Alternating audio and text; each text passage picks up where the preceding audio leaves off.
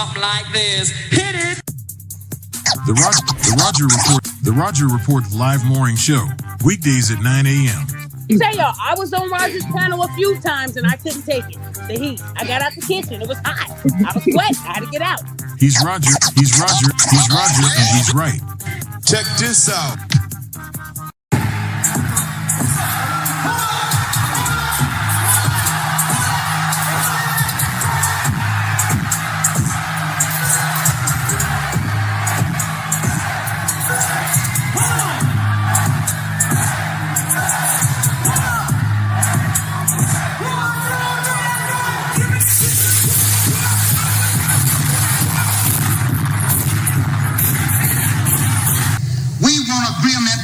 We can live or die. You choose. I have spoken to you a lot of times in hatred and anger, and you have not heard me. Well, you had better hear me today. If you won't listen to me when I make an appeal for the Negroes because you have no concern for the Negroes, listen to me when I make an appeal for America. You claim you love America. Well, we love America. But you are driving us back and you are making a Samson out of us, and we are going to pull down the pillars. And then you think we have no right to ask for something? Is it too much to ask you to grant us human dignity? Should we be put down and shot to death for this request? If so, you can aim your guns. What the hell do you think we care about dying if you're going to deny us the right to live?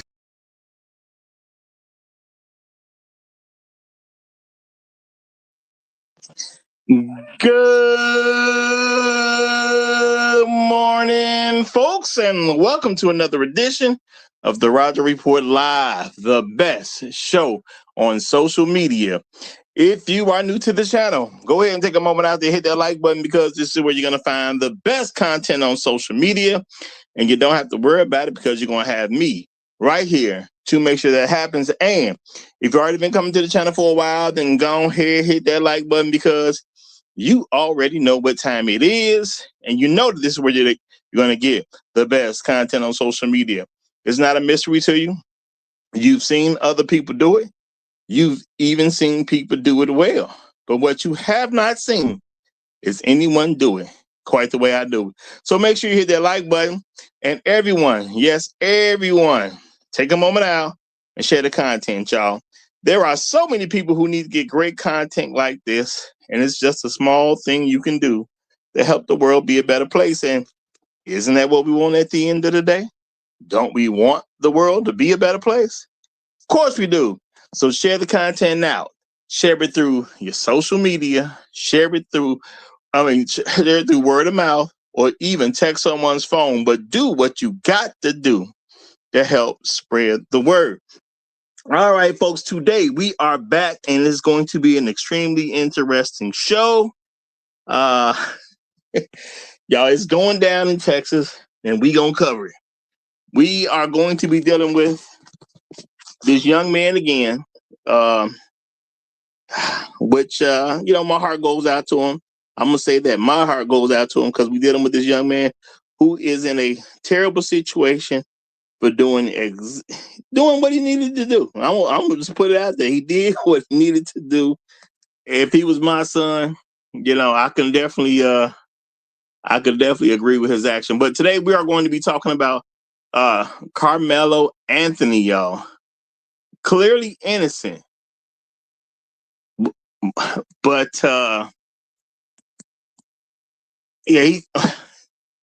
they want him to be guilty, y'all. I'm sorry, y'all. This is what we're dealing with today, y'all. Karmelo Anthony, clearly innocent, but they want him to be guilty. All right. Now, before we get too far into this, first of all, let me give some shout outs to everyone who gives me views on a regular basis. I appreciate y'all big time. Because, y'all are one of the reasons I do this. The main reason I do this, okay? Also, shout out to all the people who leave comments after the stream. You guys help with the algorithm, help keep the channel growing. Shout out to all the people who hype me up every chance they get. I know you can't do it a whole lot, can't do it to everybody, but you should save some of that for me. Save it for me. Shout out to all the people who hit that like button. Okay, y'all help me out in an incredible way. And shout out to the people who go above and beyond the call of duty, people who become financial contributors over here at the Roger Report. And I'm going to give a special shout out to Black Uru Strikes because he is the sponsor of today's stream. And I appreciate you, brother. Appreciate you a heck of a lot more than I can just even say. Yo, shout out to Black Uru Strikes, y'all. And shout out to all the people who check in right away when I first get the show started. And I do apologize for having y'all wait this morning. I do apologize for that. But let's get those shout outs to the people who checked in anyway. And y'all know how it goes around these parts. As we say, there can only be one. But I want to say shout out to what we like to call around these parts, the Highlander of today's stream. My main man has done it again. Afro Merchant is in the building. He is the Highlander of today's stream. Glad to see you, brother. Glad to see you. Appreciate you big time. Shout out to Brooklyn's Fighters. Glad to have you in the building. My main man, Trail Bentley, is in the house representing as he always does. Hashtag long live habitual line stoppers. Hashtag Negroes in the wilderness. Hashtag dignity over vagina. Hashtag Al Gore's babies. Hashtag Hail Hydra. Shout out to Indigo Flow. Great to see you, brother. Great to see you. Shout out to Paletia Morgan. I hope I'm saying it somewhere close to right. Paletia Morgan. Shout out to you, brother. Shout out to you. My main man, Floyd Thompson, is in the building. Yeah. Shout out to the appliance repair man. Great to see you. Inspired Truth Broadcast is in the house. Shout out to Bruce on Wayne. Glad to have you, brother. Glad to have you. We got Jerome Payne in the house. Bucket is here. Great to see you. Y'all, we gonna get into this, y'all. I'm gonna call it right now, y'all. I've looked at what's going on, what's been reported. We got a very interesting trial because they don't want too much getting out. The trial wants a controlled narrative because they're not letting but so many people in there. Ain't gonna be no just random folks coming in and record anything. Okay? Ain't gonna be no just random even news stations coming in to record anything. We only letting people in, and only these people are truly gonna have a narrative to spread around. So we got to believe whatever they tell us. Or we technically don't have to believe it, but we gonna get it. We gonna get secondhand information. They wasn't about to let us get anything for show firsthand. Now, am I tripping? Not necessarily. I understand people can get that it's a sensitive trial. Okay. Now, Karmelo Anthony is up against a jury of his peers. Now, the idea that he's being tried by a jury of his peers is somewhat of a joke at this particular point. He's supposed to be tried by a jury of his peers. Now, I have said many a time that, your peers need to be somewhat like you. And I guess maybe I'll do another show on something like that. But Karmelo Anthony is on trial. The jury is a bunch of white folk, okay? I think if my memory is correct, I think they might say like 9 white men and maybe 3 women, something like that. But it's a bunch of white folks, y'all.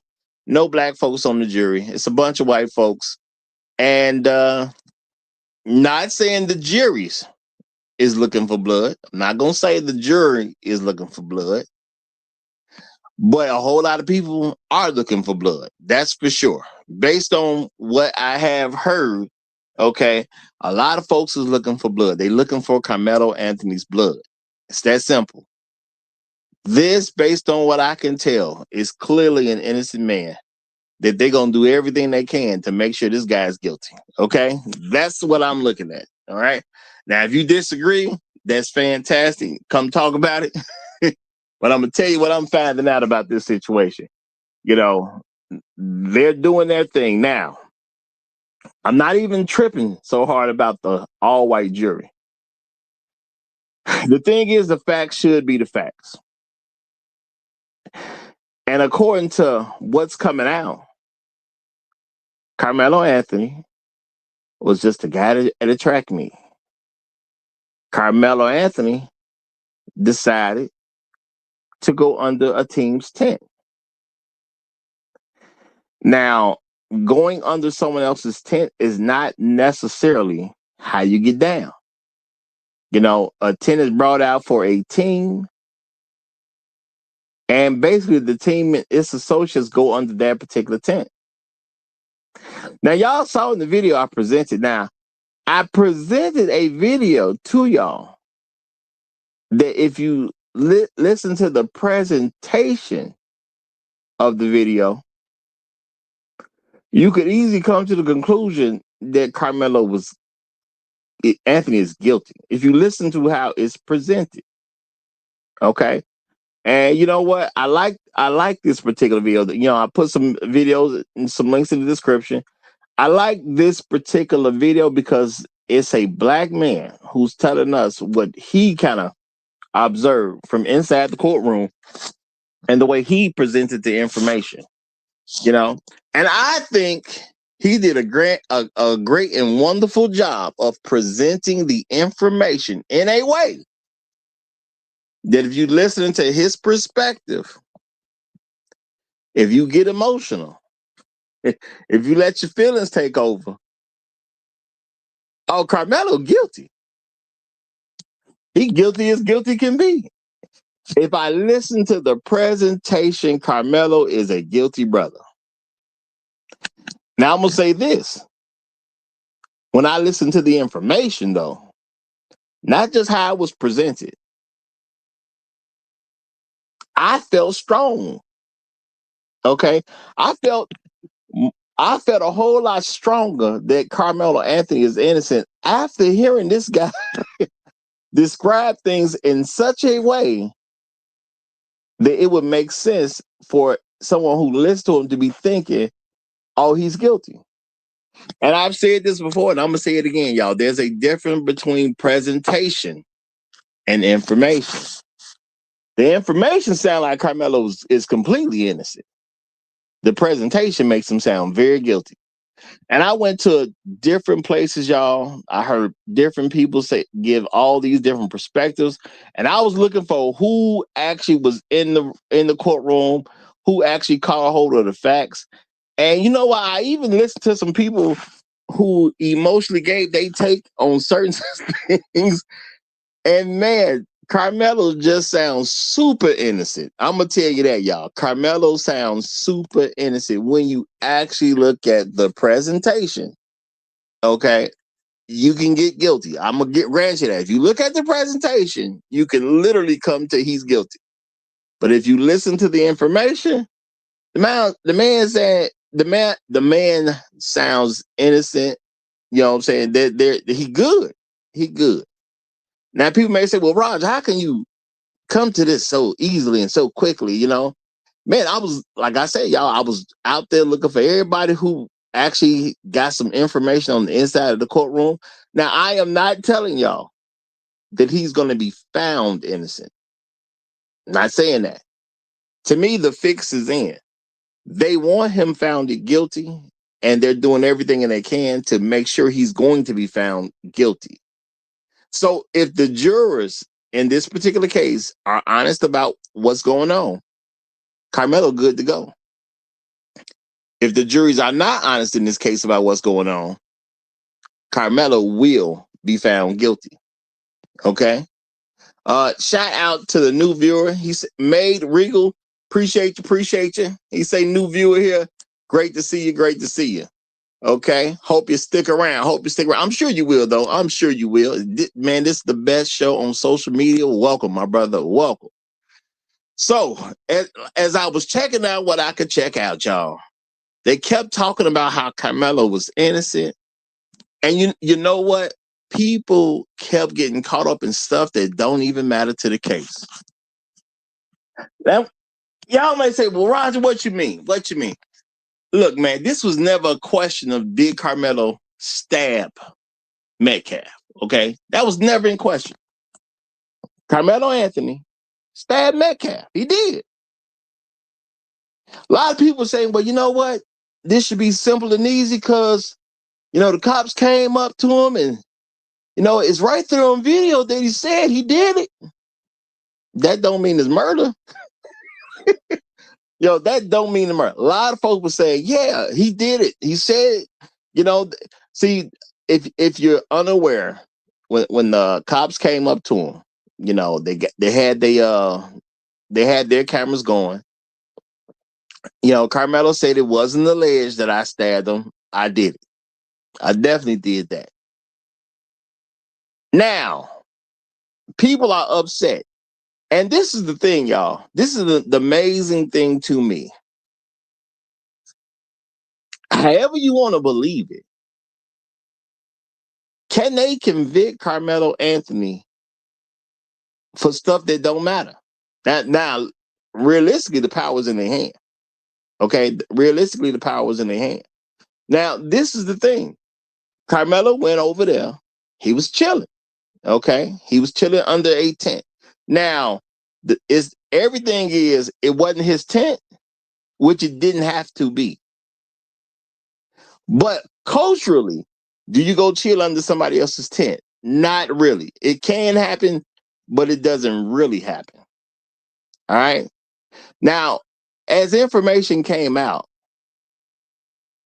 and Carmelo's not speaking, y'all. He doesn't, I guess, took his right to remain silent. So at this point, based on what I've been presented, Carmelo's not speaking. They just doing the trial. Carmelo's just chilling, listening to what's going on. He just chilling. All right. Now, this is the thing. Carmelo's under this tent. Austin Metcalf, it was his team's tent. Carmelo's there. They say it was raining, y'all. Okay. Now, I listened to the people reporting on this stuff. Okay. And even I believe in the video that I put in the link, they said it wasn't even a rain delay. They said it was being advertised as a rain delay. The people at the track meet put up the words rain delay, but it wasn't even officially a rain delay. So they couldn't even get that part together. That's how I'm looking at it. Y'all couldn't even get that part together to even understand if it's a rain delay or not, but you put it up there saying it was a rain delay. Now, if y'all are unaware, there's a guy named Eddie who came up. All right. And people referred to this Eddie guy. Now, why was people referring to this Eddie guy? Because Carmelo Anthony used to date a girl who was friend with this Eddie guy. Okay. And Eddie was asked, are you and Carmelo friends? Eddie hit him with I wouldn't say we friends. Okay. And I understand for young people, y'all, these are young people involved in a criminal case. Folks are probably thinking about how this is going to affect them down the road, things like that. Okay, cool. Eddie said, I wouldn't say we was friends. Y'all know they start pulling out pictures of Carmelo and Eddie chilling together, having fun at the same location at the same time, being friends. That was interesting. Now, why is that important? I'm not saying it's the most important, but Carmelo knows Eddie. Even though Eddie said they wasn't really friends, they proved that Carmelo knows Eddie. And Eddie was under this tent with Austin Metcalf and the team. So possibly Carmelo was chilling over there to holler at the homie, which happened to be Eddie. Now, you can believe they homies, you can believe they not homies. Maybe they were quote unquote just associates. I don't think it really matters at the end of the day. But see, the thing is, a lot of people are now harping on on the fact that Carmelo Anthony shouldn't have had a knife. I've yet to hear any reports that said the knife that he had is illegal. Out of all the coverage, okay, nobody said anything about the knife being illegal. So Karmelo had a legal knife.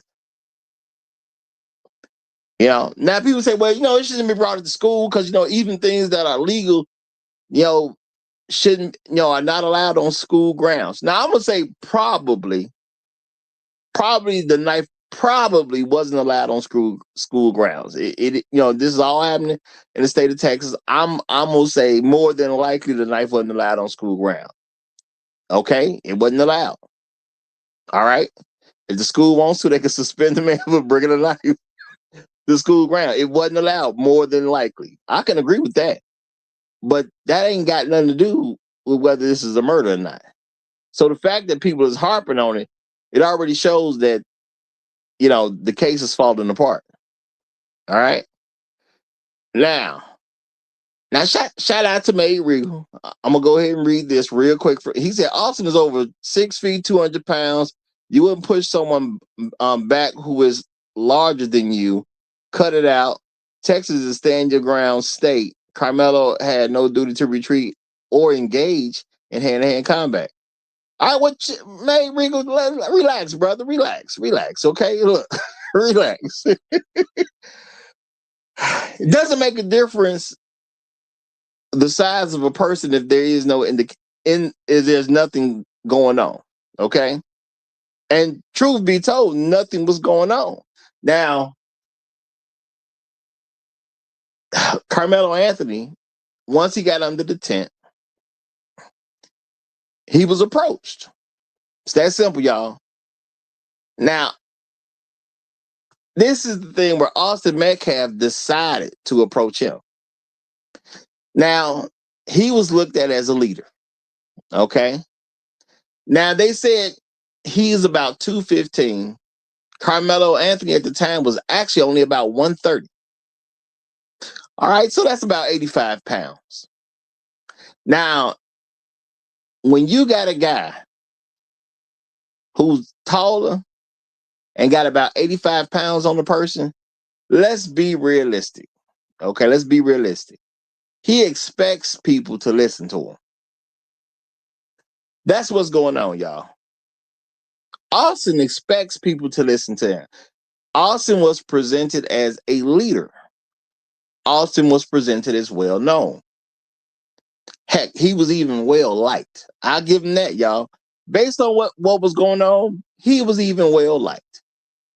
So when a nigga comes under the tent that Austin feels like this nigga shouldn't be at. Now, was Austin racist? No, I'm not saying that at all, y'all. I'm not saying he was racist. I don't think it matters. If we real, it don't even matter if he's racist or not. When you a big guy like that, he's growing up. When you're a bigger person, you start to notice that people defer to you. That's just the reality of being a bigger kid growing up. People start to defer to you. And your words will matter to a lot of people. Okay? That's the issue with being a quote unquote bigger kid. Now, the thing is, sometimes you're going to run across somebody who ain't really studying what you're talking about. Your size don't really matter to them. And these are kids, okay? Everybody got egos, y'all. And this seems to be a case where somebody got their ego challenged. And then they got their ego challenged. So these are two people with challenged egos. And I've said on this show so many times, y'all, you got to get your ego in check. The thing that we, especially as black men, have to accept that life is not fair. Okay. And you got to keep your own ego in check. All right. Austin decided to approach Karmelo. Okay. Now, Karmelo didn't just walk away as Austin wanted him to. So it's clear Karmelo wasn't studying Austin like that. All right. He just wasn't. So now what's all the hubbub about? The hubbub is this, did this Karmelo kid come over here to kill? Or did Karmelo come over there to chill? Now, Austin decided he had to go. It's that simple. Karmelo obviously is in a situation where he's letting him know, look, man, you ain't the boss of me. Now, Austin had some choices that he could have made. Austin could have went and got an adult. Remember, y'all, these are kids at a track meet. How big they are and all that, these are kids at a track meet. That's what this is. All right. Austin did not have the authority to make Karmelo do anything. It's that simple at the end of the day. Now, he may be used to people deferring to him, especially when it comes to other students, probably very used to people deferring to him. But in reality, he just don't have the ability to tell Karmelo what to do. He just don't. Now, he can make a suggestion, which he clearly did. All right. Karmelo, though, he's just minding his business. Now, the thing is, Karmelo did say not to touch him. Okay. Karmelo even shed tears over the boy. When the police got on the scene with him, he even shedded tears for this boy. He shedded tears for Austin Metcalf. He said, I told him not to touch me. And I can understand that. You being that young, you done killed the guy. You didn't necessarily mean to kill him. And see, the problem, if you listen to the media coverage, y'all, the problem is the problem was Karmelo Anthony was prepared. That is something they harped on. Okay. Now they had these teenage kids, okay, talk about their perspective of the situation. All right. Nobody thought Karmelo Anthony was going to do anything. That was a clear sentiment being made amongst all the kids at the scene. Okay. Nobody thought Karmelo Anthony was going to do anything, including Austin Metcalf. Karmelo Anthony had his bag. He put the hand in the bag, said, look, man, gone from around me. Leave me alone. This ain't going to work out for you. Karmelo let them know what time it was, y'all. He let them know what time it was. But sometimes people grow up in very safe areas. They feel very confident. They feel very calm. And the thing is, they just weren't prepared for this black guy to handle his business. And that's what is being made clear based on the information that's coming out, y'all. If you really listen to the information coming out, they were not ready for this black boy to handle this business. Now the white people are taken aback because this young black boy handled his business. He got touched, told him not to touch me. He told him. He got into it. Now, I also put a link into so y'all can get a pretty good understanding from a lawyer of where you can and can't use self-defense. Now, let's think about the scene of this situation. I'm a black boy, about 130 pounds. I think they said he's about 5. I forget exactly. He's around 5'8". He's around 5'8". Okay. Now, shout out to Made Regal. He said, you're a liar. Now, I don't know if he was referring to me or somebody else, but if you were referring to me, that's fine. Because we do got a link in the description. And people can come up to give their perspective if they want. We don't mind you bringing in your angle or argument of what's going on. But if you're talking about me, no, bro, I ain't lying. I'm just telling you what got reported, okay? Now, if you don't like what's reported, that's on you. But I'm telling you what got reported, okay?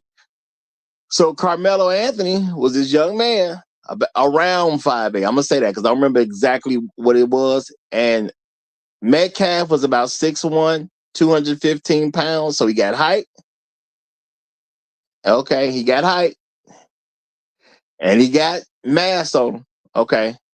And shout out to Karate Chop Shop. He says, not you, Roger. Okay, that's cool. That's cool if it ain't me. Cool. Appreciate it. Appreciate the clarification. But, I do have a link that after about 30 minutes or so, I don't mind people joining, which we're actually at the 30-minute mark right now. So if people want to join, of course, they can. And the thing is this, y'all. Carmelo Anthony was just ready. And Carmelo Anthony happened to be good. Now, Carmelo Anthony probably got lucky. I'm going to give him that. He probably got lucky because he told him not to touch him. Austin Metcalf decided to do it anyway. They act like there's some real confusion behind this, but at the end of the day, Austin Metcalf decided to touch him. Now, there are people who argue, well, just because you push somebody or just because you get pushed does not mean you can take out a knife and kill them. And I understand, under normal circumstances, I would agree with that. I would agree with that. Now, do I believe Carmelo Anthony meant to kill this guy? No, he obviously didn't mean to kill him. He even gave the boy some tears. And I'm going to say, tears I wouldn't have gave him. Realistically speaking, I would not have cried over killing Austin Metcalf. I wouldn't have cried because Austin got all up in my face and in my business and didn't know how to retreat. If I did that to him and he died, I doubt I'd even shed one tear. Okay, especially not me back then, And I try to be respectful about people dying because I'm a person that believes in God, and to God these are all His children. So I wouldn't want to just take somebody out and not worry about it. But at the end of the day, I wouldn't kill anybody that I believe I need to be that I need to feel any level of guilt about. No, if you attack me, if you attack me and you end up dead, that's your problem, not mine. Okay, so obviously Carmelo was a good kid. Okay, I think he just got a lucky stab in. He got a lucky stab because the first stab he took, he got the heart, basically, or the ventricle that goes to the heart. They said that even a surgeon on the scene would really been be able to take care of that situation and say that, boy, he was gone. Speaking of Austin Metcalf, he just simply was gone. There was nothing anybody was going to be able to do. Now, my thing is, that's a problem he brought upon himself. Now, people say, well, that's not a deadly situation. No. Let me think about where he happens to be. He's at the track meet. Okay. Austin Metcalf got a whole lot of friends there, a whole lot of supporters there. Okay.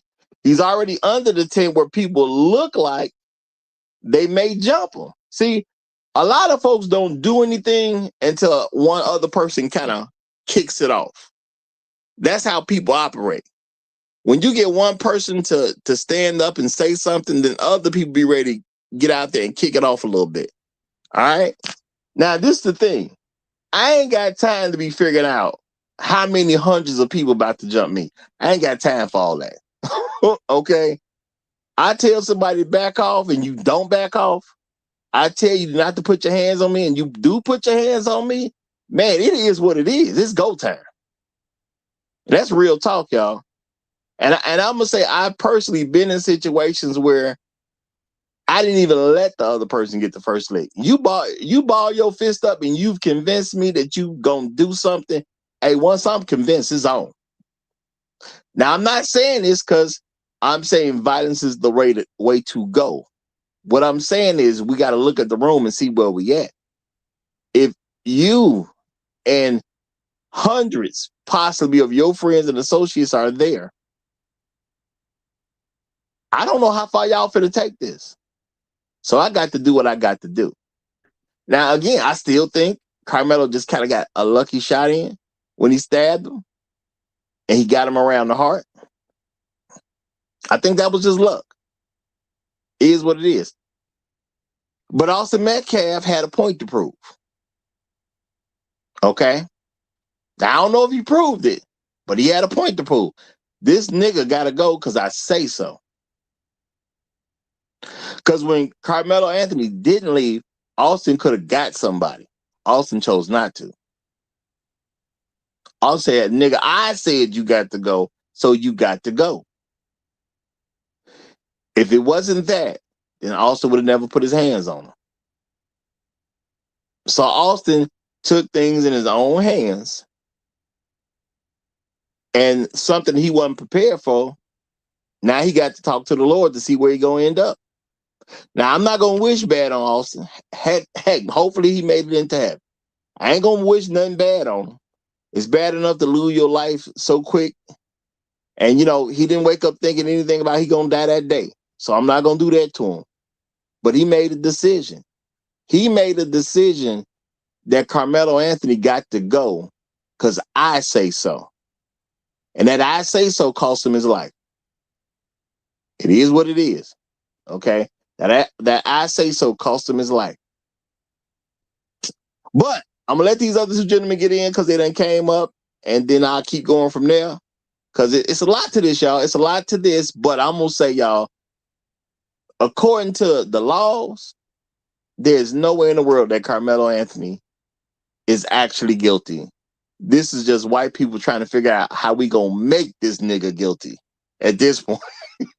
There's no way in the world to make this man guilty. But the champ is here. The champ is here. Go ahead, my brother, get in. What you got to say on this?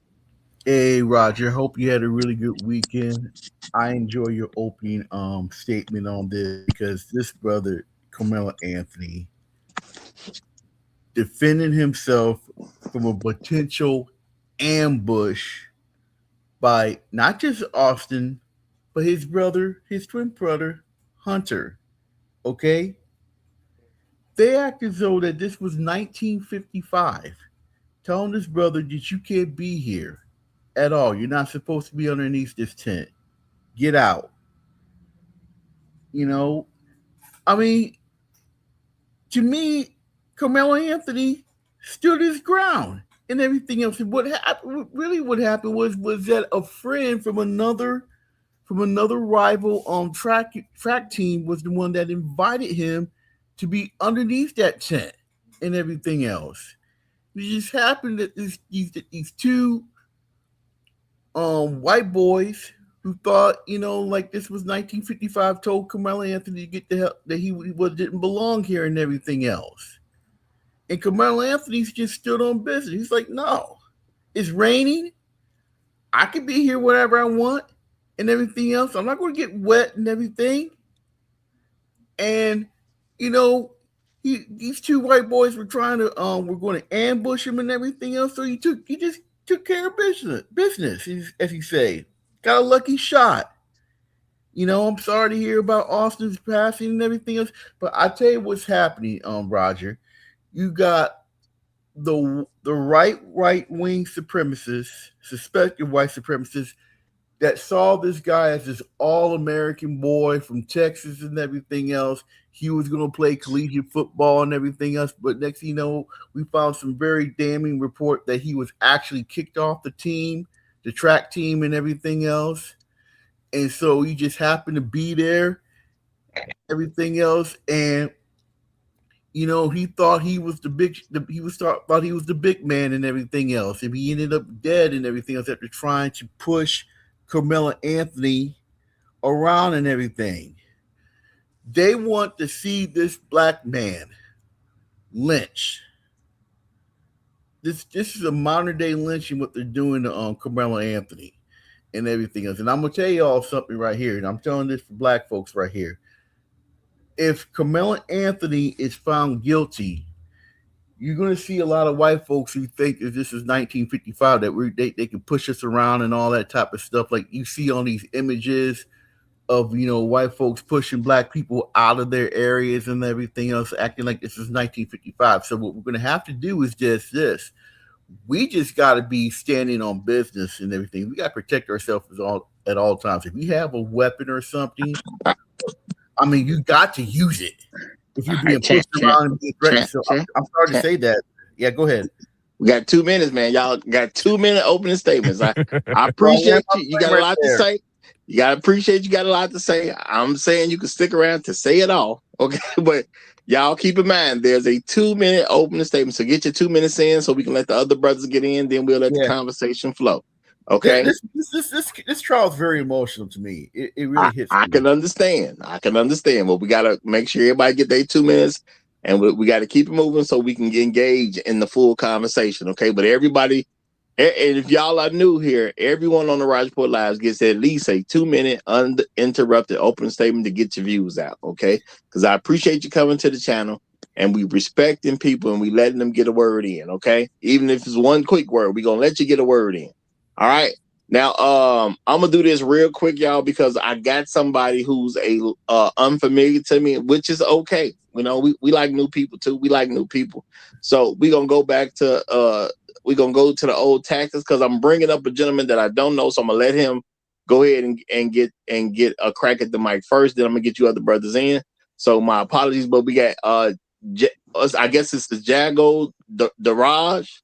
I mean, excuse me, Jago the Rogue. I guess that's how we say that. Is that correct? Yeah. Okay. And this is nothing against you, brother. But we got to just make sure new people are on the up and up. But you got a 2-minute uninterrupted opening statement. So go ahead and say what you like, brother. Go ahead. Yeah, it's this case is crazy because there have been 2 precedents set. One was by George Zimmerman, the other was by Kyle Rittenhouse. Now these folks up in arms about a knife, but nobody was in arms about a legal weapon that crossed 2 state lines. And it's a major double standard, and this is gonna be a mistrial, in my opinion. That's all I had to say. Okay, interesting. We also have another gentleman coming up named James. Now this James could be somebody I know. It's just I need to see. James, have you been to the show before? James, it's your chance to speak. I'm sorry. No, I don't believe I have, but I appreciate your broadcast and you touching on this important subject. Okay, well, you got a 2-minute uninterrupted opening statement. Go ahead and say what you like. Thank you very much. To our society, I would ask us to teach our children as well as practice ourselves discipline. And I also ask us to practice respect for other people. And in respecting other people, I would ask us to not think that we can physically inflict our will on other people. You may be skilled at a particular form of fighting above others, or you might be bigger than most people. I would ask that you not use your advantages to disadvantage someone negatively because you just feel like it. And if we were to do that as a society, more often than not, life would go smooth for everyone. But when we break those kind of social norms, it could lead to catastrophic events.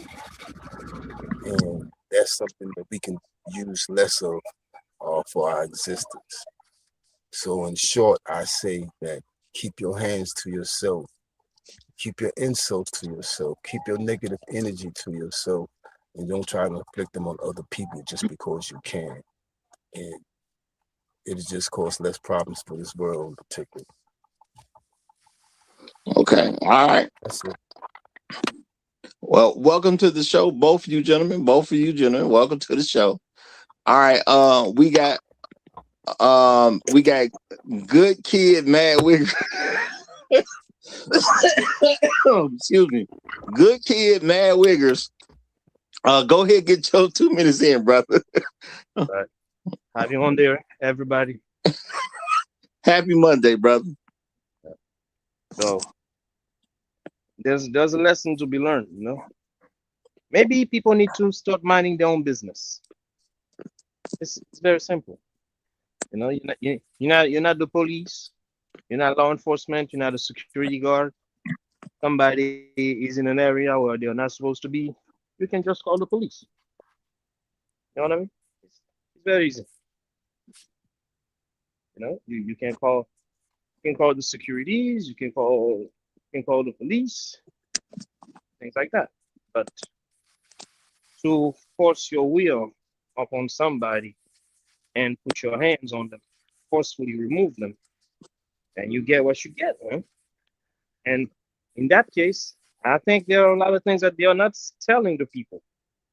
They are not telling the people that these two guys, they are considered as bullies of the schools,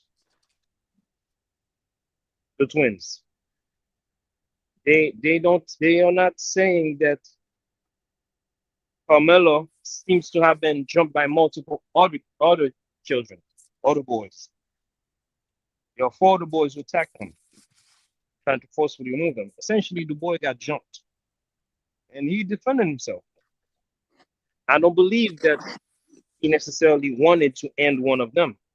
I think he had a shot, he took it, and ran to remove himself from the situation. But you know, this is no surprise, and these are just unsupervised white boys who probably heard stories from their parents about how great things were back in the days, where they can tell nickels to move, forcefully remove them nickels because they didn't like them. They wanted the taste of that power.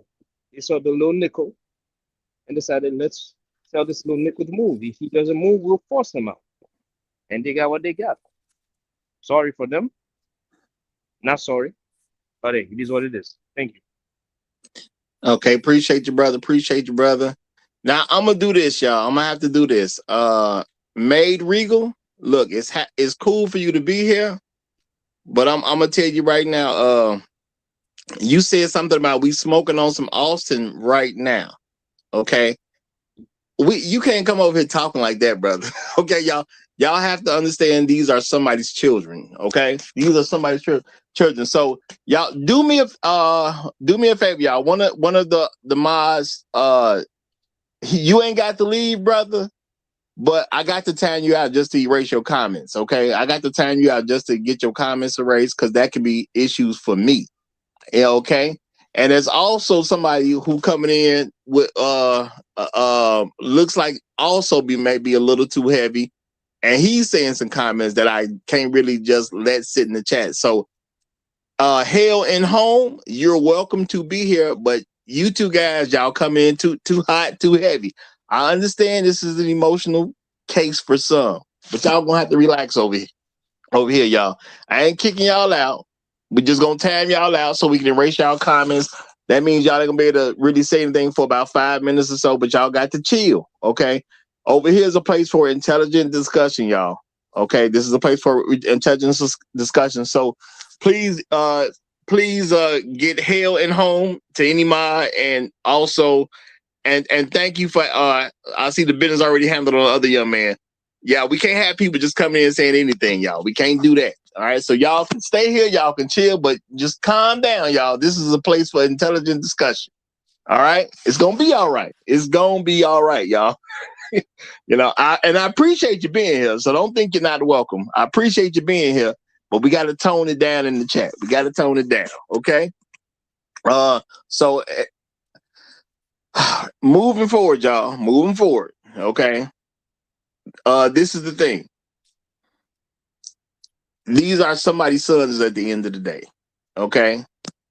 Now, Austin and Karmelo are both young at the time, okay? They about to go out into the world. Well, Austin ain't gonna make it now. He's done already. So now I think the white folks want to see Karmelo pay, and because Austin can't make it, I don't think they want Karmelo to make it. You know, and it just is what it is. I think they just don't like the fact that he was ready. Because I'm gonna tell you this, y'all. I really thought about what this is coming across as, and I understand why people can feel some of the way they do. I'm not gonna deal with whether they were racist or not. I did hear something about the bad reputation that the twins have for bullying people at some particular points. But I'm looking at this as they still in that kid world, y'all. They still in that kid world. They high school kids. So I'm not even looking at them as moving as men, even if they were technically 18 when it happened. I don't even remember whether they technically 18 when it happened. No, I'm looking at this as high school kids. Okay. Now, the issue is once you had that 18th birthday, like I said plenty of times, everything different. Once you get that 18th birthday, it is what it is. So you gotta what parents should teach kids that when you get that 18th birthday, a whole lot of stuff matters. Okay. Now, this is the thing. I get people being upset, but you got a dead kid. So of course there's gonna be some people that take his side because he dead. People take the side of dead folks all the time, whether they're wrong or right. All right. But the kid was considered a leader amongst the people he's from. Whether you believe they're racist or not, he was considered a leader. So one of their leaders were taken out. They ain't gonna like that. It just is what it is. Karmelo, 130-pound guy, could he believe that his life was at risk? Oh, absolutely, y'all. Now, see, this was a pretty safe area. People were pretty well-to-do. So you don't expect a whole lot of fighting. You definitely didn't expect some killing. And that's what the folks were saying. They didn't expect anything was going to come out of this situation. They thought Austin would talk to Karmelo. Boys just going to be boys. So they really thought Austin was going to spook Karmelo and Karmelo was just going to go away. That's what they were really saying. Karmelo would just go away because Austin going to spook him. Austin a big guy. They asked one kid, would you be afraid of Austin? He said, well, I mean, I wouldn't be afraid of him, but I wouldn't pick a fight with him either. Now that's a man, that's that ego being in there. I get him because I say the same thing about Tyson. I wouldn't be afraid of Tyson. Now I really wouldn't say. Now I grew up, I was literally afraid of Tyson. Okay, my father and Tyson were two men I was afraid of. But in today's world, no, I'm not afraid of Tyson. I know Tyson is a very good brother, but Lord knows I wouldn't want to get into no fight with him. I ain't going to be quick to volunteer to fight Tyson. Heck no. Okay. And I wouldn't care what somebody said about me because I wouldn't be too quick to fight Tyson. I don't care what you think. That's real talk. But see, the kid in the courtroom, he cared what people think about him. So yeah, I understand him saying, no, he wouldn't scare me, but I wouldn't pick a fight with him because he's a young dude. He got to walk out of there. The girls gonna hear what he say. People gonna make thoughts about him and his reputation when he says whatever he gonna say. And I totally get all that. All right. Now I'm gonna say maybe the community is somewhat against Karmelo, which is why the guy named Eddie, who's supposed to be his friend, wasn't even trying to claim friendship with him. Now, my thing is, it's kind of crazy that you are supposed to be his friend, and then you like, well, I wouldn't say we friends, and now they got to pull up a bunch of stuff about you and prove that y'all had an actual friendship. Now, I'm glad that they was able to do that, but what does this mean? That's telling me this kid feels some type of pressure because of whatever's going on in that particular society right now, that he didn't even want to admit friendship with this guy. Now that's a very interesting thing that a guy does not even want to admit that he's a friend of the person. Because it's one thing to say, yeah, we was friends until this happened. You could say stuff like that. We were friends until this happened, and people would understand. But he didn't even want to claim it. That's telling you what's going on. That's giving some light of what's going on in those areas and how people see the situation. So I'm gonna say, y'all, this guy, Karmelo Anthony, is definitely innocent, but they're doing the best they can. They just gonna make him guilty. It just is what it is. Now, I want to go and say some more, but I ain't gave Inspired True Broadcast a chance to get in. So, Inspired, go ahead, brother. Go ahead. My bad for having you wait. Oh, it's all good. All right, as per usual, peace to the chat, peace to the panel. I hope everybody's starting this week off good and having a good Monday. I want to kind of circle back in on something here. Like, we remember, I hope we all remember what happened with Jordan Neely and what happened with Daniel Penny. Like, you had Jordan Neely, who did not touch anybody, get jumped, get killed, and it was called self-defense. Didn't touch anybody. Didn't touch anybody at all. Now, so over here we have a young man who was touched and he did defend himself, but somehow we're going to end up in a situation where we don't call that self-defense. And on top of that, how could it, if if they're trying to push murder one, you have to do premeditation for that. It doesn't make any sense at all. We get kind of wrapped up in this a whole lot of technicalities with with the legal system and what the actual and what individual details of rules are, and if you just move this way and just move that way, and oh, you shouldn't have this thing at school and all of that other stuff. But then you also have this thing called like reality. Like, laws do not protect you. You protect yourself in real time. And that's a real thing. And when we don't have when we have a society that determines that a certain segment of the population don't have the power and right to protect themselves, that's all just a projection of power. And that's what this whole thing is really actually about. It's not really actually about, oh, this little technicality over here, or oh, this little technicality over there, and oh, if you just move this way instead of moving that way. The whole thing is really just all about power and who's actually able to wield it and who's actually able to protect themselves rather than sitting there nice and pliant and getting choked to death. And that's where I'll land on this thing. I'm gonna say well said. And I thought about this, y'all, and I think y'all will be able to see it too. At worst, I believe Carmelo Anthony put white people in a situation because they got to really think hard on how they want to play this. At worst, he was a Karen. Let's think about this for a second, y'all. You got the black guy who goes under the tent of a rival school. Technically not illegal. It's a track meet. He's supposed to be there. All right? Can you legally make him move? No, you can't. Culturally, yeah, you can say, well, that ain't something we do. Rivals do not share tents with other rivals. Now, every once in a while, you may have some kids that know each other, but they go to different schools. They may talk for a second. It's cool for a hot second, but it's not a general thing for a person to be under another school's tent.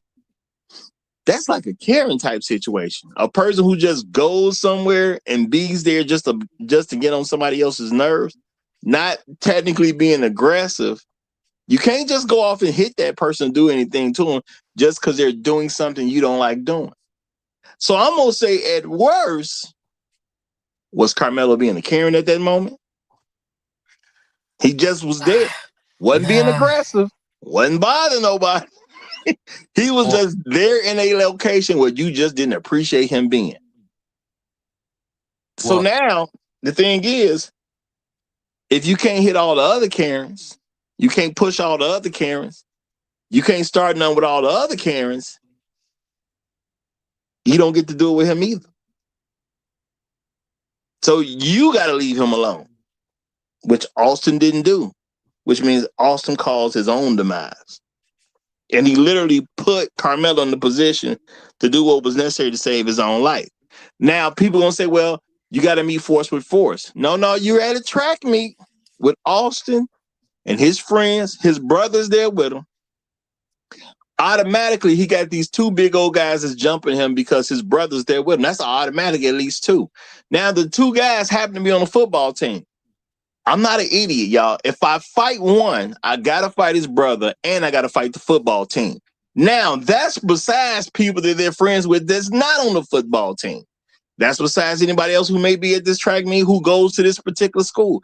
I potentially fight everybody who's associated with this team and everybody who's associated with people on the team. And you trying to tell me my life wasn't in danger? A bunch of kids gonna know when to stop punching and kicking me? Nah. That's stupid. Karmelo life was in danger. I think people just don't like how it came about, how he was so good, how he was so quick. That boy was stabbed before he realized it, and everybody thought it was a game until Austin had that, and until Austin had to pay the price. See, they thought it was a game at first because they didn't expect that black boy to be prepared, and they just don't like how they just don't like the outcome of this situation. If you switch the two colors around, I'm pretty sure everybody's fine with this. They just don't like the outcome because the black boy was prepared and he won. And if you listen to the arguments, they think he should have lost. That's why people making such a big deal about that night. Because they felt like Karmelo just should have lost. Yeah, I ain't got to lose, y'all. I'm a black man. I don't owe you a loss. I'm going to win every chance I get. And if Karmelo was my son, I think Karmelo did what he needed to do. And I appreciate him doing it. You get into that situation again, do it again. As my father told me, he said you can find yourself in a situation. It's better for you to be the one to say, I'm sorry. And he was explaining life to me. The same way Karmelo's in this situation could happen to any one of us. I'd rather say I'm sorry. But I'm going to be here to say I'm sorry. So I'm going to say Karmelo did exactly what he was supposed to do. But we got Truth Teller coming up. So I'm going to go ahead and let Truth Teller get the mic. You got it, my brother. Yo, what up? I really don't have too much of a big opening. I'm just here to advise on some additional details that came down the pipeline, I think yesterday and today, some of which today. One, it was raining. That's why he was under that tent. Two, he was invited under that tent by that Hispanic boy that you guys pointed out earlier. And he actually asked, is it okay if I sit here? Third, it was a multi-school event. It wasn't just one school there. So that's the other thing. Two, Austin didn't know the owner of that tent. He didn't own it. He didn't know the owner of that tent.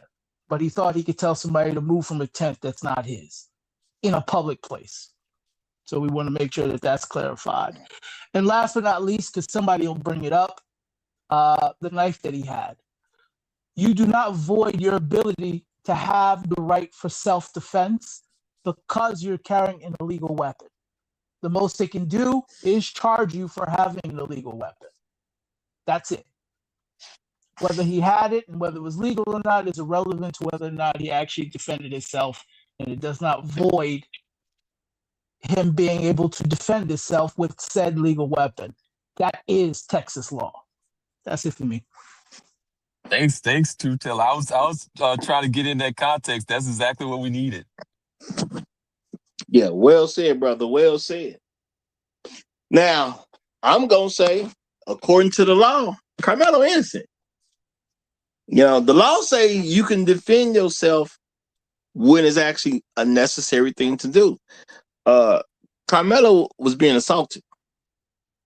Karmelo responded to the assault with a knife that he warned people to leave him alone. He already set the tone that if y'all continue to aggress me, I will defend myself. And he did just that. When it comes down to it, he's legally allowed to do that. Now, the thing is, can it be deadly? Well, you got to meet force with force. Well, now, when you look at all the kids that are there, yeah, I think he applied the right level of force. I don't think he meant to kill him, but if he fights this guy, and you got all these other kids around who love and respect him, brother, you can easily be killed. It's that simple at the end of the day. You got, maybe at least 100 kids that like this dude. That's maybe 100 kids that you got to fight. Is fighting 100 kids deadly? Yes. Here's what it is. So that's the way I see it. Now we got another new guest coming up. Okay. But that's fine. That's cool. We got, I guess it's pronounced Quayla. Give me 1 second. I'm going to get you up here. We're going to hear where you go with it. All right. I'm bringing you on stage, Quayla, if that's correct way to pronounce it. You got a 2-minute uninterrupted opening statement. Go right ahead. Yeah, so the problem with this case is, right, is the force about it. And what the problem is, too, is you taught that when you were young. Don't put your hands on somebody because you don't know how a person is going to react, right? So how I'm looking at it, and Karmelo, is maybe he was never that person that ever been in an altercation. Maybe he never had problems before. Maybe he wasn't a kid that would fight and stuff like that, right? So maybe in some ways he was truly scared. So that's how he reacted with the knife. He probably was truly scared, right? But the problem too is we heard from media, we heard from everybody keep saying, oh, he wasn't invited to the tent. The reality is he knew somebody in there. He knew somebody in there. And if you told somebody, hey, don't put your hands on me or touch me, you see, that's not initiating somebody. But if you put your hands on somebody, they have the right to defend themselves. Whatever they chose to have to defend themselves, what they say, you play stupid games, you get stupid rewards. That's what happened here. And I don't feel no sympathy for somebody that try to bully. I think when I heard what they on Saturday, he definitely was trying to bully him. He definitely was trying to bully him, right? But the problem with him bullying him, he thought he was going to be soft, and he wasn't soft. And he responded back. Don't put your hands on somebody. The problem is we're not hearing what goes on in court because the media is going to tell us anything. They only tell us bits and bits of pieces. But we found out he was sitting in there. So now you got to understand this too, is if he's sitting down, like they said, he was sitting next to Eddie, which is the person he's supposed to have know him, right? He was still there minding his business. It didn't come into play until the madcap brother walked over there to him. So that's the part you got to understand. If he's sitting down, right, minding his business, and the other brother comes over and the other madcaps goes over there towards him, yes, now you in his space. He has the right to defend himself because the minute you came over there by him and put your hands on him, he has the right to defend himself. And I'm not saying what happened was wrong because as a young person that lost their life, nobody wished that on nobody. I don't care whether it's black, white, Hispanic, or Puerto, whatever. Nobody wants something like that to happen. But the reality is real life. You don't know how somebody is going to react, especially if they're scared. All right. Shout out to you, brother. Welcome to the show. I'm going to read the rules of the show real quick since we done had 3 new people show up all of a sudden, which is, that's fine. Absolutely fine. Y'all. So the rules of the show, y'all. No talking over the host. That would be me if you ain't figured it out. Stick to the subject of the show. It's rule number 2. Number 3, be respectful to others as they speak. All right. Number 4, everyone is afforded a 2-minute uninterrupted opening statement. Use it wisely. Number 5, different opinions are welcome, but you must remain respectful at all times. Number 6, keep the cursing to a minimum. Yes, we don't like all that around here, okay? Now, I'm going to say, brother, you made some very good points. And I'm going to say this, y'all. See, the color of the people don't really matter when it comes to the law. The color ain't supposed to matter. Eddie could have invited Karmelo there. I'm going to say realistic, it don't even really matter. If I go to this track meet and I get under that tent and nobody knows me, number 1, it's a public spot. You can't push me out of it. Where you put your tent on public property does not mean you get to secure that area. It's public. Public means public. That means anybody can use it. That's what public is. Now, we may be courteous where we stay away from other people's quote unquote claimed location for a moment. That's just being courteous. If you at a beach and I come sit on your towel that you got at the beach, it's still a public beach. Now, you can get mad I got on your towel. Okay. Now, most of us are going to be respectful and not go lay on somebody else's towel, but the beach still public. You can't tell me I can't be anywhere on this particular beach. I don't care how you feel about it. It's that simple at the end of the day. You can't make me move. Now, if you want me to move, you go get somebody to make that happen, or you can take it on yourself. Now, Austin Metcalf took it on himself. He wanted him to move, and it just didn't go. He eventually moved. A real talk. Karmelo eventually moved. But I don't think Austin wanted him to move where he had to pay that type of price for him to move, because Austin did not have the authority to make him move. This still is a public track meet, y'all. Public means public. And public don't stop meaning public just because the guy who happened to do the stabbing is a black guy. It don't stop meaning public, okay? It's polite that we give each other room. It is polite, but do not confuse public with polite. And you know what? This is a perfect case where I've told people time and time again, y'all, do not mix up presentation with information. The way things are presented, I could totally understand somebody feeling like Karmelo should be found guilty. But if you go with the actual information, there's no way to put guilt on this man. He didn't antagonize anybody. He just wasn't going to be made to move. And at the end of the day, if you want him to move, you go get the authority or you take the risk on yourself. And Austin Metcalf took on the risk. It just didn't work for him. That's all. So That's why am I funny. supposed to be mad at Karmelo? That's funny. It's something that you said, though. That's interesting. You heard Go me? ahead. Yeah, go ahead. Now, I have a young daughter here, right? My youngest is 9 years old, and she plays soccer, right? You know what nobody brought up? At every sport event, there's coded condoms that's given out to these kids' parents, right? And you know what? I wish I could screenshot you the coded condom me and her moms got for her. It tells us that if anybody is in a stand or a tent that you don't know, it's not your job to go to them and ask them to get removed. It's up to you to go to authority at that field, whether it's a coach, assistant coach, security, or a teacher. It's not up for an individual. Even if you see somebody fighting in the stand or in the tent, that is not your job to go over there and get involved in it. That's definitely what Austin decided to do. And if you remember what the coach said, and here's the part where I think the defense is going to go at right here. There's another part about that too. Remember what that coach said? Austin wasn't even invited.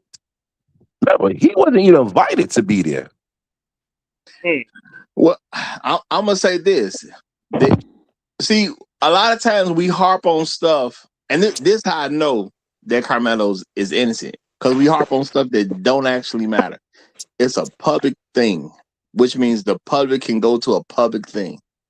See, when you rent something out, and you make it a private event, that means I can't come. If it's public, I can come. I don't need anybody's invitation. I don't have to know anybody. I don't have to attend the school. I don't have to have a kid that goes to the school. I can just be a random man and show up at this event because it's a public event. At the end of the day, it's just a public event. So I can come. The invitation has already, once you made it public, you invited me.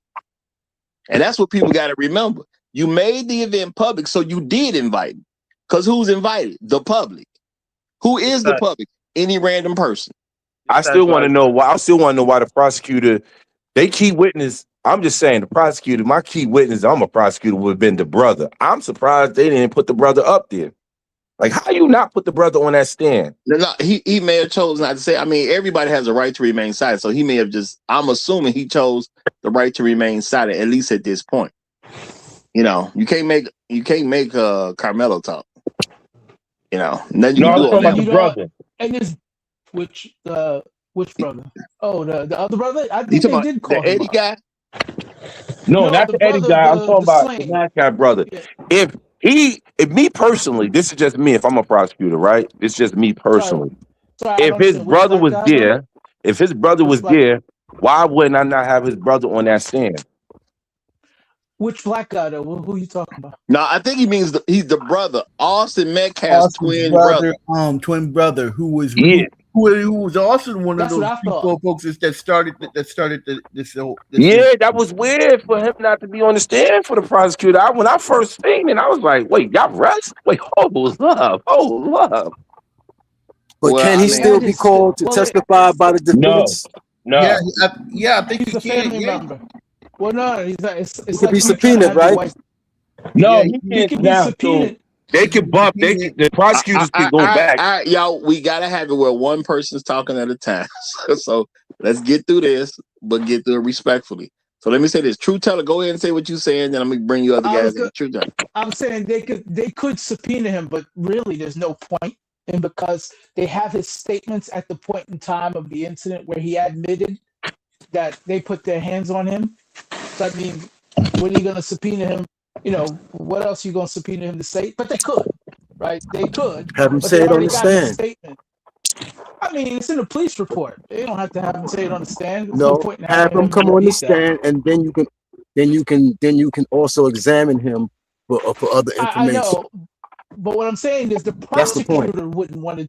The prosecutor wouldn't want to do that. The prosecutor is trying to put the black kid in jail. Why would he come up and attack his own witness? The prosecutor wouldn't do that. No, I'm not saying the prosecutor. I'm saying the defense should call him, because there's a reason why the prosecutor did not call him to the stand. So therefore, that means that there's information. Hold on, there's information that can be derived from him for the defense. He can actually admit that they were wrong for coming up on him, and there are other questions that we might not be able to ask him that the defense knows about, that he would be able to admit to prove that Karmelo was actually innocent and had a right to defend himself. No, both of y'all, hold up, both of y'all are saying the same thing. Both of y'all, I would agree. Both of y'all are right. Let me explain it. Hold on. I'll respond to him.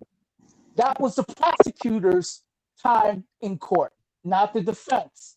The defense gets today on. The prosecution has closed their case as far as close what they're doing. So what you saw the last day was the prosecution. They would not bring him up. It's the prosecution. The defense now is taking over, and they have time to make their case. They probably will subpoena him because he's a good witness for their case, right? So that's all I'm saying is the prosecution wouldn't bring him up. That's why he didn't. Yeah, that's what I was trying to say. Both of y'all was saying the same thing. Nobody was saying nothing wrong.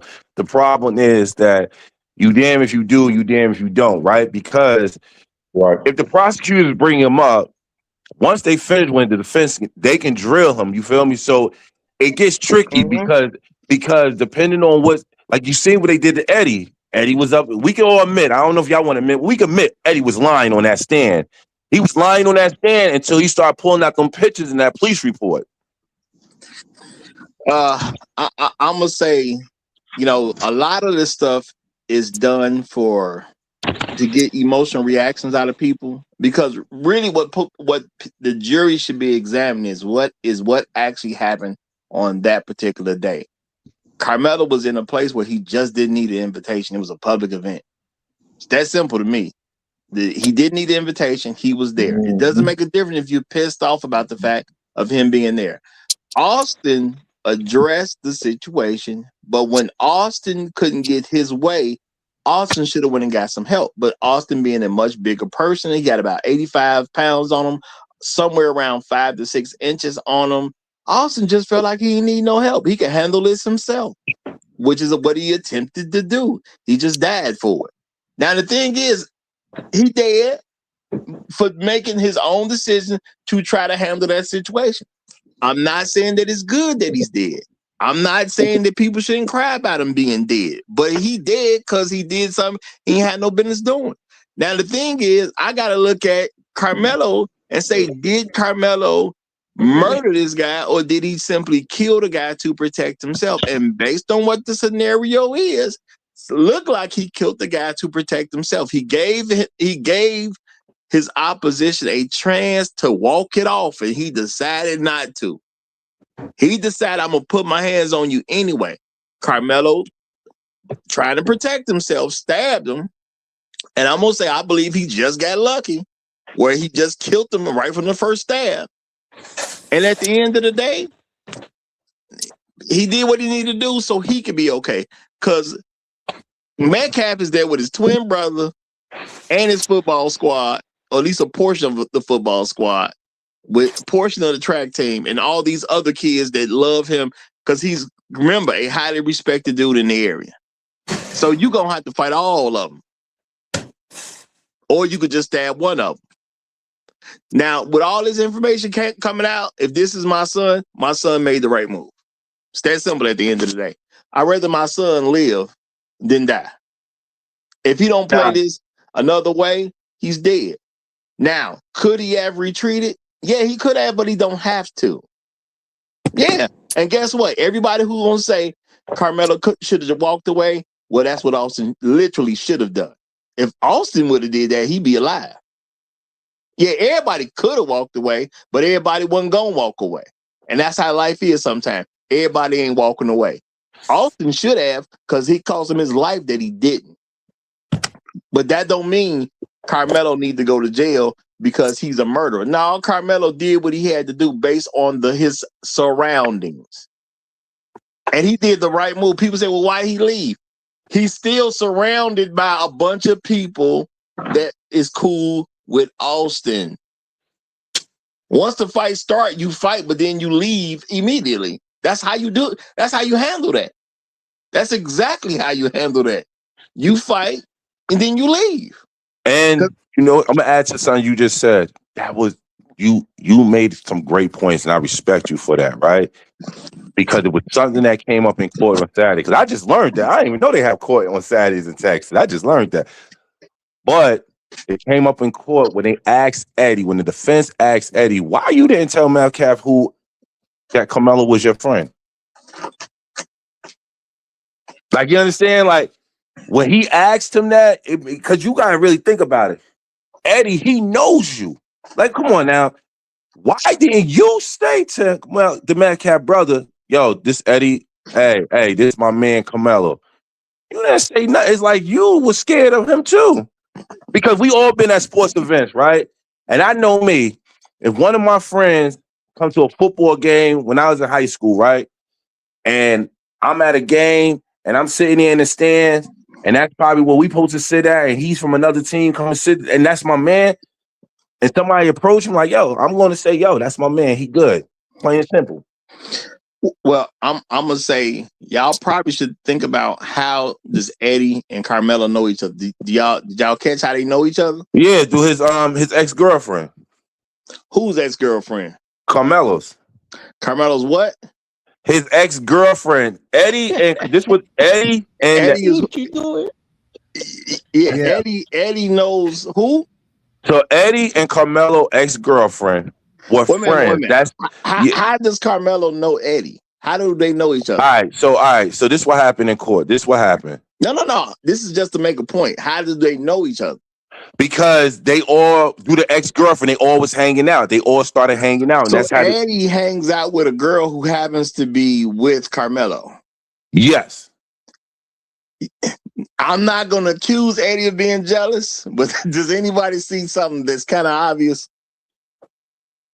No, because he had a girlfriend too. And he even said in court, they were saying in court that he was he wanted to go on double dates and all that. He was going on double dates and all that. So they were really cool. Yeah, they were. Okay. They were until this happened because you could tell. Y'all don't get it. He's not part of the crew anymore. He's not with the girl, ex-girlfriend. Right. So that's why he's fronting on him now. We was cool before. Yo, I didn't like that. Cool. Yo, I didn't like that. That I didn't like that at all. I mean, to turn your back on your friend like that wasn't cool. You know what the worst part about it, yo? That was hold on. That wasn't my friend. That was my friend's boyfriend. Right. That was my friend. Yo, you know what? I don't want to laugh because I know it's serious, but you know what the weird part about that, yo? When he was in court making it seem like he ain't know nothing, this lawyer got to bring up pictures like, oh, he was at your 50th birthday party. You remember that? He was like, you remember that? Oh, he was like, oh, you remember y'all did this together? I got pictures of y'all smiling, playing games, and hanging out. But that's not your boy, right? That's not your boy. And I think that's something that, and the lady that was in court that day, she said, yo, the jury was listening to Eddie talk, and when the defense kept going at him, they said the jury was looking at him like, you sitting here lying on your friend because y'all were friends. Let's keep it real. Y'all were friends. I don't care if I don't care if you dislike what he did or you hate what he did. I understand that. But at the same aspect, if I'm asking you a question, was you a friend with him? All you had to say yes or no. But the way he was treating him in court, like he was just associate, he ain't know nobody. And it was and what happened was the witness before him, it was him that turned the tables where he said, yo, no, he knew Eddie because we all looked at Eddie and asked Eddie, did he know Karmelo? And he said, yo, he dapped him up. He said the dude moved. And that's how Karmelo sat next to Eddie. Nobody, and that's the thing. We never knew none of this. We only go on by what people said. Let's think about this. We didn't know none of this. The rumors was out there. It wasn't his tent. He went into somebody else's tent, this and that. But we go to court now. We found out that Eddie, which is a friend, he knew him and he told Karmelo to come in the tent to sit next to him. Even somebody got up so Karmelo could sit next to Eddie in the tent. And that was the first witness on Saturday said. Now, I'm going to say this. Not to argue anything you're saying, but why is Eddie even important to the case? Because the problem, I think this too, and I was telling my dad this too. My dad said something about this, right? They asked Eddie about the tape, his phone, right? They asked Eddie about his phone. And they said, Eddie, he was like, yeah, the police asked you for my phone. They said, but you pulled your phone out, right? He's like, yeah, because I was going to video record it. They was like, did you video record it? He said, no. He said, but you gave the police your phone. He said, yeah, but after I deleted stuff. He said, but you didn't record it. What did you delete off your phone? He was like, oh, I was just deleting certain things off my phone. And the lawyer asked him again. I got a feeling, and this might be my heart feeling, even my dad, me and my dad was talking about it yesterday. My dad said that defense lawyer got something. And just like my dad said to me, you think that you delete stuff off that phone, they got analysts to go get that stuff back that you delete off your phone. I think Eddie recorded it, and when he gave his phone to the police, he deleted it. And I think they got the video. Because if you go back, they asked him several times about that phone. And if you go back and you ask anybody that was in that court, they said the prosecutor tried to, every time he brought up that phone, he said, Your Honor, I eject. And the judge overruled and told Eddie he had to answer. Every time he said something about that phone, the prosecutor kept interfering, saying, I eject. And the judge was like, overruled. Eddie has to answer that. That tells me whatever Eddie video on that phone and he thought he deleted, I think the defense was able to pull it back up.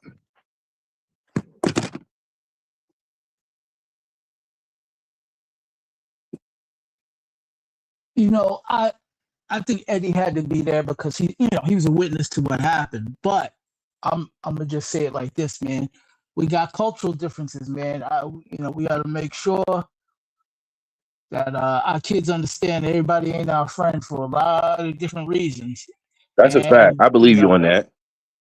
Just to give Eddie, not to beat down on him, but I can't lie, Eddie the one that got to go to school with them dudes, right? So that's what you just said. That's how it came out to me.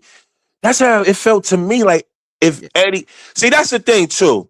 That's the thing we not really saying on here, right? I feel like these kids that's getting on this stand, they gotta go back to the school with certain people, right? Right? They see what he's going through with his family and everything. A lot of these kids that's getting on the stand, they don't want to be involved in this because they don't know how the pushback is going to come between them, their friends, and their family. So there's a lot to this, you understand? And it just shows me how I want to say, like, and I'm not taking up for Eddie because after I heard what he did, it kind of rubbed me the wrong way. But let's say, for example, he probably is scared. He don't want to deal with the repercussions of when he go back to school. He turned on Madcap Brother. You feel me? He got to go back to school. Talking about the case. Huh? Eddie already talked to the kids about the case. So it gets tricky. Although I think they was coached. I don't know if y'all. I think they was coached. The stuff they were saying. He told them to move about 15 times. Like, I'm like, come on, dog. Now you come on, bro. Come on now. Come on. I don't know nobody tell somebody to move about 15 times. I don't know where they do that at, but I don't believe that part. I think if you ask me my opinion right now, do he get off? I think he beats it. I think it's two things can be true, two things can be false, but I think it's two things going to happen. Not guilty or a hung jury. And I stand in those two things going to happen. Yeah, I agree with you. I've always said I think he's either going to, I think he is going to get off, but they're going to prosecute him for having that weapon. He ain't going to be able to get around it. You can't because he can have that knife. Is it legal? He can have that knife. I He agree. can't. I He agree. can't. It's illegal to have that weapon on school grounds. Yes. So yes, he can't. I think that's the only way they're going to get him. They're going to try it. Once they see that this don't work out, they're either going to add charges or try to recharge him with this later on. Yeah, here's my thing. He didn't have a big blade, by the way. He just had like a small pocket. One of them little pocket knife you get from the corner deli. Yeah, the blade was legal. So I do agree with you that I think there's going to be an end in a hung jury, and then when the prosecution does it again, they'll probably get him with a small manslaughter charges and everything else. What I also think they're trying to do is that the defense team are trying to make a deal I guess the prosecution thinks that the defense is going to make a deal where Karmelo Anthony can agree to some type of form of a small manslaughter charges and everything else. Oh no, they won't be able to do that. If they are going for first degree, and he gets off because he proved it was self-defense, they can't get him on manslaughter. Yeah, because here's the thing, they can't. You're right. Yeah, You're right. But you know what? I'm gonna tell you this. We all can agree. I don't know. We all can agree on this panel, but I'm gonna say we all can agree or disagree. First degree murder is off the table already. That's off the table already. Like we can all agree that's off the table because you gotta to prove that you gotta say he meant to do what he did. He knowingly came in there knowing what he did. He sat down. If he knowingly knowing he did, he would have went after him. So that's off the table, right? No. Legally, it should be off the table. Karmelo was in a court case with an all-white jury. It ain't off the table for real. But there's something that my dad said. Yeah. My dad said he might get charged with. No. You know how you drunk? Hold on, brother. Yeah. There's a difference between what the law says and then the executional application of the law. So application-wise, it should be off the table. Yeah. But you got an all-white jury, so it is not off the table. And let me say this, y'all. Shout out to Serious Rock, who kind of figured out where I was going. I see Truth Teller. I peeked Truth Teller, saw where I was going too. He said, "Facts, Roger. Eddie got friend zoned by Melo's girlfriend. He hated Melo and had the girl he wanted. Well, he hated that Melo had the girl he wanted. That's why he wanted to see Melo get beat up by recording the fight. Now, I'm gonna also say this. Now, somebody else said, and I don't know how true this is or not, but somebody else in the chat said that he was with him 10 days early at another track meet. Yeah. He said that in court. He said that in court on Saturday. Yeah. Big Play Ray says Eddie had just hung out with Melo at a track meet 10 days before the incident. Now, I'm gonna say this, y'all. Eddie is not even important because Eddie don't change whether this is a murder or self-defense. Eddie, I ain't hear no information that came from Eddie to help determine is this murder or is this self-defense. We get caught up in stuff that don't matter, and I've been saying since I've been watching the coverage of this case, people are arguing stuff that don't actually matter. It just is what it is. You know, I'm not saying they ain't trying to make points, but they arguing stuff that don't actually matter. Oh no, what matters is it does make point. It does make point. It does make a point what he said because he did say because when they asked him on Saturday, he did say that Austin Madcap did get up. He said he did get up and put his hands on. He said because Melo told him. He said when he asked him to move, Melo said no. He said was Austin being aggressive? He said yes. He got annoyed because he wouldn't move, and then that's when he said I will beat your beat if you don't get out of here. And that's when he went over there. So it does matter because he did admit that what he said. That part matters. All that rest of stuff about All that rest stuff don't really make no difference. And I was happy he said that part. No, I because get that but I'm makes saying him aggressive. That's the only thing that makes a difference to whether it's a murder or a self-defense. All the rest of it means nothing at the end of the day. Now the thing is, we already know Austin was the aggressor because Austin was the one who got up to confront. That automatically makes him the aggressor. We gotta also remember common sense. You are the aggressor when you're the person who gets up to go confront somebody else. Now, the only question is, why are you the aggressor? Are you the aggressor for a good reason, or are you the aggressor for a bad reason? Because you could be the aggressor, but you could be doing that to go protect somebody else. Nobody needed protection. At the end of the day, Austin just didn't want Karmelo to be where he was. And that's it. If Austin wasn't the aggressor, these two people don't have a conversation at all. And Austin, being a bigger guy, is used to people deferring to him. He just talked to a guy who didn't defer. That's all this was. The kids said it themselves. They didn't think nothing was going to happen. We all come from a nice area. Nobody expects anything to happen. So what they did was they went and tested that black guy, and they failed. Okay? The test they tried to prove, they failed. It's simple as that at the end of the day. So that's why I say Karmelo is clearly innocent. He's clearly innocent. Nothing happens unless he gets attacked.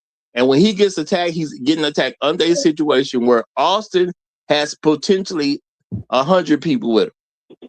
We know his brother there. We know some of the people on the track team are also on the football team. We know that the football team is his teammates. So he approached, just so we know, he approached Karmelo with 3 other people, by the way. Yeah. I don't know if anybody that's why I said that. That's why I said, right? And alone, he got about 5 to 6 inches on his guy and about 85 pounds by himself. That's just him by himself.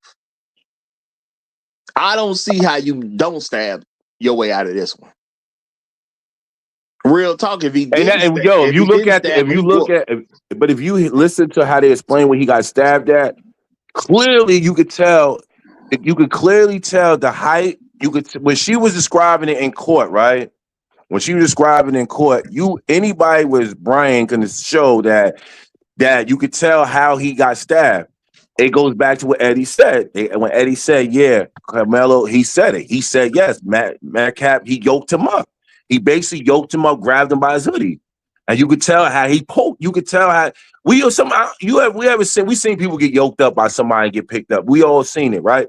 So you could tell he had his hands on him for the way he poked him. When she was describing where he got poked at, I was like, oh, it goes back to you definitely. And both of them did say. Both of the witnesses on Saturday did say he did grab him. Well, and let me say this, y'all. Let me say this. Now, everyone who's listening, keep in mind, these are brothers talking what they heard somebody else say, because everybody's not allowed into this courtroom. We all getting secondhand information at the end of the day. So we wasn't there to hear anybody say anything. We just being told what people said. Yeah, so let's make that clear. Right, and I want to make it clear. I want to make it clear, so because this is your channel, so we don't want people to say, "Oh, we giving out wrong information." Brother, I got it. Don't worry about it. I got it. What I said is enough. I just want everybody to understand that this is what's being reported from inside the court. These are our takes on things that are being reported from the courtroom. So my point is, according to the information being reported, Karmelo is clearly innocent of first-degree murder. We all agree on that. We all agree on that. He's really innocent on murder, period, because you do get to meet force with force. When you have to fight maybe 100 kids to get out of there, you're going to need some help. Yeah. Is that simple at the end of the day? You can't just hit one of those guys and walk away. That's not happening. Yep. Exactly. He was about to get ambushed by not just Austin, but his twin brother Hunter. He did get ambushed. An ambush don't mean you got to actually have the fight. Ambush is just you showing up. You know what I'm saying? When the guy didn't know you was That's, coming. that's the reason why the brother wasn't called to the stand, because the brother already messed up at the beginning of when they started reporting on it. The brother said we went up to him. He didn't say his brother, but he said we went up to him. Yeah.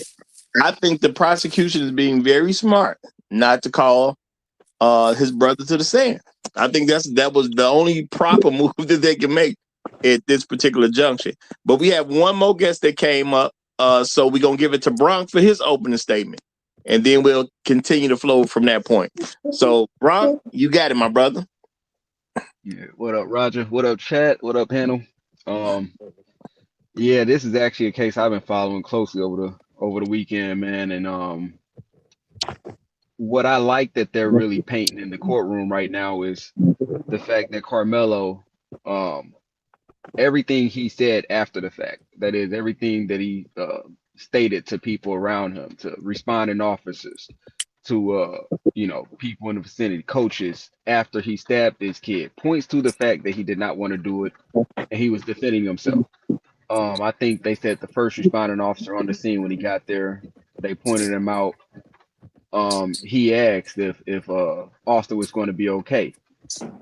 That does not sound like the language of cold-blooded killer, right? And then upon news of knowing that he might not be okay, that he might not make it, Karmelo broke down crying about it. Doesn't sound like a stone cold-blooded killer to me. Right? Yeah, because he asked for Sounds remorse. You like could tell he was very remorse. A 2 minute remorseful. uninterrupted opening statement, y'all. 2 minutes. Y'all gotta relax. My bad. I'm sorry. But yeah, very remorseful about the entire situation itself. If you ask me, that points to someone who was in a situation that he didn't ask to be in. He did the thing that he felt was necessary to do in the midst of the situation he was in. And then he didn't want the outcome that transpired because he had to do what he felt that he needed to do to protect himself. Okay, well said. Well said. Now we can jump in, y'all. Now we can jump in. Okay. And I'm gonna tell y'all, I do this because nobody should ever be my guest, come up and not be able to say something that they wanted to say. You know what I'm saying? You got to respect other people. So I try to make sure everybody get their statements in. Now, you may not stay after your opening statement, but we at least want you ready to get an opening statement in where you can get whatever's on your chest off your chest about whatever subject matter we're dealing with on that particular day. And I'm going to say it just is what it is. Unfortunately for Austin, he died. Okay. If I was Karmelo, I wouldn't even cried about it. You know what I'm saying? He died because he wanted to attack me. I'm sorry, y'all. Don't expect me to cry for you after you wanted to kill me. I ain't going to cry for you when you want to kill me. I ain't built that way. Okay. I ain't built that way. I ain't going to quote unquote want to just take your life, but don't expect me to care that your life got took when you create a problem for me. That's a you problem, not a me problem. And when it comes down to it, y'all, at the end of that, we got to deal with the facts. The fact is the boy did die. So now you got to justify, was this the right amount of force? I'm going to say, to me, it was clearly the right amount of force. If I'm there, I'm the kid. I'm putting myself in a situation. I'm the kid that's 130 pounds, maybe around 5'7", 5'8". I got this guy who's 6'1", 6'2", they say, 215 pounds. He's approaching me, and he got his squad with him. And I tell him not to touch me, and he make it a point to touch me. Mm-hmm. I already know what time this is. Now, I know people may see it differently. I'm from Chicago. I know what time this is. I'm not losing. Not on purpose. It is what it is. And it's going you know down. what? You know what? I'll be honest with you real quick. I seen somebody in a situation like this. I ain't bringing up no names or nothing like that. But I seen somebody in a situation like that, and the dude put his hands on him first. He ain't retaliated back the first time, and then he did it again when he pushed him. He pushed him first, then he ain't do nothing. He tried to walk away, and the dude pulled him. He pulled, like, you know how you pull somebody when they turn their back on you, and the dude knocked him out. He hit his head on a fire hydrant. And talk about they was trying to charge the dude because, God bless his soul, he passed away for his brain, and they tried to charge the dude with that. And they went to court. Same thing here. And he won that trial because they said, yo, he was aggressive. They said the first time you put your hands on him, he walked away. You pulled him and he reacted. Are you talking about the one up in Listen, Louisiana? Well, I'm gonna say the thing is he gave you a chance to retreat. Now, when I hear this story, Karmelo gave Austin a chance to retreat. Austin decided not to retreat. And realistically speaking, I'd rather be Karmelo right now. Karmelo, yes, his life is on the line because he's on trial. Austin dead. I'm gonna take the guy that's on trial before I take the guy that's dead. It is what it Amen is. to that. And amen to that. And I think the reason he started crying because just that quick, he probably realized that his life is going to be affected forever. Because you got to remember, this is a dude who's trying to get straight A's. He got 2 jobs. He's listening to his mother and his father. He's doing everything he got to do right. And here come this dude, you know, forcing him to ruin his life. Shit, I'll cry too. Yeah. You got this kid, you got this kid who just happens to see a black kid under their tent. Like, hey, what you doing here? Yeah, and I'm gonna say shout out to Serious Rod. He say facts, Roger. He told Austin I got a knife. Austin still attacked him. That showed Austin thought he had the numbers over Melo. Well, Austin clearly thought he was gonna be the victorious in this situation. He clearly thought that. And he did tell him. Now I don't know if he said it as I got a knife, but he told them I got something in this bag. Y'all need to leave me alone. They said that's an idle threat. And they moved as if it was an idle threat. And he got stabbed because he thought it was an idle threat. Miscalculation. That's all. Nothing against Austin. He just made a miscalculation. He thought somebody was playing with him that was dead serious. That's his fault.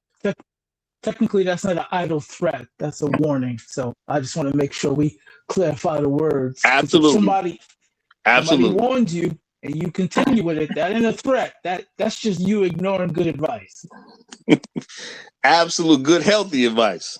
Yeah. Well, you could have a side of the story to speak on it yourself. But you know what? I don't know what world people live in. That's why I like that story that you just brought up about a situation in which a guy didn't respond after hands were put on him, and he got pushed again, and then it led to a fatal, fall where his head lands on a fire hydrant and he dies. Is this no one is responsible. No one is responsible for your life like you are. If someone is telling you, "Hey, back up, leave me alone, do not touch me," and you go beyond, and you cross their boundary, get into their personal space, and put your hands on them, I don't believe that person has any obligation to be thinking to themselves, "Oh, let me make sure that death doesn't occur here for this person."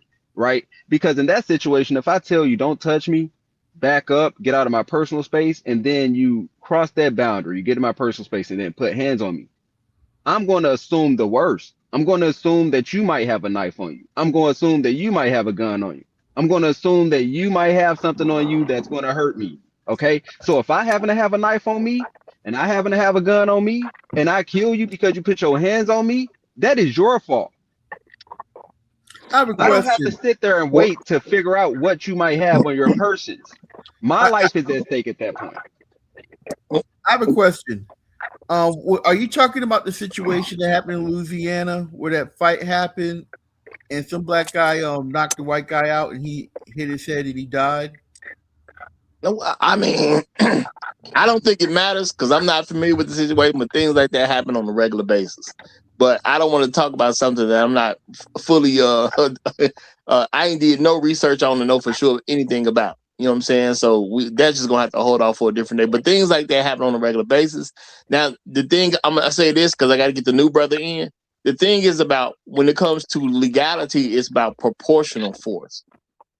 Was death proportional in this particular case? I'm gonna say because this went down where Austin was with all his friends who could easily kill me. Yes, this is proportional force. This was not presented as this is not I gotta fight Austin because we off by ourselves. No, I gotta fight Austin and the mob he has with him. A knife ain't even proportional force. Because a knife don't guarantee you're gonna whoop all them kids.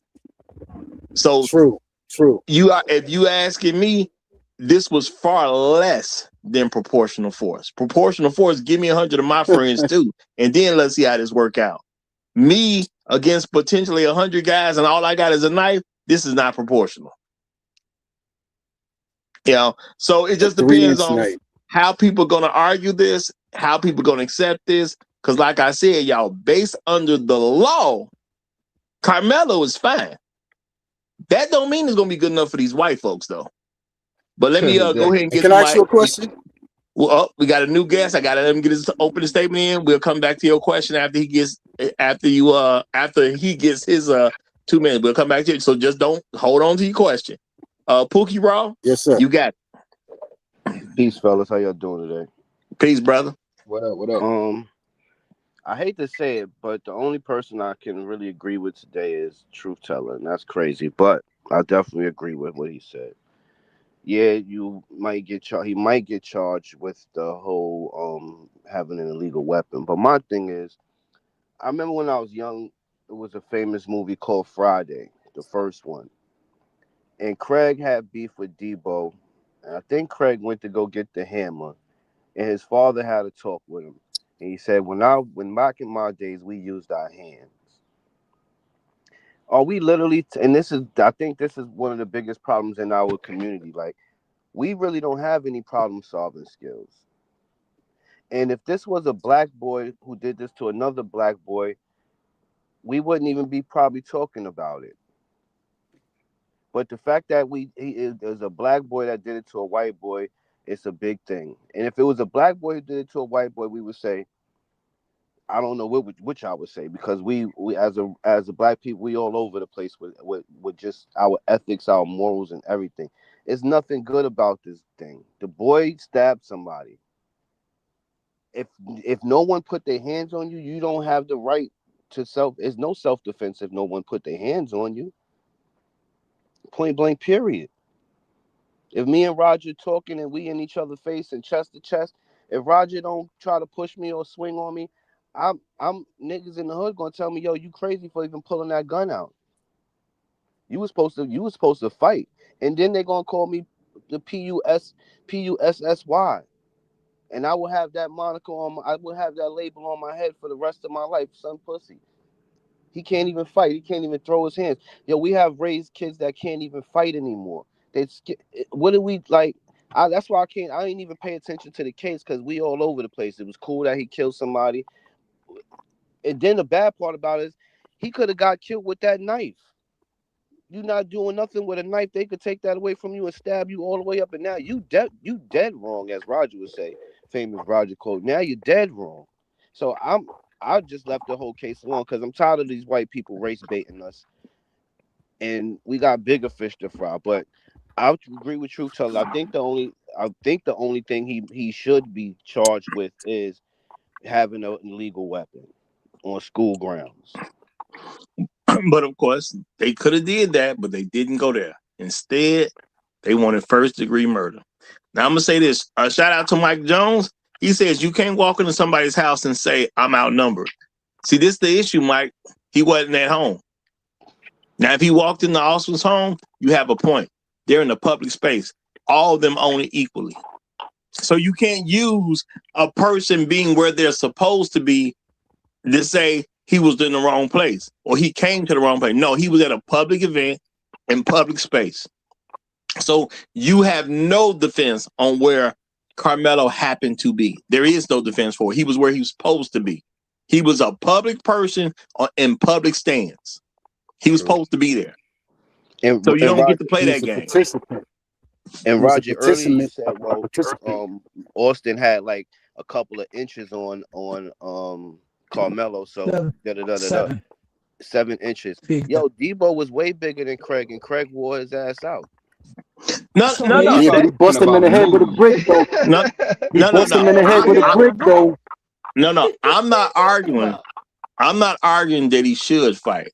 The issue is the law says something about proportional force. Because Austin is there with his whole crew, that knife don't even make proportional force. That's all I'm saying. A one guy with a knife can't defend himself from at least 30 guys that he about to get jumped on by. Can I ask you a question? How do you know he was going to get jumped on by 30 guys? Because these kids, which they proved in the courtroom, these were friends and associates of Austin. He was a well-respected figure in that area. That don't mean nothing, Roger. If all of us on the panel is at a bar and you and somebody get into it, I'm gonna be like, let them shoot the fair one until somebody else jump in on his side, and we gonna then this all out war. But that doesn't make. Can any I ask sense. a question? Roger, hold on, because he's making statements that's out of context completely, and it really doesn't make any sense in regards to this case. One, this country has a history of doing these things to specifically people that look like us. I don't know why everybody wants to act like that doesn't exist and it doesn't still happen. It does, which is why there's fanfare to this case, because they do it often. So I don't want anybody to take it like, well, we just can't understand. No, that's the history of this place, and that's how this place works. Wait, what is the action that you're referring to? Truth? Hold on. To where you can actually physically attack somebody, they defend themselves, and suddenly the person that got attacked was the person that's in the wrong and shouldn't have did all of this. He should have just caught a fair one against 4 or 5 people in a public place. That's absurd for you to even say or make reference to. That's ridiculous. So you don't agree. So you don't agree with truth teller. Hold on. Secondly, I ain't done yet. Hold on, let you get it out, and I want to get James' question. Yeah. And secondly, if he defended himself because his life was at risk, and it was because of the number of people that were attacking him, he can defend himself in the way he did. That's called the law. Oh, so they did put hands on him. Yes, they did, which is why you should probably listen to more details about the case before you say some of these things out loud. Because you're making it seem like you're not in his favor because, culture and values and morals, but that ain't even what's happening here. So you barking up the wrong tree about the black culture when we're sitting here looking at something that has happened time and time and time again in this country to our people. From white supremacist culture. And I'm gonna say this real quick, and then I'm gonna let James get his question in. Look, y'all, if I'm somewhere and you got a problem with me and you got 12, 13, 14 friends with you, I am not about to wait to see if they're gonna help you. It's that simple. Today, if we got to get into it, it's me against all y'all. I'm not waiting to see how y'all friendship is. If y'all walked in together, y'all together. I'm playing it like y'all together. It is what it is. So if I got to up that thing, even if it's just a knife that's being upped, man, it's go time. And all y'all is against me. I cannot afford to wait for y'all to, quote unquote, deny your friend so I know I'm safe. No, I ain't waiting on none of that. I ain't waiting on nothing, okay? I'm using the information I have at the time. So if y'all together, y'all together. And if y'all together, that means y'all finna jump me. And that's how I'm gonna play it. It's that simple.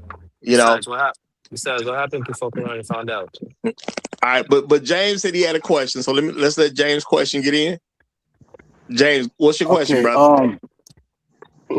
On a wet day in the bleachers, we can presume that it was slippery out there. Now, if the tables were reversed and Anthony had pushed it Metcalf, is there a possibility that Metcalf could have slipped and fell, hit his head on the corner of one of those bleachers and died if it was reversed? Yes. I mean, that's always available, but I don't think we need to go to if it's reversed. The thing is, no, the reason why I went to reverse, because even if it was just them two, Metcalf was 100 pounds heavier than him. One push 85. From him, it was about 85. Okay, well, it might as well be 100 because one push from him could have sent Anthony flying, and he could have slipped and hit his head against the bleacher. Therefore, he jeopardized his life with just one push. Now, let me clarify this, y'all. Let me clarify this. Shout out to Urban Reed. Urban say, Roger saying he going full Horseshack from the Washington. Look, That's I'm not hilarious. saying that. I'm saying you have to be aware of your surroundings. Okay. Now, I'm from Chicago, y'all. There's things here called gangs. Okay. If you in the same gang as a person I get into it with, I expect to be fighting you too. There's things here called football teams. If I hit somebody on the same football team that you on, I expect to be fighting him too. There's thing called schools. Heck, if y'all just got the same school coats on, school jackets or whatever, if I hit this person and that other person goes to the same school, I'm going to reasonably expect that I got to fight that other guy too. At the end of the day, I don't know your friendship situation. I don't know how down for each other y'all are. I just know what I see.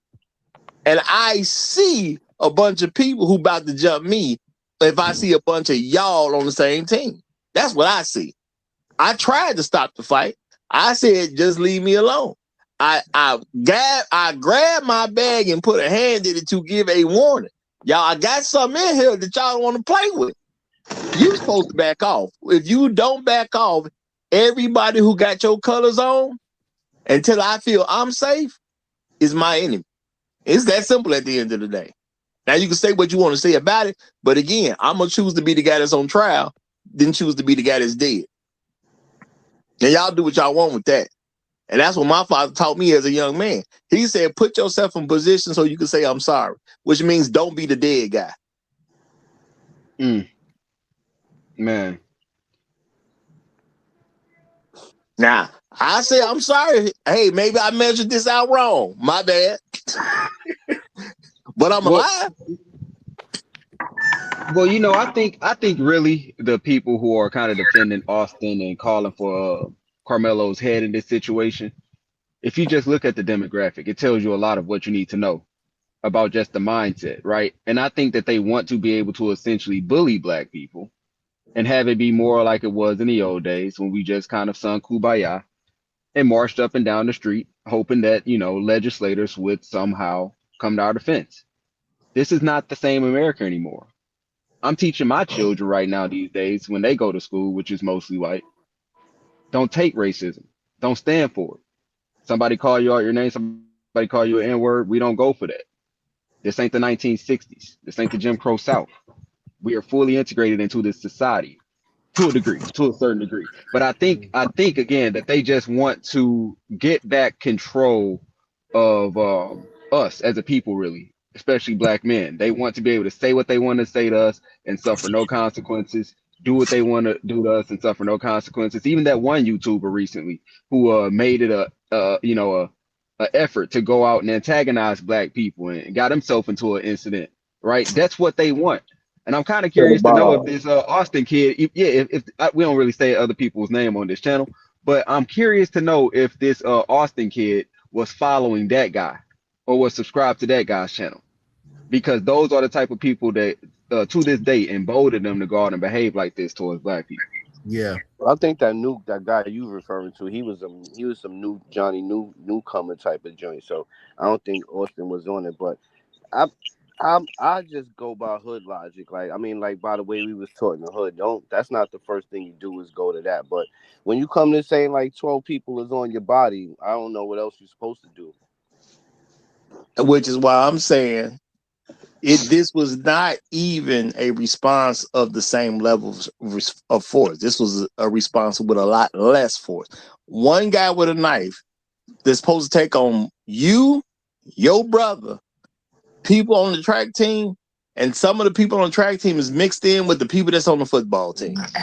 That is not proportional force. That is less than proportional force. And I say he got a lucky stab in because he stabbed one guy and killed him, which stopped everybody else from jumping him. He got lucky. That's what really happened. He got lucky. He did something so quick, so smooth, and this guy had to figure out I'm about to die, and everybody's looking, which kept them from jumping on this guy. He literally got lucky. You're right. You know? So at the end of the day, you know, Austin was supposed to die. I can feel sad for the family that they lost a loved one at the end of the day, but this ain't no situation where Austin wasn't supposed to die. No, he put himself in it. He made sure he got into that hot seat. He went out of his way to get in that hot seat. He just got burned. That's all. You know, my thing, if you playing Russian roulette and you kill yourself, am I supposed to be mad? How am I supposed? You playing Russian roulette? Sometimes the bullet gonna go off and somebody gonna die. Ain't that what the game is? And that's what Austin did. They should have raised him better. He started playing Russian roulette with some 130-pound black kid that he thought could tell what to do. When he found out he couldn't make him just do anything, instead of retreating because he don't want to feel like no hoe, he said, "No, I'm gonna make this dude listen to me," and it didn't work out. That's a simple piece of found that. I mean, it is a case of that. We have to use it. We can say it in better terms, but it is a case of that. Shout out to Urban Reed. He says, question, how would folks feel if he pulled out a pencil like John Wick instead? Like Kyle Rittenhouse? Hey, if that's all he had, I would say pull it out. But that ain't gonna really that's another thing today, because now when we were coming up, we weren't taught to have that thing on us. We were taught to have a knife. And the worst thing we had to worry about was getting jumped or somebody having a bat, not no gun. Now things have changed so bad, we got to tell kids to make sure you have that thing, or now we got to teach them defensive protocols, how not to do this and that, how to have discipline with pews and stuff. Now it's just ridiculous, because if dude would have ran away, look what happened to the youngster that ran away from the Chinese dude. Well, he ran away, but his son. Y'all got to slow down. We ain't getting and nothing against y'all, but I can't be dealing with all these different stories. People, the story today is Karmelo, and that's nothing against any particular person. The thing is, I have to keep up with this stuff so I can sound sensible when I discuss them. So I don't like to do a bunch of different subjects on a single day, because you can always spin off into 1,000 different things. I try not to do that over here. We're gonna stick to the subject of today's show. Not that I ain't been informed about that situation you was about to bring up, and I'm gonna look into that too. But I ain't researched it. That's a whole different show for a whole different day. Okay, so nothing against you personally, but y'all, this what it is, y'all. I'm one guy. Y'all try to make me God. Okay, I mean, I got to be all knowing. I can't know everything in order to discuss the show, and I can't come off intelligently unless I've done some level of research on whatever it is I'm talking about. So I like to put out good work, and I like to actually know what I'm talking about when I deal with a subject matter. So it's nothing against anybody personally, but I ain't God. I'm not all knowing, so I can't operate that way. That's all. God Junior, nigga. Yeah, God Junior. So you mean to tell me that you ain't always right, Roger? I didn't say nothing about that. I said I ain't all knowing. I ain't say I was gonna be wrong. Okay, and I'm saying Karmelo was right. Karmelo did the right thing, and luckily he had that knife on him. Because I don't care why he had that knife. He had it when he needed it. That's how it works for me. Okay, you know. And shout out to Urban Reed. He said, Roger, ain't this the best show? You right. But this is how I make sure it's the best show. I make sure I actually know what I'm talking about when we talking about it. Other people don't want to do that all the time, but I actually go through the trouble of actually making sure I know what I'm actually talking about. And see, my thing is, y'all, these are young people. I understand people could have these racial ideas. And I'm not saying there are no racial ideas there. But when it comes to what's legal, you can defend yourself, and you got to defend yourself with proportional force. And y'all may not have caught it, but proportional force is something they put in to make sure that everything's kind of left up to interpretation. I'm at a track meet. I get into it with a guy. His twin brother is there. He way bigger than me. His twin brother is there. They on the football team. There are football players on the track team. And then there's other track team members who may not even play football, but they're all a team. If I get into it with one of those guys, I get into it with all of those guys. It is what it is. Now, y'all could be like, you don't necessarily know how many people would have jumped. I don't have time to wait to figure that out. If I get into it with one, I'm into it with all of them. It is what it is. Yeah. Now, maybe that's a code that other people don't go by. But I can say one of my friends' uncle told us when we was young. He made a very profound statement. He said, whoever you leave with, that's who you with. Oh. So if you leave and if you take a knucklehead with you, you got to make sure it's worth it, because if that knucklehead do something to somebody, you with them. It's that simple at the end of the day. Don't cry about it later. You with them. Which made us make decisions on who get to go places with us. Okay? I'm at a track event. These people on your squad, they with you. I ain't got time to figure out who gonna quote unquote jump me. Well, I can think that maybe only half the team gonna jump. Nah, I ain't playing them games. Dead people play those games. I'm trying to live. So that's why I'm saying, according to the law, Karmelo innocent. He only stabbed one guy.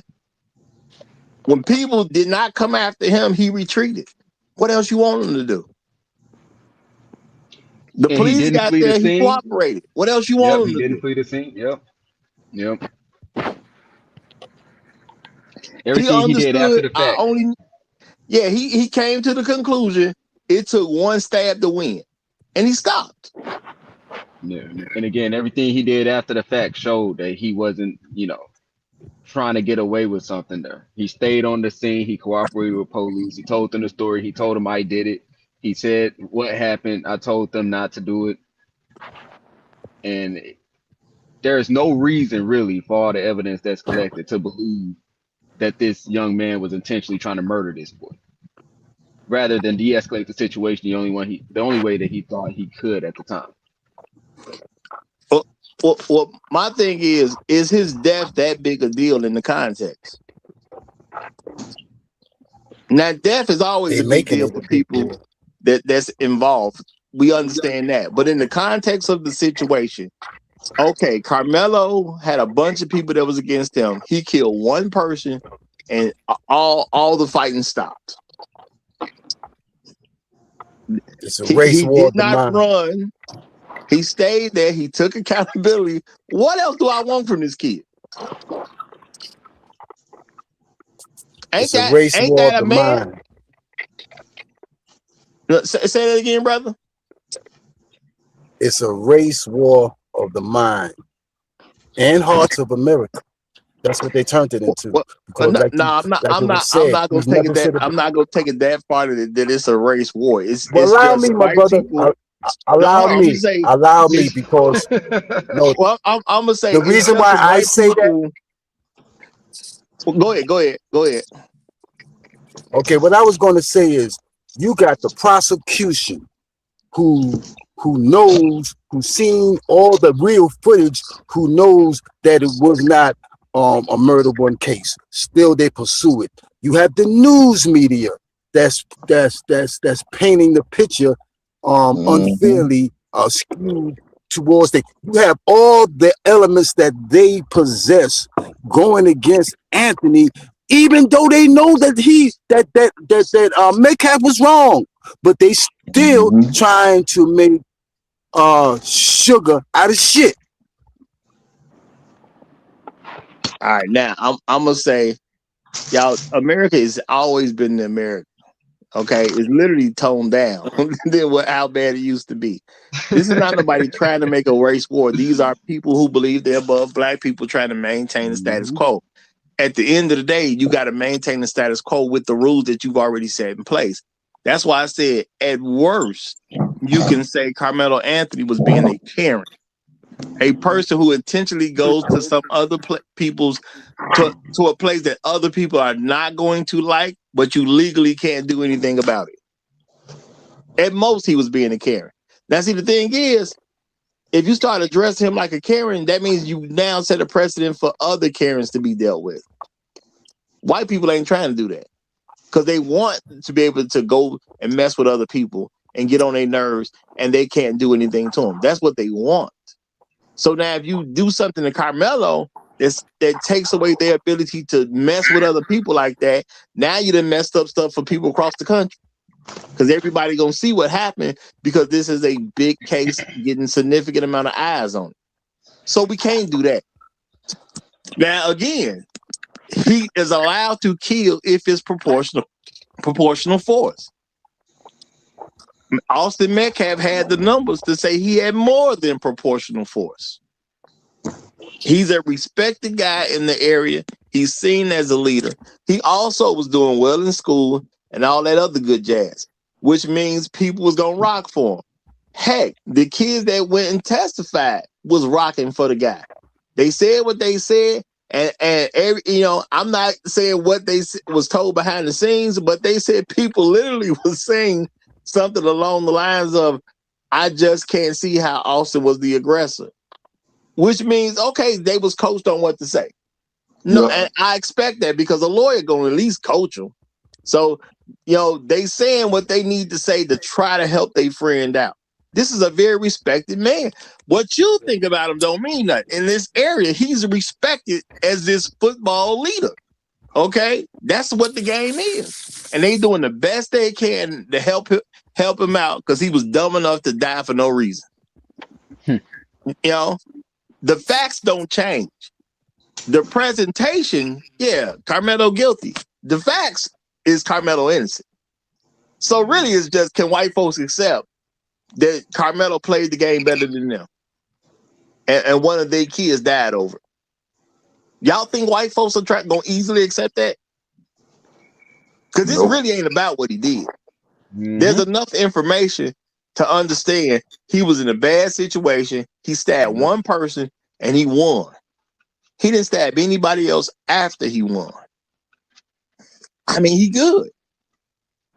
What you want a guy in that position to do?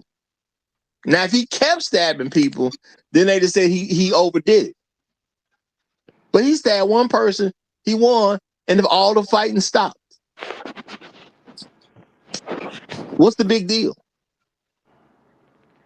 I think the white people got off lucky. They got one dead white guy who didn't know how to back off when he was told to.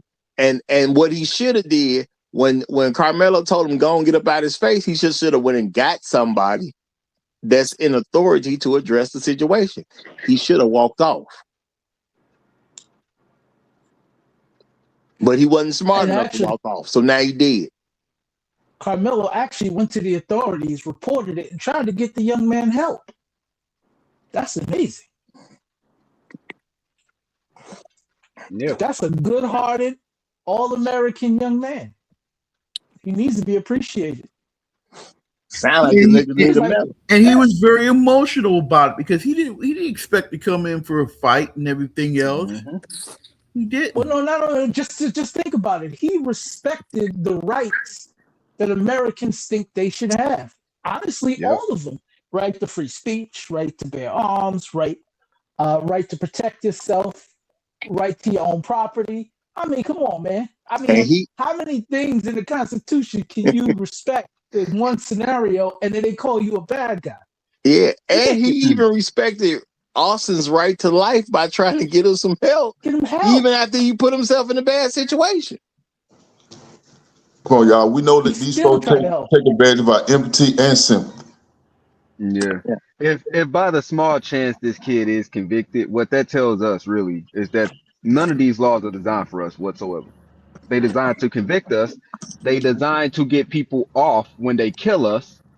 But when it comes down to actually protecting us in those scenarios, they're not for that purpose at all. And whoever constructed them didn't even design them for that purpose. It's actually worse than that. They don't mean anything. So I don't know if most people don't understand this, right? So you don't break a law unless you go to court and are found guilty, or somebody, depending on like as a citation or something, an authority figure sees you doing it, writes you a citation, and you forego the option to fight it in court. right? You accept it and you say, yeah, I did it, I accept it, or I fight it in court to prove I didn't do it. Or if it's criminal, they have to arrest you, and then you either have to fight it and or be sentenced. But they don't have to arrest you. A police officer doesn't have to write you a ticket if he doesn't want to. There's no law that says he has to. There's no law that says they have to give you a parking ticket because you parked on a yellow line. If they walk past it and be like, oh well, there's no violation of the law, right? If they don't arrest him and charge him with first-degree murder, there is no crime. So if that's the case, what is law really? It's just up to somebody's perception and determination on what they want to happen at that given time to determine if it's even a thing. And most people struggle with understanding this. Yeah, well, the current society that we live in, it does matter, right? Like, we don't live in a society of officers who know that and essentially just do exactly what you're saying, which is, oh, forget that parking ticket, forget locking this person up. No, they do it often, actually. Well, no, not in the scale, not at the scale at which the law would not matter, right? If people were doing it at that scale, then the law would not matter. But the fact that you don't people understand. aren't. You don't understand. The fact that they can do it means it doesn't matter. It's only their determination that matters, is the point, not the actual law. Law is for people that follow the law. Right, but if somebody could not implement the law at will, do you really have a law? Yeah, you still have it. It's called corruption. You can't, because if they decide that, hey, I'm not going to arrest you for doing this nasty thing and just let you go, they didn't violate anything. They don't go to jail for doing that. There's no rule that says they have to prosecute you, have to arrest you. Yeah. It's just something that they determine at that point. So if it's just a determination of a person who's been giving authority on whether or not you actually broke the law, is it really a law, or is it just how somebody feels at the time they catch you doing something they don't like? Well, everything is left up to interpretation, which is Truth Teller's point, and he is absolutely correct. Now I'm gonna say shout out to Trail Bentley. Appreciate you, my brother. Appreciate you. He dropped $257. Thank you for the Trail Bentley tax. He dropped $257 and said doing the work. I appreciate you, brother. I appreciate you. And yeah, y'all, for those who are here, I told y'all we might have to move to a different channel. I'm not gonna move as of yet. They got me on this 90-day suspension from being what people will be able to super chat. And I'm gonna have to quote unquote reapply because my channel uses too much of other people's content. They say, y'all, my channel uses too much other people's content. So it is what it is. You know, no. Remember that nobody complains on my behalf because you just create problems for me at that point. Okay, leave it alone. You ain't gonna do nothing but create a problem for me. So and why, if you like me, why you want to create me a problem for me? So leave it alone. That means leave it alone over here. Don't be at other channels talking about it. Leave it alone. Okay. Now, again, and I see there's people in the chat who don't like what's being said. Now there is a link. You actually could come give your piece on this if you wanted to. I don't think you really want to because you know we right. And I'm gonna keep it real with you. You don't really want to say something about this because you know we right. Everybody pretty much knows what happened. So this is not even about what happened. It's about people's interpretation of what happened. We know he killed somebody. So do you think it's okay for a young black man to defend himself, or you don't think it's okay for a young black man to defend himself? That's the real question of this particular trial. Either you think he's able to defend himself, or you don't think he should be able to defend himself. And if you don't think he should be able to defend himself, you mad right now. If you think he should be able to defend himself, then you should be totally okay because he didn't do anything crazy to mess up anything going on. You know, and I even heard somebody say, well, why he run away from the scene once he stabbed the guy? No, he did the right thing. The fight was over. He was supposed to move away from the fight. And at the end of the day, he didn't go home. The man stayed there and he talked to the police. Yeah, I'm the guy that stabbed him. He shouldn't have touched me. This guy did not leave as if he had something to hide, because people are like, well, you know, if you run away, it's like you got something to hide. He didn't leave. He just removed himself from the scene, which was a good thing because that was him being gracious enough to spare other kids' lives who may have responded the wrong way. That sounds like how a leader thinks to me. Mm-hmm. Yeah, because what happens after he stabbed the one guy? He fall down. Now he realizes it's curtains for him. Now what's gonna happen? Now you gotta have somebody else jump him. You think he's not gonna use the knife again? I ain't even saying he's gonna win per se, but I know I use that knife again. You're not gonna have my life in jeopardy, and I got a knife and it ain't getting used. No, I'm slicing and dicing, baby. So there was no way for him to get out of this altercation other than stabbing. He couldn't have walked there, like they had him circled, surrounded, and he couldn't even like move off. Like, you know what, y'all got it. I'm gonna bounce. Does he have time to think? Does he have time to think like that? Well, hold in on. the face of a threat? Hold on. The question is pointless because there's no reason to ask it. Why not? Why would you want? Because he doesn't have to run away. So why would you ask the I question? didn't say he had to run away. He could have just been like, yo, you know what? Hear me out. Got it. Hear me out. Yeah, hear me out. But if he says, no, y'all don't got it, I'm not letting you do this to me, what's the difference? What do you mean what's the difference? Why would you ask that question? Because there's one of two options. No, I'm not letting y'all bully me, or yes, I'm going to let y'all bully me. But the question is irrelevant because it doesn't change the point. If you have the wisdom to say, you know what, I'm gonna move off. I'm gonna get away from these niggas. That's not getting bullied, bro. That is. No, it's not. Because they're bullying you, and you're gonna say, you know what, I'm not gonna go in. Hear me out. That's not getting bullied. What do you mean? If somebody's putting their hands on you and telling you to leave, you being smart enough to remove yourself from a situation that you know can get ugly. That's not being bullied. So that's what I'm saying. I don't understand what the point of your question is, and I'm gonna keep going in on this because you're dancing now.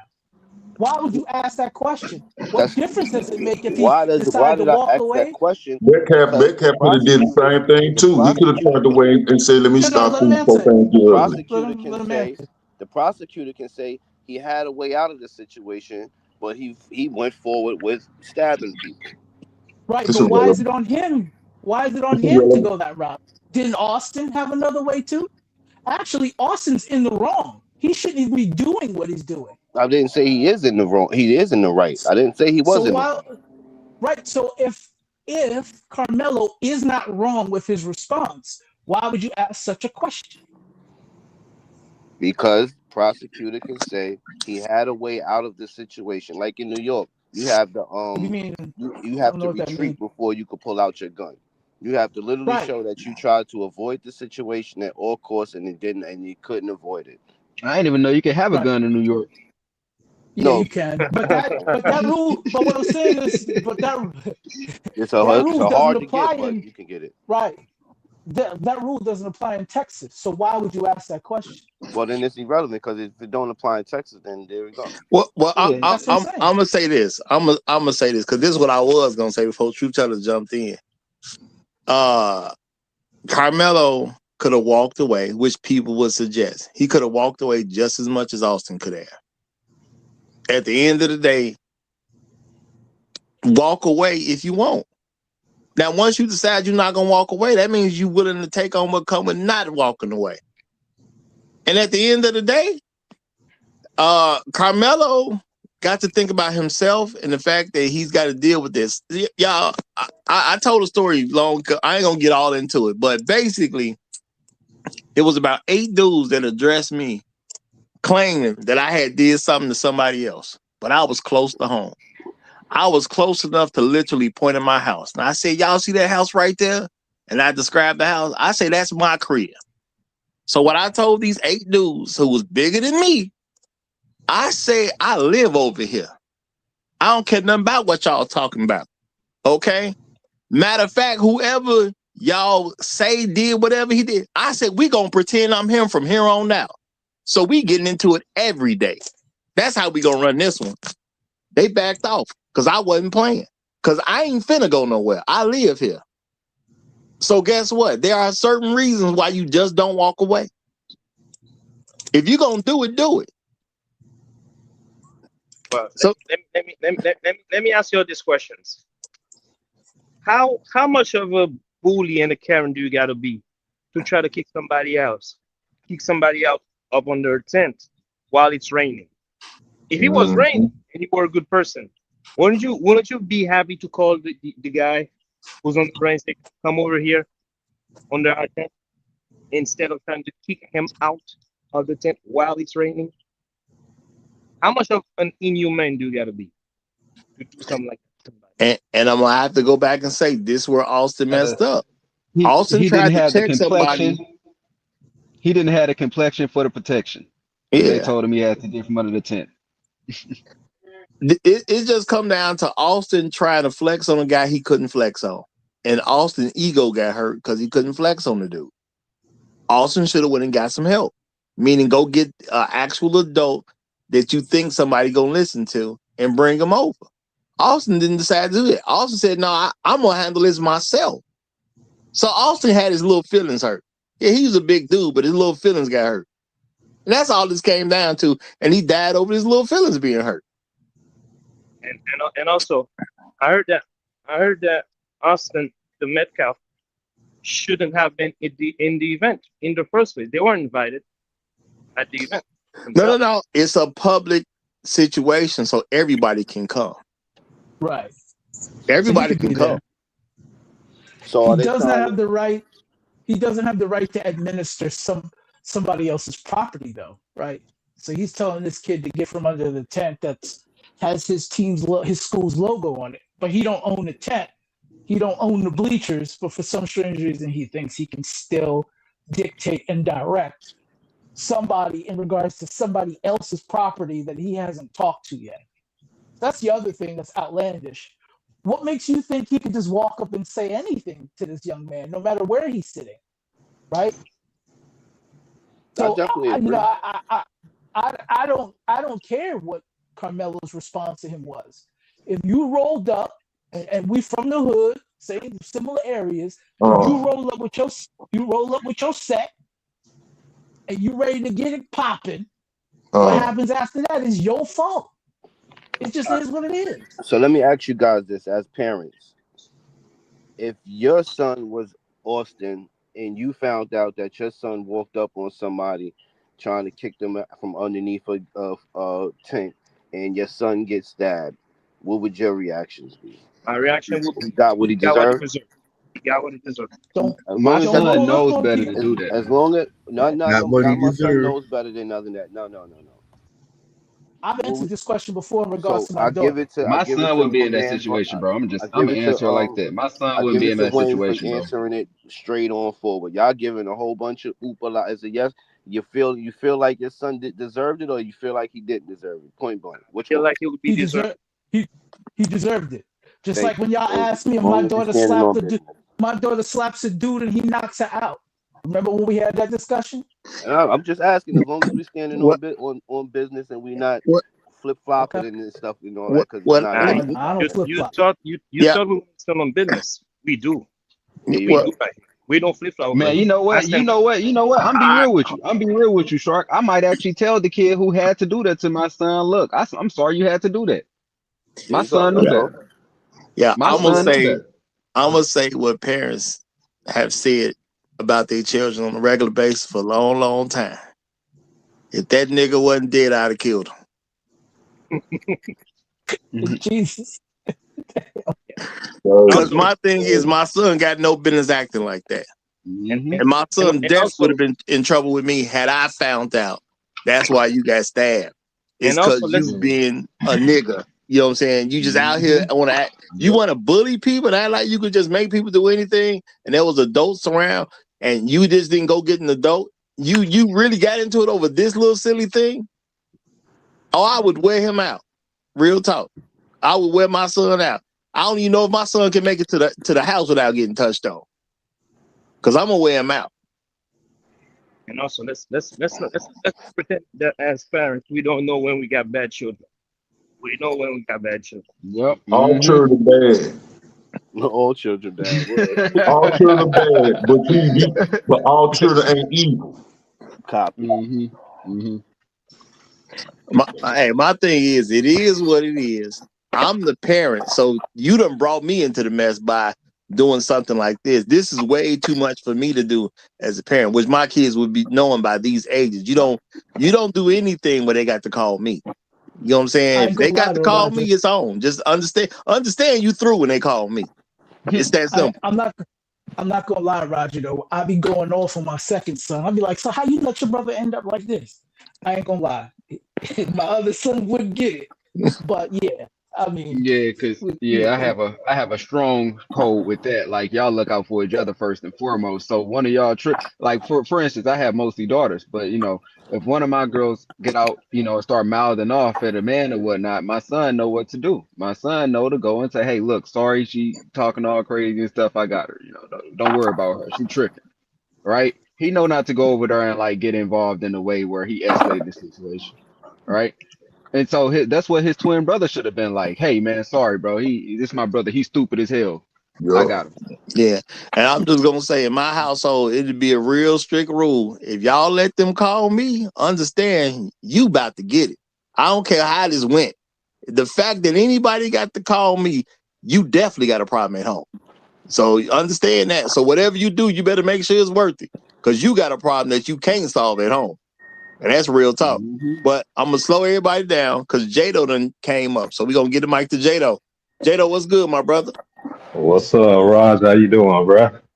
Hey, I'm doing all right. I'm about to go kill some kids. But but I mean proverbially. We not gonna actually kill them. Okay. Hey, what up, fellas, man?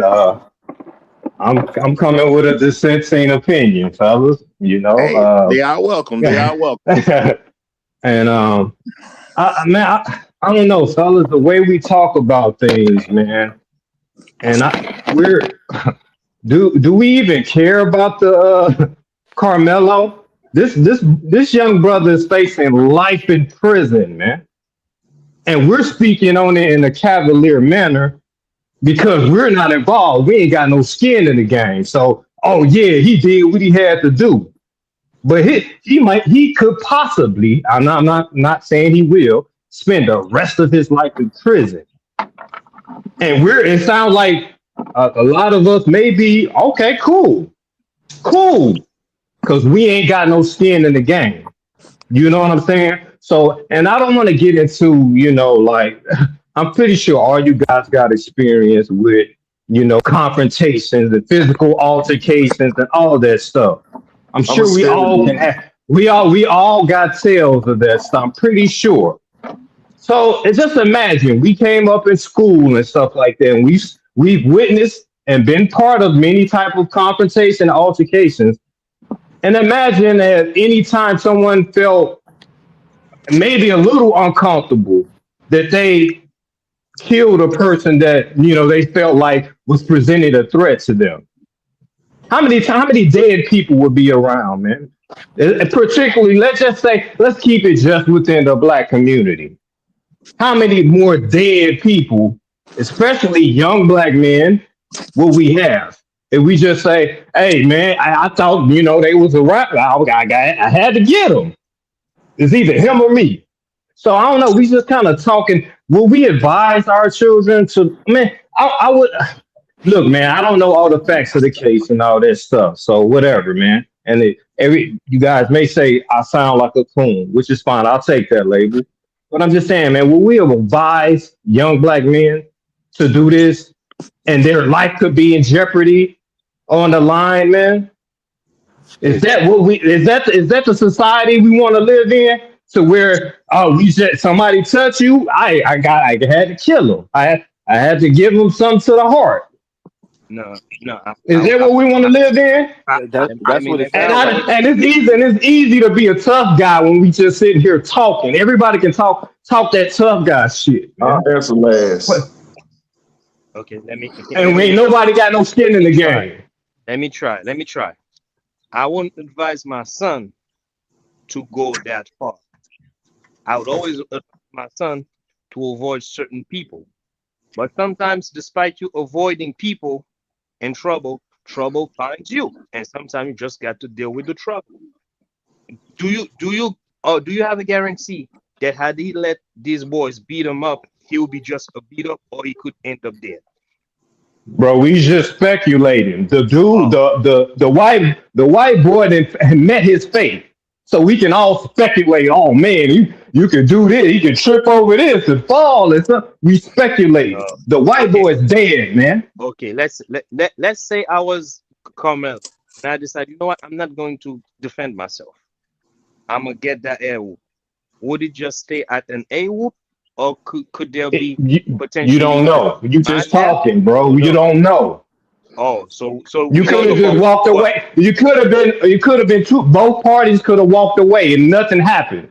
And this guy would have graduated from high school, went to there's college, no and won't both have to be party dealing walking with this away. shit. Come on, let's But be realistic. So that's the There was we problem. no just both party. speculating. That's We the problem I was trying to speculating. get. respond? That's the Can I problem I was respond? trying to get to And earlier. please, It's like guys, leave all the tough guy shit. Leave, I'll fellas. respond. Yeah, no Yeah. tough guy stuff. Yeah, I'll respond. No tough guy stuff. What you're saying is so absolutely disingenuous, and as No, what well you guys are as saying is disingenuous. To be honest, bro. I'll prove What? it to you. Let Hold me on, say hold on, this. Roger. How did J-Dos get me? Oh, my bad. My bad. You know what? That was an You think so? accident. That was an accident. Hey, my bad, bro. I ain't even. Hey, my bad. That was No, but definitely an but accident. J-Dos, you don't feel no way, brother. You're saying what I wanted to say. So Oh, keep thank talking. you, thank you, brother. You got Thank 2 you. more minutes. You got 2 more minutes. You got 2 more minutes. Go ahead. That's what we gonna do. My No play response. zone. Substitution. I'll just say it like this: it's delusional and disingenuous. For some strange reason, everybody wants to take a fantasy approach to how things work in this country. I don't know why. That is not how things work here. Every one of our sons, those who have sons, can possibly face this in their lifetime. Now, granted, we all come on here and we talk about change and how can we change this and how can we change that. But then when decisions have to be made, suddenly it's callous to make this decision versus this decision. This young man thought his life was in jeopardy. He made a decision that he thought would protect him. He's still alive. I don't know what we're arguing about. Oh, well, if he did make the decision and just walked away, it might have been better. 2020 is always awesome. 2020 with slavery, 2020 with colonization, 2020 with Jim Crow, 2020 with Martin Luther King in the 1960s. I'm trying to figure out what's the point of doing that. Wait, But you didn't explain the disingenuous part. That part too. The disingenuous part is you're not taking into account reality. You're literally leaving it out as if we don't all live it. That's what he's taking into account, True Teller. You're the one that's being delusional, my brother. He's not taking You're the one being delusional. Thank you, sir. He's not taking it into account because the first. So he don't abide by. No, the first thing he said is he could have walked away. Teller, I don't mean to cut you off. Hold on, man. At the end of the day, if he gets life, they both are. If he gets life, they both are dead. But they that's both dead. fine. But they're not both dead. He has his rights that he protected. That may require him to do time. Those rights are not the same as a white man. Stop pretending you're the same as a white man, True Teller. See? Now y'all it doesn't matter. It doesn't matter if it. Now we're talking. What do y'all? Hold on. Now y'all just heard that, right? Mm-hmm. You just heard what he said. Mm-hmm. What do the rest of y'all think about you saying, you know what? I'm not going to protect or assert my rights. I'm just going to go ahead and go with it and act like nothing happened. How many of y'all are cool with that? Yo, there's about a couple million people in Venezuela that put their tail between their legs. So they got no fucking choice. Venezuela, my man. This ain't Venezuela. We not that kind of people. That white power works the same. That white power works the same way everywhere around the world. True Teller, stop pretending. That white power works the same way no matter where you are in the world. I don't think anybody on this planet can coach us, this group of people, about how to interact with white people. So I don't know why y'all try it. I don't know how many brothers are on this panel right now or in the chat right now. We're all sitting here, so I'm assuming none of us are locked up. And we're not dead, obviously. So have any of you guys faced any type of situation like that? Yeah, And I you did. all sitting here. I did. I did. So I've been in that situation. so obviously I'm pretty sure you guys did poke somebody in the heart. Exactly, Joseph. Hold on, Roger. I've been in that We can situation discuss before. this. Hold on, I've been Tuchel. in a I'll give him situation a little before as well. We can discuss this after. We can discuss this in Bible study. I have You still, true teller, you still here though, bro. Come on, man. Chill out. exactly. bit. No, we got. Oh my Y'all, God, hey, bro. hey, We, hey, This hey, man is guys. speaking. Let's I don't know remember. what you're criticizing Let, me let, for. let, I've been here. hold on. Let's remember, y'all. These are younger people. What the decision we're making in our late 20s, early 30s, late 30s, and 40s, 50s, we think differently. These are young people. No, Okay. Roger, no, because we all had to get to our 20s, our 30s and Yes, 50s. yes, but we did not. We all made decisions that we wouldn't make if we had to live it again today. We would do something different. I didn't make no decision. I was 5'5" when I was 18 years old. Man, listen, it was decisions that I had to make. That was like, all right, you know what? I'm gonna let son slide with that. You know how many people I wanted to shoot? I should have shot. I totally get where you're coming from. I totally get where you're coming because we've all had to have our certain experiences or whatever the case is. So I totally get that. And I'm saying this, as I said at the very beginning of the show, both parties could have walked away. Roger, let me say something after you. No. The thing is, is whose responsibility is it to quote unquote walk away? It's neither one of their responsibility, but both of them could have. That's the reality. They're doing what they wanted to do because their egos got involved. I think it's the smarter person's responsibility to walk away. Now, I don't know which one is the smarter person, but I definitely think it's the smarter person's is their responsibility to walk away. No. Okay. Let me speaking of walking away, right? The kid who got shot by the Asian store owner, he ran away from him. He ran away from the Asian guy. Hold on. that's a different. We're Bro, gonna why leave we that all? out. That's a whole nother We're case, not man. bringing that up today. We're not You gotta bringing stay that up. on topic, bro. We gonna go back to Jim Crow and oh man, back to ancestors. No, Bro, we talking about this case right here. Well, in Okay, this let's case, just say what he he meant to was say cornered by was multiple people. He couldn't run away. So that's the fact. All right, I could go with that Because he one. tried. Yeah, he tried, and they wouldn't let him go. So I don't even know why y'all barking up this tree like he had the option. And that was You know that true teller. Hey, we always just say stuff in a. Do you know that for a fact? Were you in a courtroom? Were you a police officer? Listen. This is That's what they if you're gonna say it's testified. speculation on both sides. Like if you walk away, That when you turn away, you get hit in the back of the head and you can't see. You can't see Hold anything. on, I've been there of before. course, Because of course, I'm just It's saying. I'm happened just saying before. this. of I'm just course. saying this is what was testified to so far. So we Yep. just going off of what we What know as was it? far as What was it? What was it? What did they say? when he They surrounded him and he couldn't exit. right. They grabbed him when he tried because he was sitting down. He wasn't even standing up. Who was vague? I don't know. You guys we all get real vague when we start talking about real specifics, man. That's why you don't either. You don't Jesus either. Christ.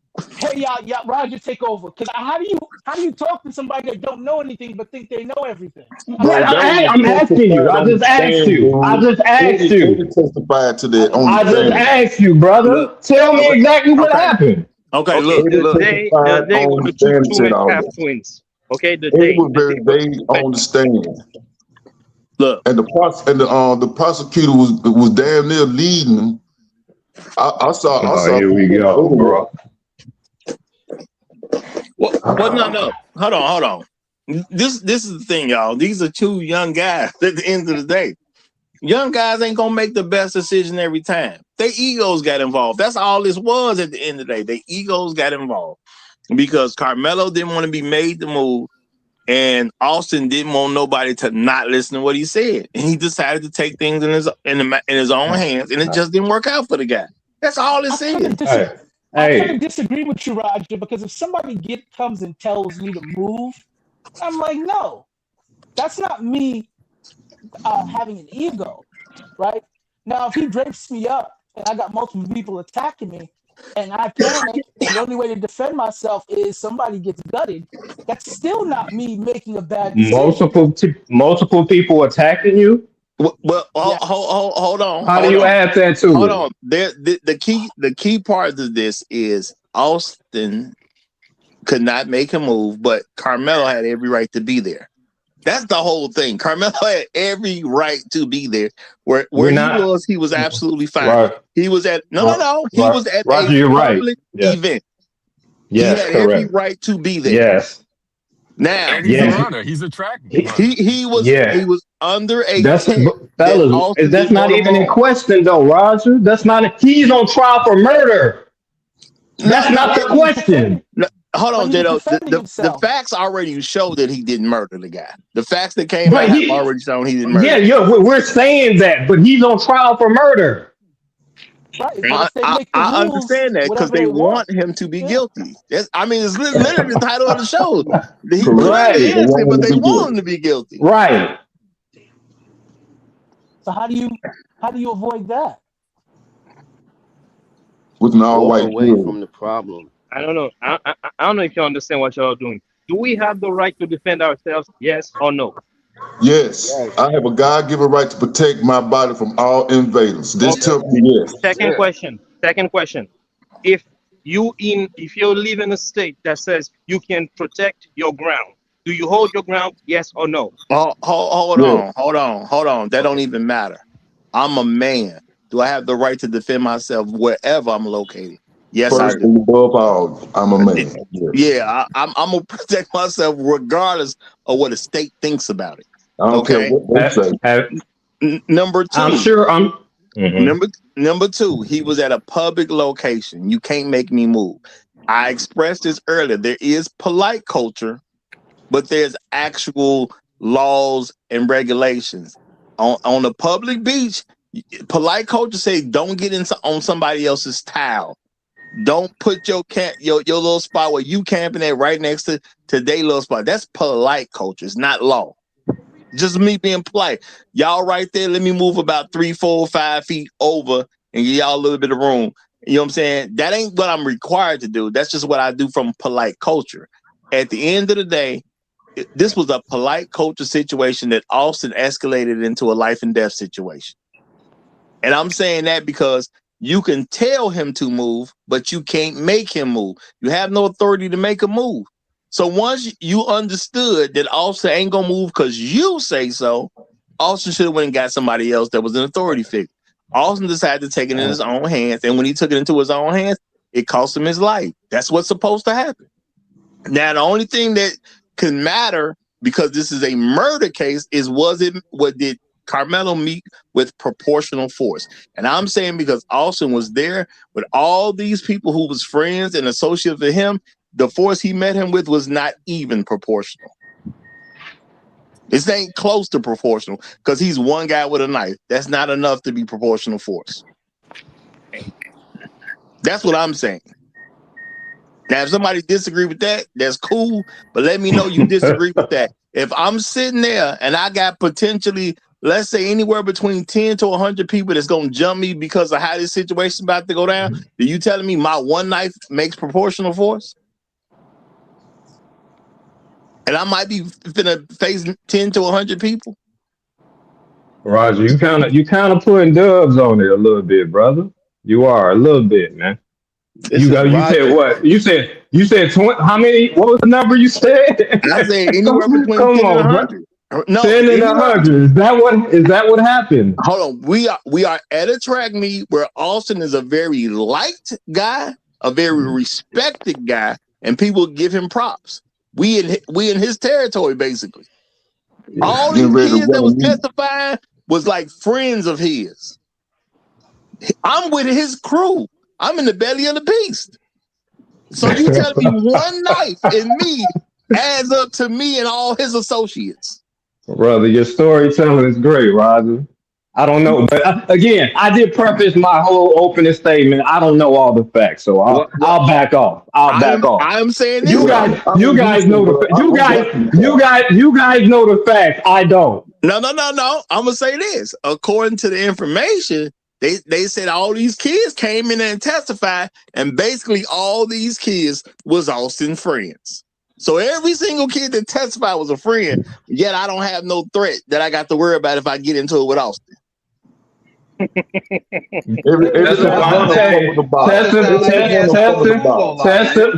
Testifying in a trial doesn't mean everyone was approaching and threatening Karmelo. Thank you. Is it possible? Maybe that happened. I don't know.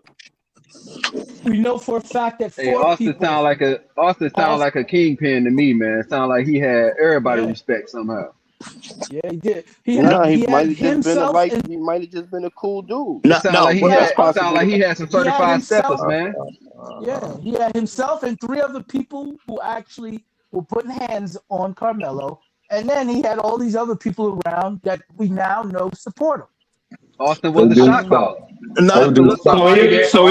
So he was getting that. Hold fast, y'all. Hold fast. My thing is, I'm trying to respect reality. Let's say we somewhere, you get into one of my friends, and we end up whooping you because you start fighting one guy and made no regard to the fact that I came in with him. Now maybe I went to the bathroom or something. When I come out that bathroom and I come whoop on you and we win because it was 2-1, for you to think I wasn't gonna jump in, you's a fool. Why would I not jump on? I'm not, my friend ain't got to explain why he's fighting you. All I see is a fight. You getting it. Well, how is it not respectful? I don't know. How are we all sitting here? I'm sure all you guys have defended yourselves in some aspect of your life, right? I'm pretty sure everyone has. How are we all sitting? Or did y'all do a 20-year bid? We got some ex-cons in here? Let me. Which is fine, and I'm not judging it, but I'm just saying. Let me explain to you why I'm still sitting here. Somebody was pushing on me. I pulled a knife, and somebody else yelled he has a knife, and he backed off. Yeah, and let you know what? Let me share a story, okay? Let me hold on. Let me just get it clear. I'm gonna let you share your story, bro. Right after this. I'm just trying to understand. Are we saying that people who came together, we should have no expectation that if we fight one of them, we ain't fighting all of them? Is that what we saying? That's the fool mentality. Because that ain't the world I grew up in. Fellas, I grew up in the same hood all of you guys grew up in, man. So I'm not fucking delusional. Are you saying that if I gotta fight one, I ain't gotta fight? Let's say 12 people came together. If I fight one, I ain't gotta fight all 12. Is that what you saying? But I don't think that happened. Did that happen in this case, though, Roger? I mean, we can come up with hypotheticals, man. We can come up with 1,000 of them. In this case is they tried to mollywop this guy, but he stabbed somebody, so they stopped fighting. When you say tried to mollywop, what do you mean, Roger? Exactly. When you walk, were they whooping on him? They walked up to him. They was told to not put their hands on him. They made a point to do it anyway. You say they, Roger. Was it just Austin or was it they? Austin Metcalf was walked up to him with a couple other guys, told him to move. He wasn't gonna move away from that area, and then they warned him to get up out of there. They claim they told him to leave at least 15 times, and he told them no every single time. And he told them, y'all better not put your hands on me, because they was crowding him. He showed them a bag that he had a hand in the bag, saying, "Leave me alone, or I'm gonna pull out something. It's gonna be one." And they wouldn't leave him alone. So at that point, they are telling him to kill them. That's what they're telling him to do, and he listened. He got one. And then they backed off. So it's their fault that they waited till somebody died to back off. That was them being stupid. They expected him to how did it go from they? It was Austin, and now it's they. See how we kind of play around with this stuff, man? It was always the twins. Austin touched him. Austin touched him. Okay, Austin was the guy that got stabbed. Everybody else decided to leave it alone because Austin got stabbed. So then they didn't touch him. They wasn't whipping on him. Austin touched him. Nobody got a chance to whoop on him because he had a knife. That's. I just said that. I thought the brother Truth Teller just said they were whooping on him though. Didn't he just say that? Actually, so there were several occurrences. First, they grabbed him, then they pushed him, then they grabbed his bag and threw it. Austin. When you say they, what do you mean by they? The twins. What part of the twins and two other people walking up? Y'all get real fucking cloudy and hazy, man, with these details, man. He's clarifying it for you. He clarified it. Man, come on, man. Y'all talking? Come on, man. No. We gotta be fair. You asking him? And I'm black, y'all. And I'm black, y'all. And I'm black. And black. And I'm black, y'all. Everybody chill. Jado asked for clarification. Truth Teller started giving him the clarification. Now you can't ask for clarification, then don't listen. Correct. You're right, Rob. You're right.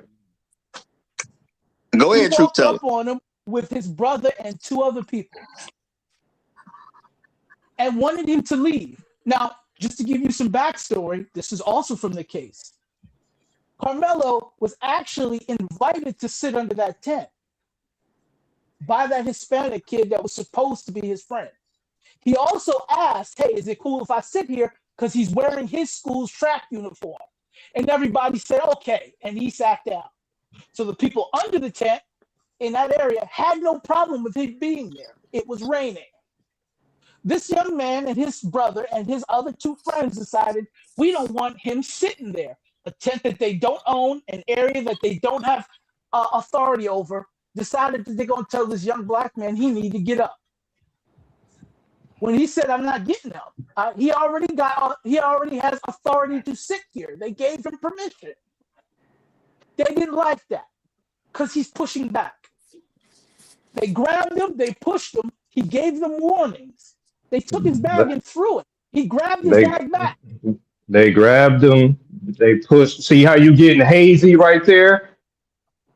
You getting hazy with your because all these details are important. You can't just fucking get hazy with shit. You're getting hazy. All of the details are important. Bro, calm down. The thing, hey, bro. I don't know. Hey, homie, bro. I don't know you, dog. I don't know you, bro. I'm a regular here. I'm. It really don't mean that much to me, bro. I'm actually just getting animated. It makes a more interesting show, bro. I don't give a fuck about it, to be honest with you, homie. Tell me how to. So chill out. Hold on. I'm talking to him. Tell me how's that hazy? What I said. What part of it was? Because you're not being detailed with it. You start saying they. You start saying they. I don't know who they are, bro. They are the Met Cap. I'm talking to Truth Teller, bro. Yeah, let me talk to him. So I just told you who they were. I specifically. No, when you're talking about doing particular specific actions, you start saying they. No, I need to know who. Oh, so you start getting hazy. So hi, the four people that I told you that walked up on him. Mm-hmm. I described to you who they were. No, just say who they were. You just saying they. I don't know what that means, brother. No, I already told you that. So are you thinking you hear me? No, bro. You start getting into specific actions, throwing book bags and stuff, and you start saying they. No, I need to know who. So his brother. These details matter. Okay. So you want to know which person did? No. You know what? Forget it, bro. I know you playing games right now, dog. Just chill. It's all good. It's all good, bro. I'm gonna leave it alone. I don't care. I don't need the info. I'm cool. Why are you acting like this, player? We giving you the details and you telling us. No. Come on, dog. You playing games? No. Guys. The Great Black Reset has come up, and I want everybody to know right now we are definitely past the 3-hour mark, so we no. GBR, no, GBR. We don't need that nonsense, bro. Yes, you do. Yes, you absolutely do. And Jado, you is not gonna interrupt me for doing what you normally do. Coming up when you get ready. Yeah, I've been listening to this foolishness, and I'm gonna give y'all a good breakdown of what's going on. Roger up here lying. Yeah, he just, as he always does, he's just up here lying. That's just what he's doing. Truth teller is instigating as usual. You know what I'm saying? The he, they, she, shim, all that stuff. I believe Roger just using pronouns. That's what's going on over there. Now J.O. is asking some good questions. Every time you speak about a different action, you got to say who did it, not they. That's fair. That's fair. I'm confused too. Just listening in the audience, like, bro, every time you say they, it's a different they. Every time you say them, it's a different them. You need to say, hey, it was person number one, or person number two, or person number three. That's what he's asking for, clarification. We're talking about somebody on trial for their life. You can't be talking about they. That's fair. I don't even understand how y'all don't see that. You know what I'm saying? Bro, truth teller, you up here truth telling. You up here doing that thing again, man. Bringing confusion and laughing about it, man. Come on, bro. We see you, man. We see what you're doing. Okay. God, the person that made the most sense up here, and I'm sad to say, was Bronk. Bronk came up here with good sense today. I'm ashamed of all you That's niggas. normal, man. That's normal. That's normal. Now I know we out of control. Now I know we out of control. If he's So saying that, now, since Chef Mike ain't gonna come over here and do his job, I'm gonna do it. Y'all sound like a fish market up here. Y'all chill out, one person at a time. Now let the man ask his questions and answer his questions directly. And stop truth telling. Tell the truth. well, I So can make it very I'll simple. tell it. If his Austin brother put was his the one hands that on. Well, let me just say this. right, Austin put his hands on him, and Austin the one that caught the blade. So seemed like the blade went exactly where it's supposed to be. I do believe Karmelo got lucky. He stabbed him in a place where Austin went down quickly. That was luck. You know what I'm saying? This is we ain't talking about no doctor or anything. This guy is just a high school kid at the end of the day. He was just trying to stab the guy somewhere, and he got lucky. Now, because he got lucky, he didn't get his brakes beat in. Austin was there with his brother and a bunch of people he's associated with, whether they be classmates, whether they be track team members, whether they be football team members. He's there with a bunch of people that respects him highly.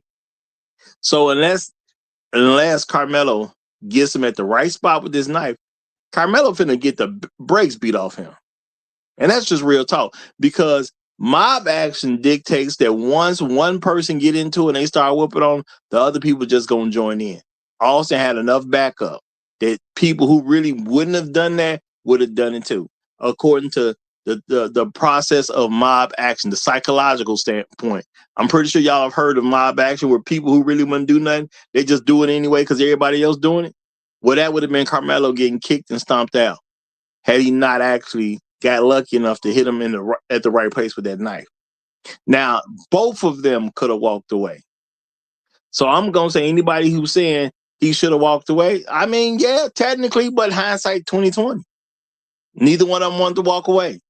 Karmelo wanted to be where he was, and he was at a public location, so he did have the right to be there. Polite culture may suggest he should have moved, but that's just polite culture. It's not the actual law. It's not an actual statute. It's not an actual reason for him to move. Austin could have went and got somebody else to handle it once he understood that Karmelo wasn't listening to him. Now, I don't know if he could have gotten an adult that was going to actually make him leave, but he could have went at least attempted to get an adult to make Karmelo leave. Both of them could have walked away. It's just one of them kept their life and the other one did. Now, my thing is you can remove the color from the situation. Once you become an aggressor and somebody show you that they're not going to listen, unless you willing to fight, you supposed to walk off. But obviously, dude was willing to fight, and he lost terribly. So what is it more than this? What else is really to this situation? And I'm done. He's on trial for a murder. That's what else is to it. And the other guy, the other party or whatever, he's dead. So that's what it is. He looked for death and found it. Yeah, he did. Yeah, it's over with. He's done. Well, he looked for it though. He did look But for it. right, he looked for it. That's what I'm just But unclear because we keep saying. So when we he say and Roger too, when he say Carmelo could have walked away, when was that option available to him? When the dude walked up on him and said, "Move"? Is that what we're talking about? Well, if Carmelo was gonna walk away, he would have had to walk away at immediately, where they would have gave him an opportunity to walk away. Okay. But I do understand Carmelo saying no, because I probably would have said the same thing. Who's you? Some random kid telling me to walk? Who was you to tell me anything? So I'm pretty sure I would have had a similar response, especially at that age. I mean, Carmelo made his decision, obviously, man. So, but I mean, he could have threw a nice little, something to his chin. He could have knocked him out. But there's three other people waiting for him. Like y'all, oh my God, man! Like what are we talking about? There's three other people waiting on him. Oh, come on, man, stop it. So man, his whole team was his whole Truth team. teller, I've been in the bus in New York. I've been in the bus in New York, elementary school, junior high school, and basically high school. If I reacted the way you react, I'll be dead already, bro. I'm letting you know that. Y'all got A the lot of mindset us, of a like lot the of us would be. So y'all got just the so y'all mindset of like them understand, karate movies. That's what they think. Like it's a karate yeah, I movie could where just it's a fight him. karate scene where you surrounded by like 20 dudes and you just roundhouse kicking Nobody's niggas. And talking about no, that, Bronx. I'm just saying, Bronx, This you're guy, gonna be man. surrounded by 20 guys. What's your knife gonna do? What's your knife gonna do, Bronx? You guys present a hold lot on. of straw man arguments, man. Exactly, A dude. lot of Like a a bunch lot of of straw superheroes. man arguments, man. Any one Yes. of y'all arguments is straw man, right? That your argument, he could have just walked away. He could have just I Yes, never walked said yes. away. that. I I would have never told said my son that. that. If you went under that tent and that white boy tell you to walk away, just basically, I'm saying, beat it. Whatever. You saying? Oh, so You're you gonna come saying back tell him home. go ahead and walk away? Yeah. So he being Yeah, you're penalized saying, for you're having a saying, heart, No, for it's having a a lot of heart, tough So young guys. why man. not? George, you're not a It's a lot superhero. I of just want you to, I don't want my there's a son to lot be a of super. I just want him to work in IT. That's all I want. Work in we can IT, talk work behind the computer, we make can some money. I talk get you. we can talk a lot of tough stuff when we not facing life in prison. No, We but can talk all you the don't tough understand. stuff. So hold up. Rock. I just need y'all to understand something, right? Hmm. Y'all hear me talking. I grew up in the hood Oh and went to Lord. private school with white kids at the same time. I'm probably the only person on this panel that's been in a situation similar to this, but worse. Of course. I went to a white That's a lie, college. true teller. You're I not the only person. lived. I've been in that Okay, same I'm sorry. situation, dude. No, Okay. no, no, no, no. Mine has been worse. Mine is worse. I went to a white college. I worked in corporate America for Fortune 50 companies. Y'all are not telling me something I don't know personally. This is Right. why I'm speaking to y'all this way, and y'all like, well, he could have just walked away. And I'm like, man, How did you make it out of it? Or did you do a bid? Look, no. we not going into all that because this too far away from what we got to talk about. It's a rhetorical. It's No, rhetorical, I get that, Roger. but I am trying to make a point of at the end of the day, everybody can always say somebody could have walked away. Sometimes that's true. A lot of times in America, if it's a black man being told to walk away, that ain't even really true.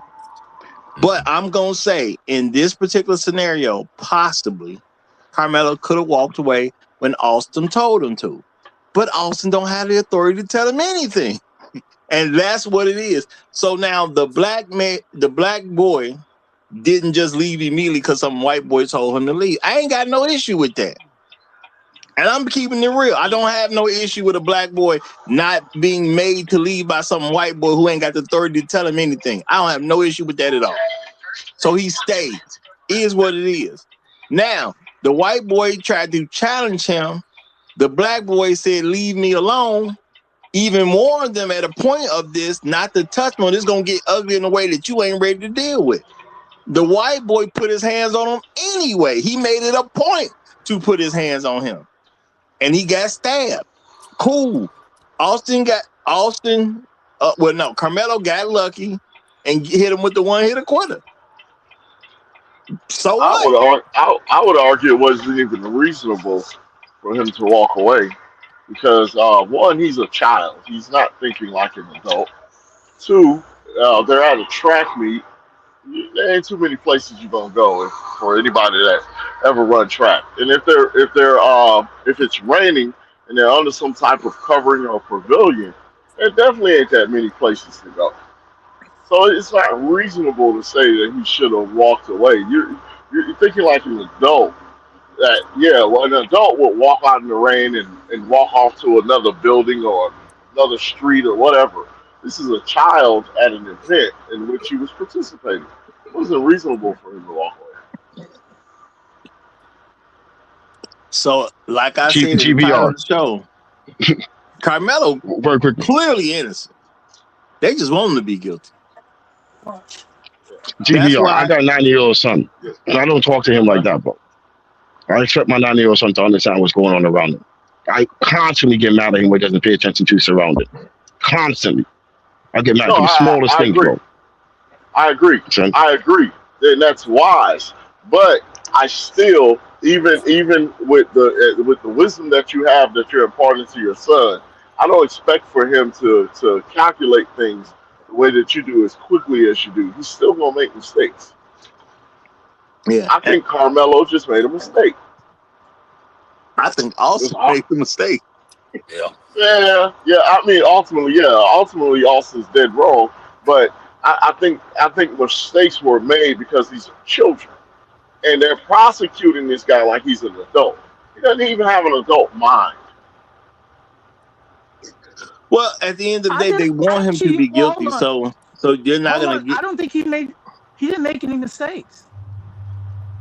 So I don't even know why we putting that in the mouth. Like his lack of awareness would be considered a mistake in hindsight. I mean, we have adults that have made similar decisions. All I'm saying is I don't want to classify his decision as being wrong. There's consequences that come along with it, but that don't mean it's wrong. And that's what you guys are trying to do. Well, no, I get you. I'm not saying he made a criminal mistake. I'm saying like he may have had some lapse in judgment, but these are to be expected of a child. I don't think anybody really had a lapse in judgment except for Austin. When Austin couldn't bully the guy, he should have said, it must be some reason this guy ain't gonna let me bully him. Because I'm taller than him by a good amount, and I'm bigger than him by a good amount, but this dude ain't going. Maybe I need to reconsider this. Because it's gonna get physical. Now Roger's starting to make real sense. What this really was is somebody that was a bully. You guys have all sat here and said that this guy was this really popular dude. Even Rogers, like he's got this 100-man army. I mean, I guess it's the Olympics or something. I don't know, but he's got all these people that are backing him and are behind him with messing with this guy. These are bullies, man. Think like a child. This is a bully who got his ass whooped. That's what happened. Now I'm gonna say, look, at the end of the day, you know, he bit off a little more than he could chew. He's used to people deferring to him, and this little kid in his mind ain't gonna listen to me. And he got upset that the little kid wouldn't listen and made a point to put his hands on him after he was warned to leave him alone and do not touch him. But he made a point to do it anyway. Especially a black kid. And the guy showed you the bag. He's not supposed to have to pull out what's in the bag. He showed you the bag. They said the man had the bag, had his hand in the bag, saying, don't make me pull this out. It's time to leave him alone. They didn't. And he paid for it with his life. So Austin is supposed to be dead. Unfortunately, he's supposed to be dead. And Carmelo used wasn't even proportional force, because Austin was with his brother and his classmates, his football teammates. It was some of his classmates, and then you got people that's on the track team. There's some of his classmates. It wasn't like Austin could just run. I mean, it wasn't like Carmelo could just run away and get away from all these people. Roger, hold on, GBR, very quickly. If I come with my brother and my cousins, and you stab my brother, you think we're gonna run away, Roger? Yeah, I would expect to fight all of you. If you together, I'm fighting all exactly. After you stab my brother, we definitely beating your ass into the ground. No ifs, ands, or buts. And that's So why We I say we take said that knife, we take that that's knife from you and But we you might punching get you. stabbed. But you and might well, get that's why stabbed I in the said process. he got lucky. He stabbed somebody in a place where the fight immediately stopped. He got lucky that even happened. was did I hear correctly that the brother was his twin brother? It was his Yeah. twin brother. Yeah. So he don't just outweigh him by 50, 60 pounds. He outweigh him by two whole people. You got to Mhm. assume if there's a twin brother there, he's with the shit. You I definitely mean, gonna have to fight them two if you don't fight nobody else. Austin already had him beat by a good 85 pounds. Be Now you careful, add Right. his reset. two brother into it. Yeah, Be yeah, careful, yeah. reset. You starting to sound like me playing. You're gonna have to be careful. Is the truth seeping in? Which is why I'm saying, according to the law, you can't kill nobody unless it's proportional force. I'm saying Carmelo hadn't even reached proportional force. Right. Yeah, That that was with knife. one knife. Now I'm gonna be real. You give me 12 of my guys and you got one knife, I think we gonna whoop you. Yeah, one of us might get stabbed, but you probably not gonna make it out either. Hey, man, I'm scared. And these white boys out here, all of them in MMA now. Yeah, I'm scared. Oh man. Yeah. And then you know what? Was it just to clarify? Just to clarify, there was only one stab wound to the abdomen, right? Yeah, it was Correct. just one stab. That's it. Just one It's stab not to wound the to the abdomen. abdomen, It's to the chest. to Yeah, the because chest. he, Okay. he got him. It I think went it's through like the one of sternum into the heart. It the went through the arteries going through his sternum. heart. It went through the In the heart. sternum and went straight to his heart, his Yep. ventricle. Damn. Damn. So basically, the way they described it is that's at the point, I don't know, the second or third or fourth time, I don't know how many times afterwards, where he got draped up again. So they grabbed his hoodie again and he was draping him up. Because remember, this kid is a whole lot shorter than Yeah. Austin. Yeah, we So talking he about was somebody draping who's him up. he's somewhere between. Right. He's around 5'8". Austin is about 6'1". Yeah, Oh weight yeah. So he's a classes lot exist shorter. for a reason. So and you don't, when this happens, you don't stab up. You're actually stabbing forward or down and forward. So what happened Mm-hmm. was and remember, they're on the bleachers too. They're approaching him as he's sitting down on the bleachers. And when you stand him up, and if you're lifting him up with this hoodie, drapes him up, he's actually either your same height or a little bit taller than you at that point. So him stabbing straight would land in Austin's chest. As a matter of fact, hold on real quick. My Mm. my bad, because I left this brother backstage and meant to bring him back up, and I didn't. I'm finna handle a phone call real quick, but I'm gonna be paying attention, y'all. Y'all gonna get about 15, maybe 20 minutes to do what y'all gonna do. When I come back, we gonna close this thing out. Okay? You rolling the dice there, Roger. You rolling the dice there, man. We live. We You got know it. what? We got it. We You got know it. what? We got it. We got What it. did it say? Don't I listen to should Bronx. I should put Take your Pookie phone Raw in call. charge since he backstage. I should put him in charge. Matter of fact, that's what I'm gonna do, man. Pookie Raw, you in charge, bro. You in charge, okay? I don't care what they talking about, you know. And I think he in the opposite position of my position, so I'm gonna let him be in charge, Hey, okay? you know how when the teacher used to lead the room back in the day? Right. Yeah, what up, fellas? What up, fellas? So we're gonna have some order What's in the that? house. We're gonna have So some we're gonna order have in the some house. order. Everybody can talk for Pookie 10 minutes. Raw, Hey, But Pookie please Raw man, in the don't put this building. fellow on get timeout. your substitute teacher ass out of here. I'll tell you what. I listened for most of the broadcast. I really appreciated the back and forth. I think you guys, man, put forth some great stuff. But then y'all started doing the DJ them thing, and I was like, oh Lord have mercy, what's going on? But yeah, man. It makes sense to me, man, that we're talking about a bully, and then he's got a twin brother too, and they definitely with the shits together, bro. Come on, man. And he's supposed to be really popular amongst all these people, so much so that you got your boy Eddie Line talking about you don't even know old boy. Sound like Peter talking about Jesus. I don't know him. Come on, man. That's what's going on. Now, the one thing I did not agree with Roger is the Eddie testimony is important because it shows that the testimonies are unreliable. It shows that somebody don't got together and cooked up a story that ain't true against Carmelo Anthony as well. And if they do have a video from his phone that was erased of the incident, because somebody done recorded this. Somebody done recorded it. We just ain't seen it yet. The public ain't seen it. Somebody got recordings of what really happened here, and I can't wait to see that. I Hey, definitely agree. I These wanted little to kids put record something. everything. We always get these racial incidents that happen, and I know a few other of them have been mentioned today or whatever. I don't personally believe all this stuff is organic and natural, man. I think a lot of this stuff is contrived to to incite certain emotions within black and white people, man. And I think we're being controlled and manipulated some way. Do I have any proof that this stuff is, I don't want to say fake, but it's been orchestrated in a certain way? No, I have none. But I tend to believe that we're all being manipulated in the public. Well, let's let's not let the parents off the hook, because them twins, according to the information that I have, the twins are from a very, very functional family. So much so that the father and the mother are not living together. Sounds to me like them kids are from some poor white trash family and acting like poor white trash. I thought they got. Exactly.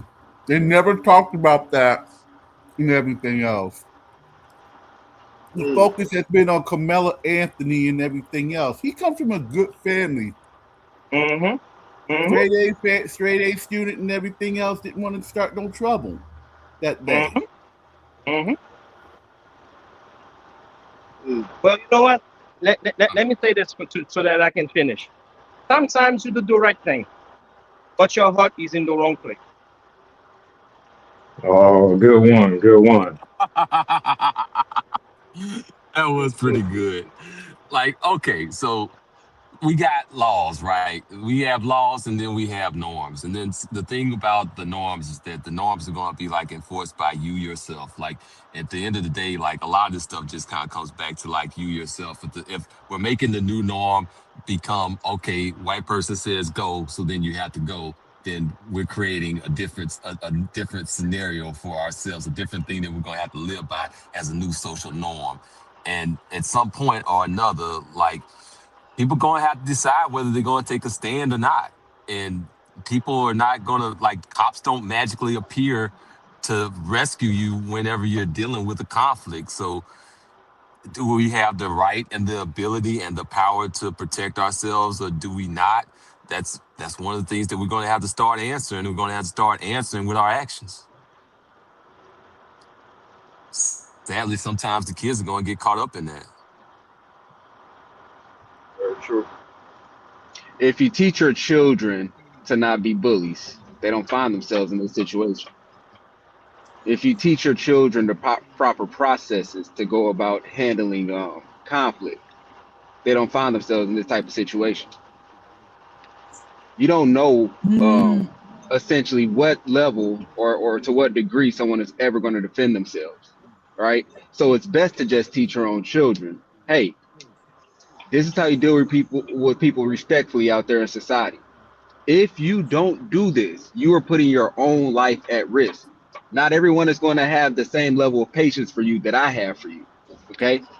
Don't think that you're entitled to someone else's patience or that you're entitled to someone else protecting your life if you wild out and do something that you may later regret.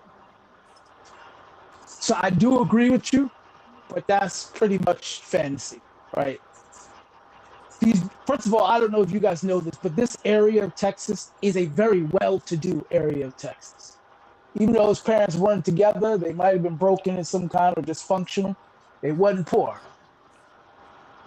So he's raised that way. Most of them are. That's just the social structure of our country.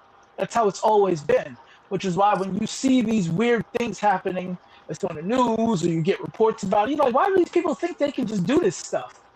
Well, it's because this is what they've learned and taught and how they've been taught to carry themselves.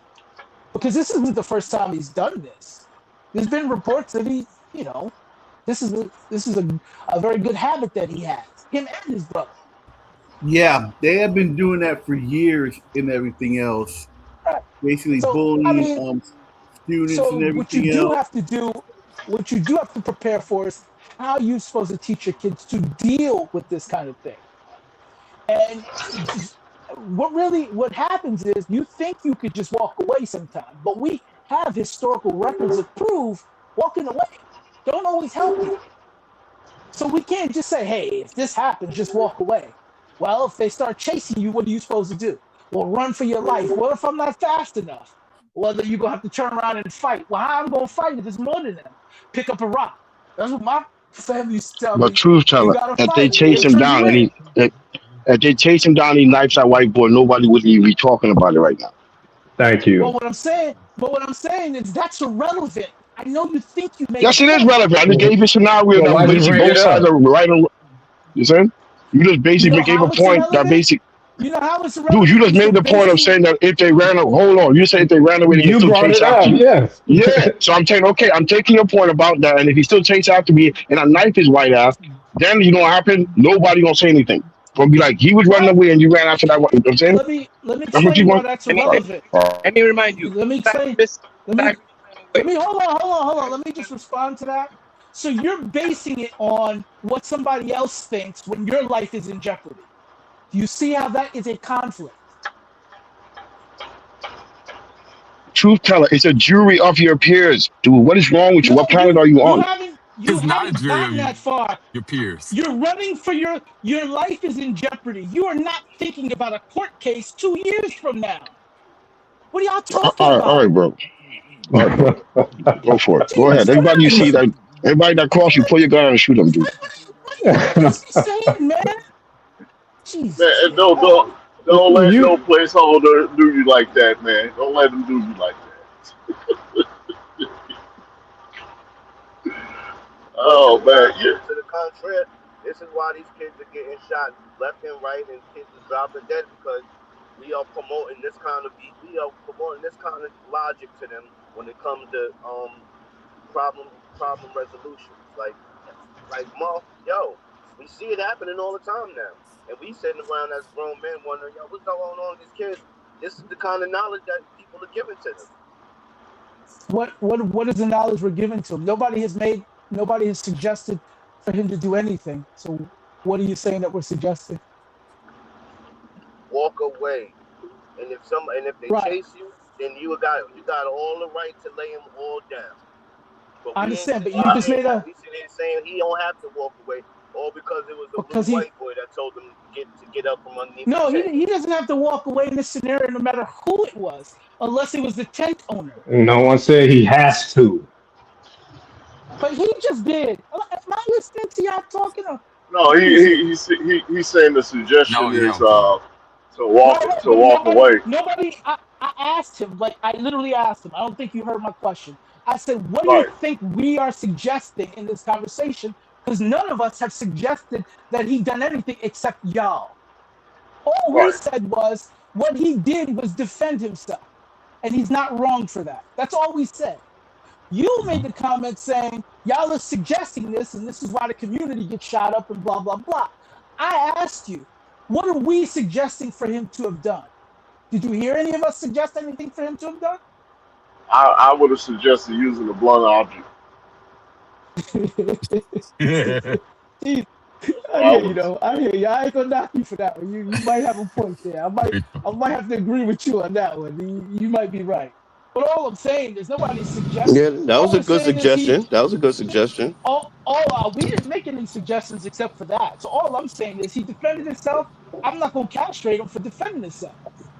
Well, why would I?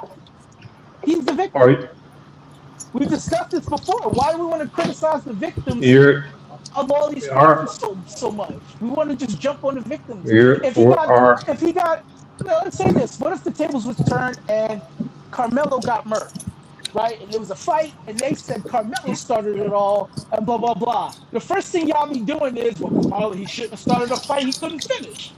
We'd be criticizing him if he was a We'd be criticizing if he was a victim that way. We're criticizing him for being a victim this way. Which is it? Why is it always the black I dude got to be a victim? I think we have to start teaching our children to yell out loud, just like the Get it cops on? do for posterity. I'm in fear of my life, I mean, not and for I'm nothing. gonna He's a hurt coach. somebody. You can't make us even for when you hit my car. Make a Let me scene. motivate.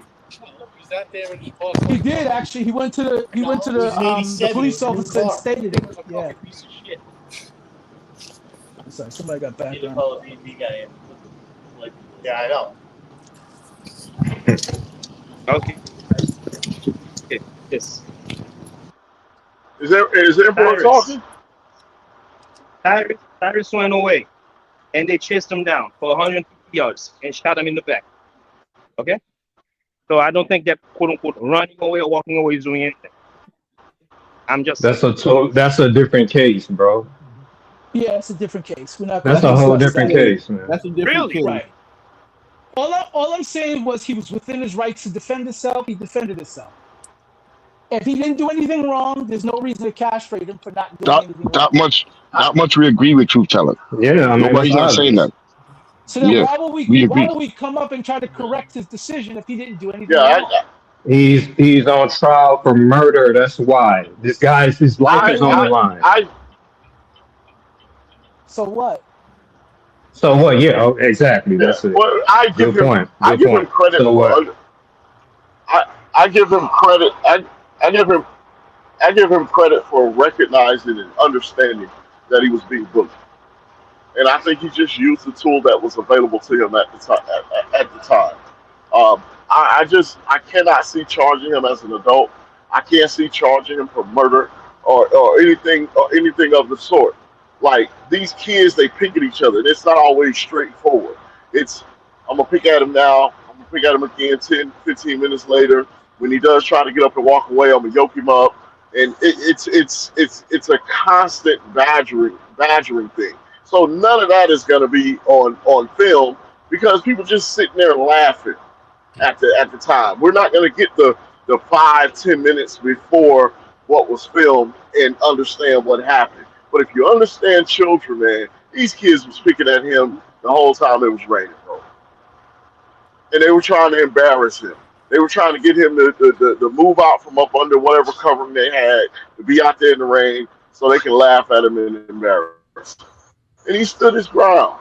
So, good riddance We to the know bad rubbish, for a man. fact that two of them used physical force to do so. One of them grabbed his belongings from him, and the other one put their hands on him. Mm-hmm. So I mean, those right there are violations of what we call rights. Yeah. So I don't even That's know what kids do. That's what kids do. These were boys that instituted the Mean Girls Club at this time, and they paid for it. That's what happened. Little old Austin. And there are other times in our history where people have got arrested and incarcerated for less. So I know we want to say, well, look at what he's facing, but that don't mean he wouldn't be facing it in another scenario. So if we're going to do whataboutism, we also have to take into account he's a black young man in this country. He's going to face this kind of thing for the rest of his life until he passes away. Exactly. Yep. And he actually once again expressed remorse after he learned that Austin might lose his life. Again, that tells me that this kid did not want that outcome. He felt that's what I understand everybody's saying. I hear what you say, bro, but if he gets convicted and has to go to prison, it's just gonna happen to poor Carmelo, bro. I'm like, it's not even worth it, man. You know what I'm saying? Wait a minute.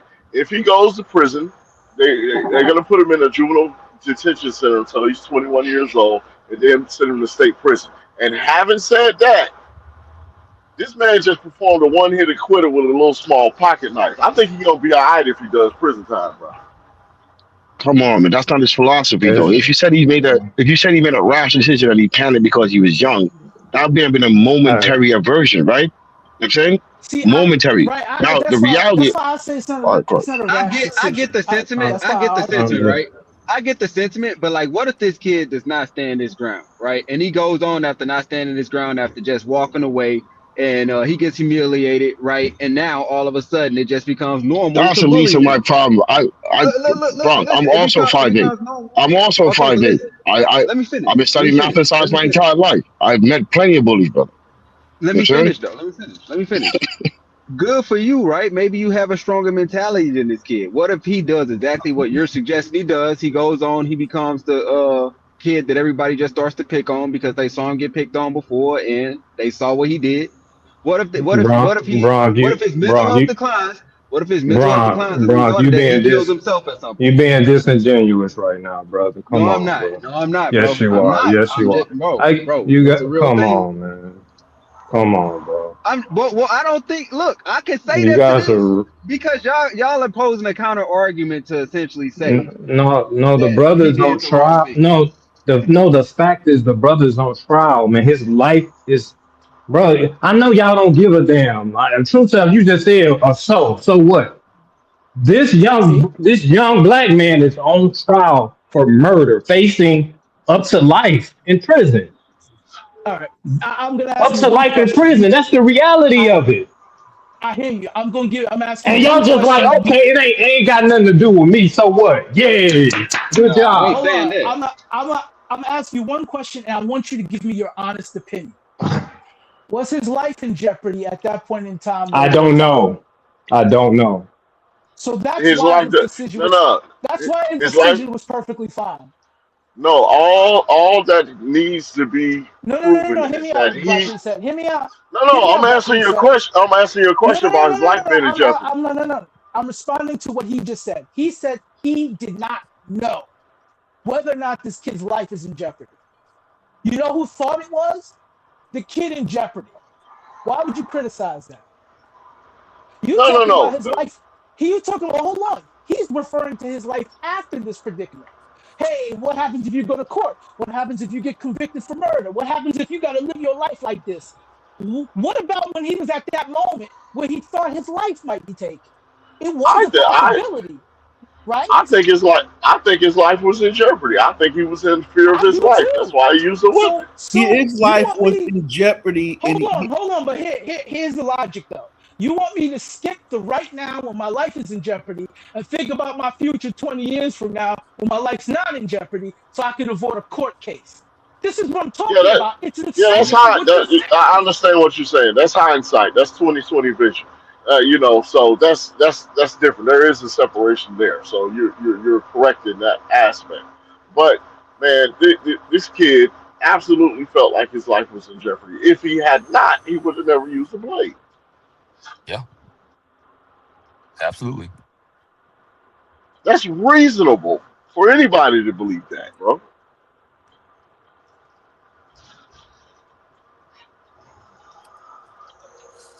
So yeah, man. I just man. Honestly, it's just frustrating because it's only the black kids that just get this kind of analysis, right?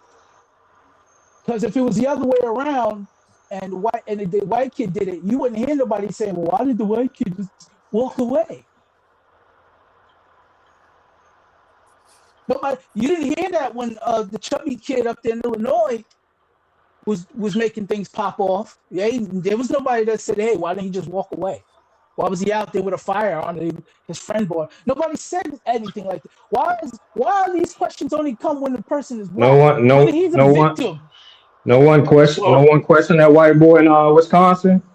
Is Did that you what you're hear saying? anybody say, "Hey, why did he just walk away"? Did you hear that? Did you say that at that time? yeah, they said he shouldn't have been up there in the A first lot of place. people have said that. What are you talking about, Did bro? you hear anybody say that he should have walked Yes, many away? people. Yes, many people.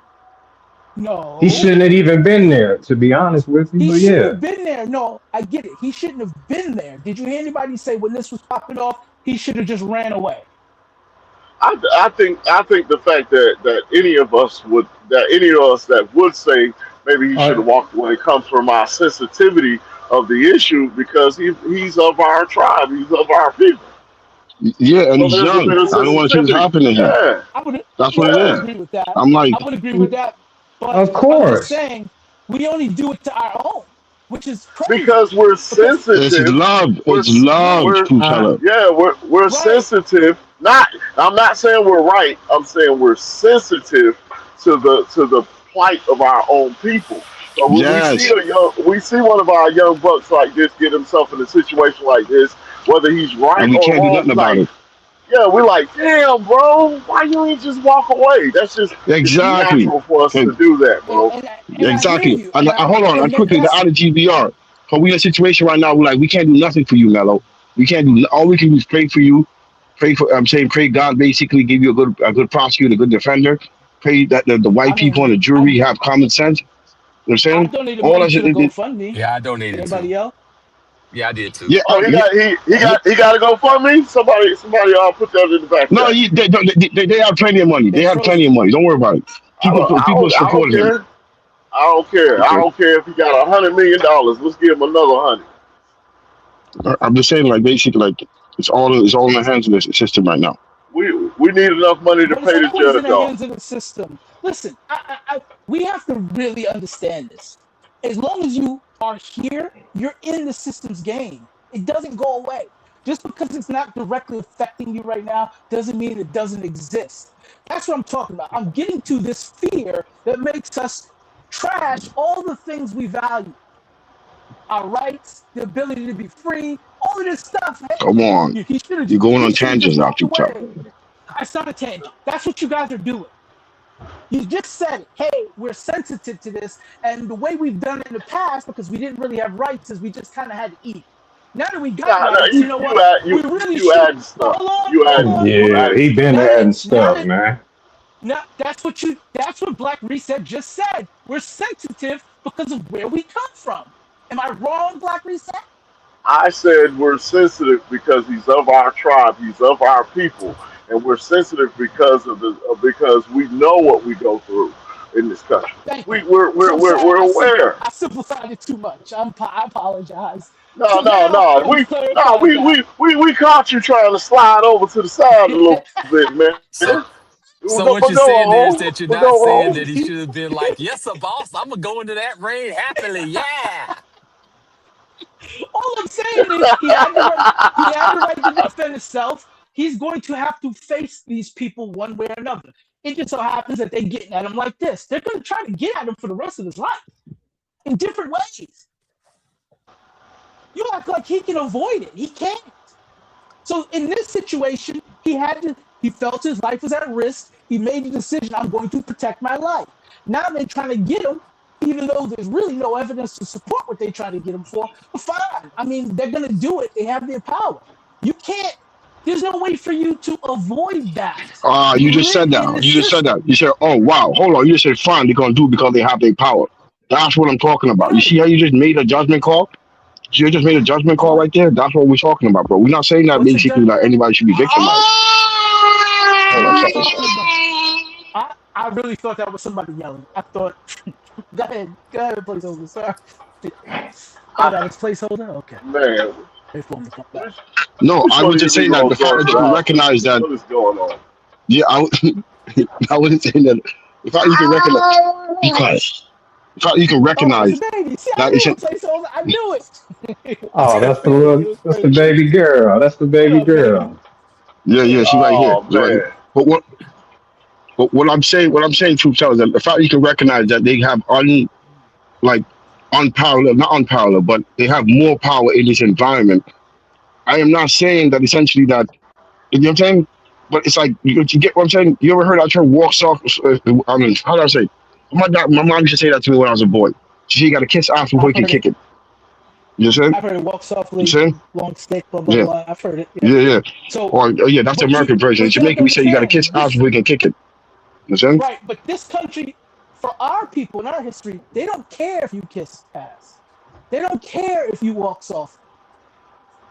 You could have been great to them. You could have been the best of masses, peoples. It doesn't change anything for our situation. Is what I'm How did trying to you, say. truth teller? I don't, man, bro. How did all you guys become successful and you guys are still here? I don't think anyone is currently incarcerated right now. A lot of I'm luck. assuming that. A So lot of luck. how do you guys navigate through that? I'll explain it once we for Bible study because I got details. I'll explain my situation because I got one. It's a whole I lot want to worse hear. I than want to hear this. from Inspired Truth because Inspired Truth is also very, very, very important. Now, how do you handle it? It was Like, because luck. you in the environment. I'm telling you just straight up honest. It was luck. I'm lucky I'm not dead. I'm lucky I'm here surviving that I got to the point where I got to. It was a whole lot of luck. It was work. So Hell yeah, work, but also luck. Wait. What's the so Inspired question on the Truth. table? I'm just What's the question on the table? no. Truth Teller was talking about how we're all in this system, right? And we're all subjected to the system, right? And I'm just Right. asking, like, okay, how do all of us as men, black men, navigate the system and we didn't end up incarcerated or dead? Some of us Oh, did. Yeah. No, I I'm almost. talking about us the particular. Okay, Yeah. I almost ended up incarcerated. I ain't gonna lie to I'm you, dog. sure. Fellas. I'm black just like y'all, fellas. I know what I've been through it No, no, too. no, no, Okay, no, no. I'm not talking. I'm I not don't. talking. Yes, No, sir. I don't mean like everyday life or cop like just roll up on you. I mean making poor decisions. Like I started off making poor decisions, but I realized at some point in my own maturity, like you're headed to prison and you need to change your life. And I'm gonna tell you what I did before I ruined myself. I actually went and got a job at the prison so I can see what it's like. And my thought process, I was still immature, was I want to see what it's like because I'm trying to determine if I'm going to keep living life the way I'm living it or if I'm going to make a change. And that changed my life. And that is essentially how you get the man that you guys know today. Some people don't have the wisdom to make those kind of changes. So GBR, you realize that they were living like animals, right? And you didn't want to live that way. You know what I'm saying? That's Man, basically I what got, you learn when Hey, you. hey, Mhm. man. that's a Why did you that's have a to say whole that? show. Why did you say that with That's a a hard whole R? show. It's not true. See, that's what I'm saying. I'm saying. People's perspective of the hood. I don't know. I don't know where people get this stuff from, but yeah, this is where the problem is. You live in this environment. This is an environment we were literally trained to be in. So when you ask the question, well, how did y'all get successful? As you can see, we're not common. Yeah, we had to The go things that against the we had to tide. deal, yeah, we had to go against the We had to go tide, the against the things that we had tide. to deal with, these fights Yep. that we had to You, have, and you, we had to win. Some fights we Yeah, I had lost, to. some fights we yeah, won. I had right. to You leave got behind look. friends. I've had to leave behind some family. I've had to actually walk r- away from people near and dear to me to actually Right. be where I'm at. Like I And, know and, inspired. and most people don't have to do that for that to be the truth for them. Inspired truth, and I agree to a degree that yeah, some of this is luck, but within all of you guys' life, and mine included, you had to make a series of decisions, right? True. You had to make a series of decisions, and one wrong decision can cost you your life. Yes, yes. Mhm. And one So, decision could be the greatest thing you ever had in your life. But we have eh, the different difficulties that we have to deal with because we're who we are. you know what? And I That's think what that I'm talking about. we as black kids, right? When we were black kids, we were really making a lot of the same mistakes that white kids were making, but it was just costing us more, and it always costs more, even as Exactly. black men, Yeah. right? Because as a black kid, like I was in the streets, but guess what? Most of my clientele was white kids. Literally, that's why I was able to actually do what I did Listen, under the I radar knew because white I didn't even. kids. Man, these kids was bad as hell, bro. Listen, Like, man. I knew white kids that were running rings, crime Man, rings, yes, yes. in their early 20s and late I teens. was buying guns from white kids that they So was stealing that's what I'm from saying. grandparents and stuff, bro. I'm not playing. So it's like it's just when they do it, they families have the resources to get them out of trouble. Ours don't. It's not necessarily the It's more resources. So important than that Glock. The people in the I've town are actually, they you're saying they yeah, on family the members and side. other people. So they don't yeah, they're not Yeah. going Yeah, to let me tell you they very quick. networked into the You instead of getting Yeah. charged first degree murder, they can get charged and be put in a anger management program. You'd be like, wait, hold on. All that you did, you got an anger management program? Yeah, you know. My father got a friend who knows somebody, and they talk to somebody, and suddenly, instead of first degree, this dude is in an anger management program for the next year and a half. Like, how does this work? Exactly. Yep. Yep. And he don't stop doing what he doing neither. It's not like he corrects. He stopped doing Yeah, what he doing. He just keep doing it. because they know the city prosecutor, the county prosecutor, they know the judge. It's like they know the police chief. They know these people. These people, even they family members at times. So they know exactly who to call when they kid run into some trouble. In black communities, it ain't like that, man. Back in the So day, so there's a No, so I there's a mean big degree we there's a big degree of luck involved with being no a no no. successful black man. We have some like my sister got into an issue. It just so happened that her aunt was a lieutenant in the NYPD, and that guy went away very quickly. You see, I'm saying we can do the same thing too.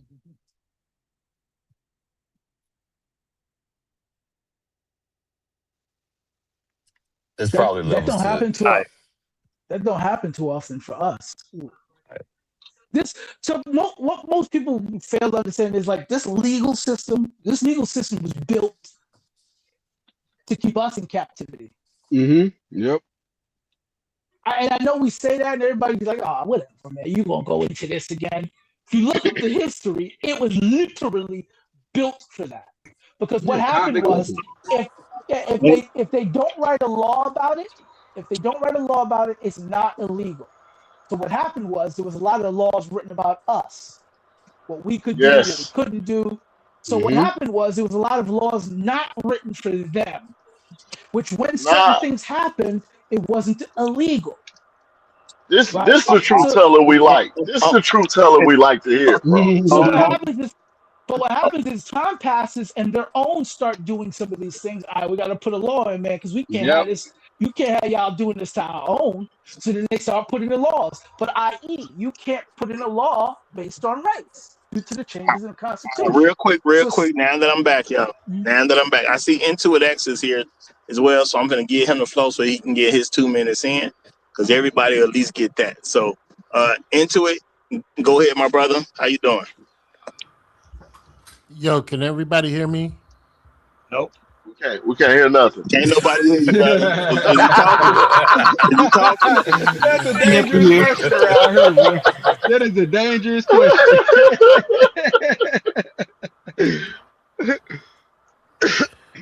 Yo, I have been listening on the back end, so I just want to make some case. We got to make sure we get the facts right about this case for Karmelo Anthony.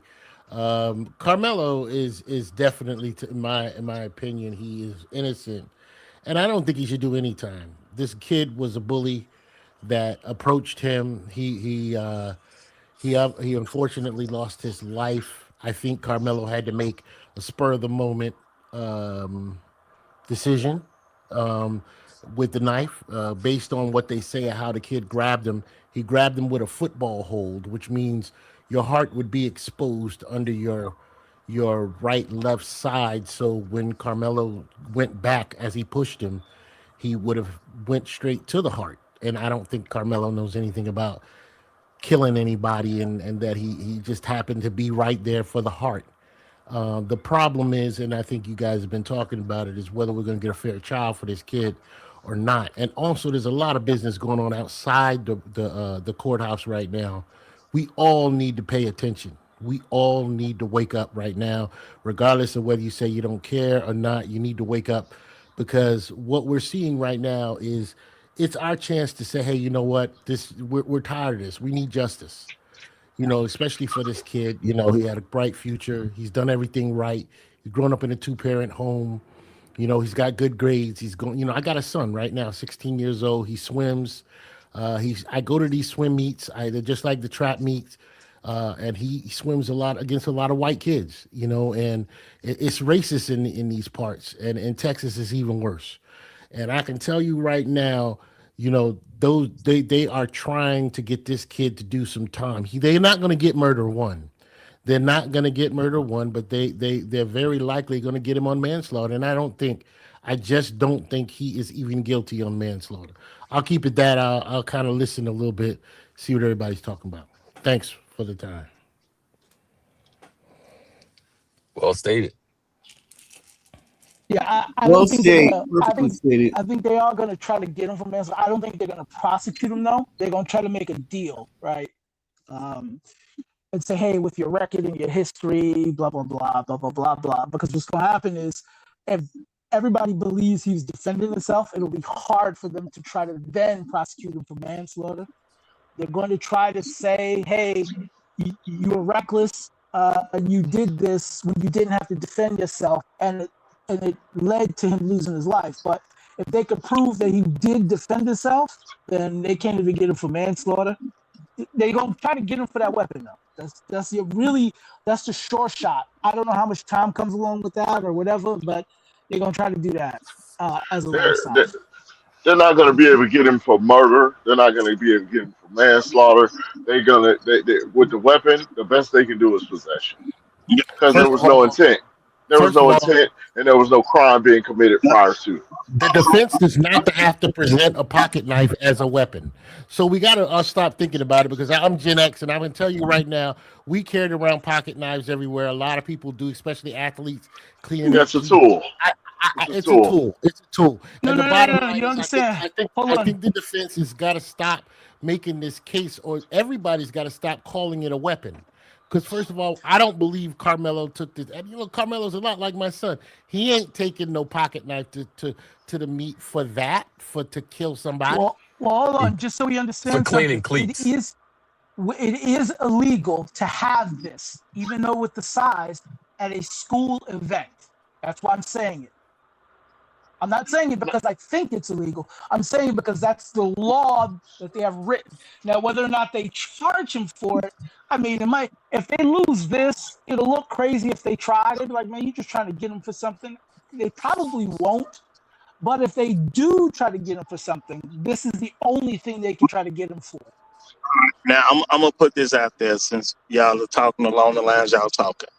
They went for first degree murder.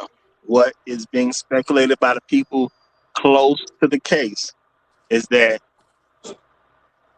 they could get him to plead down to something else. So the plan was not to necessarily even go through with this. The plan was to charge him in first degree to get him to plead down to something else. So therefore you get him, period. Gotcha. Now is that Right. gonna work out for them? Not necessarily. Because I think, at the end of the day, he's doing what I say black men should be doing on a regular basis. Now you got to try me. The thing is, when you get tried, you got a worst case scenario if you get convicted. So people ain't too quick to take it to trial. But most court cases are just somebody admitting to something when it comes to convictions anyway. When it comes to convictions, it's somebody admitting to something. So my thing is, no, take me to trial. You my whole life is at stake. No, you got to prove this one. And people can say, well, you ain't got to do your whole life. We just give you 25 years or so, 50 years or so. Nah, I don't want all that. No, we just go to trial. Because I got a chance of winning.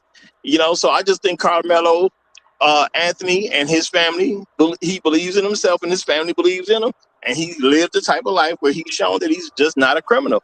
And at the end of the day, just like my title says, he's clearly innocent, but they want to make him guilty. That's the issue. It's just that they want him to be guilty. But at the end of the day, the man was under attack and he defended himself. Roger, let me say something else. I think that a lot of people do want Karmelo to be guilty, but I also think a lot of people know that he's just a regular kid and he was trying to make it. Talking about running away, I heard you guys talking about he should have just got up and walked away. Now that's what we tell most of our kids. We're older men, we're grown. We say, "Hey man, I don't think Karmelo had that opportunity. I think they run up on him. I think they were standing over him. I think their brothers are both standing over. It was not just Austin. It was 4 or 5 kids. This kid may have taken a beat down, by the way, that hasn't come out yet from what I've heard, that he may have gotten hit more than once. It was definitely self-defense. And I think the defense needs to slowly but surely brings out that information. He couldn't have got up and walked away. Maybe, if he had done it on the first try. But you know how these teenage kids are. I feel guilty making him stand out like he ain't nothing. It's raining outside the tent. he got to go outside the tent and be the only one removed from the tent. And I can tell you right now, these kids share tents at these events. They're bouncing around from one school to the next. I go to these events almost twice every month to these swim events, and I can tell you these kids know each other from every school, and they're going around from one tent to the next. You know, the whole idea that he should have got up and left and he was encroaching on another school's tent is just bullshit. And Right. the bottom line is Anthony Carmelo was walking up there. He saw a little one of his nerdy friends sat next to him, and the nerdy friend didn't back him. That's any kid didn't back him, and that's why you can't have no friends like that. You know, we Oh, teach our kids. You know, you gotta have some strong friends. You all can't have right. no kids. Right. You go. You can't tell another you can't No, tell no. another man what to do with his life. Yeah. Hold fast, because y'all be misrepresenting the show. We said he has an option of walking away.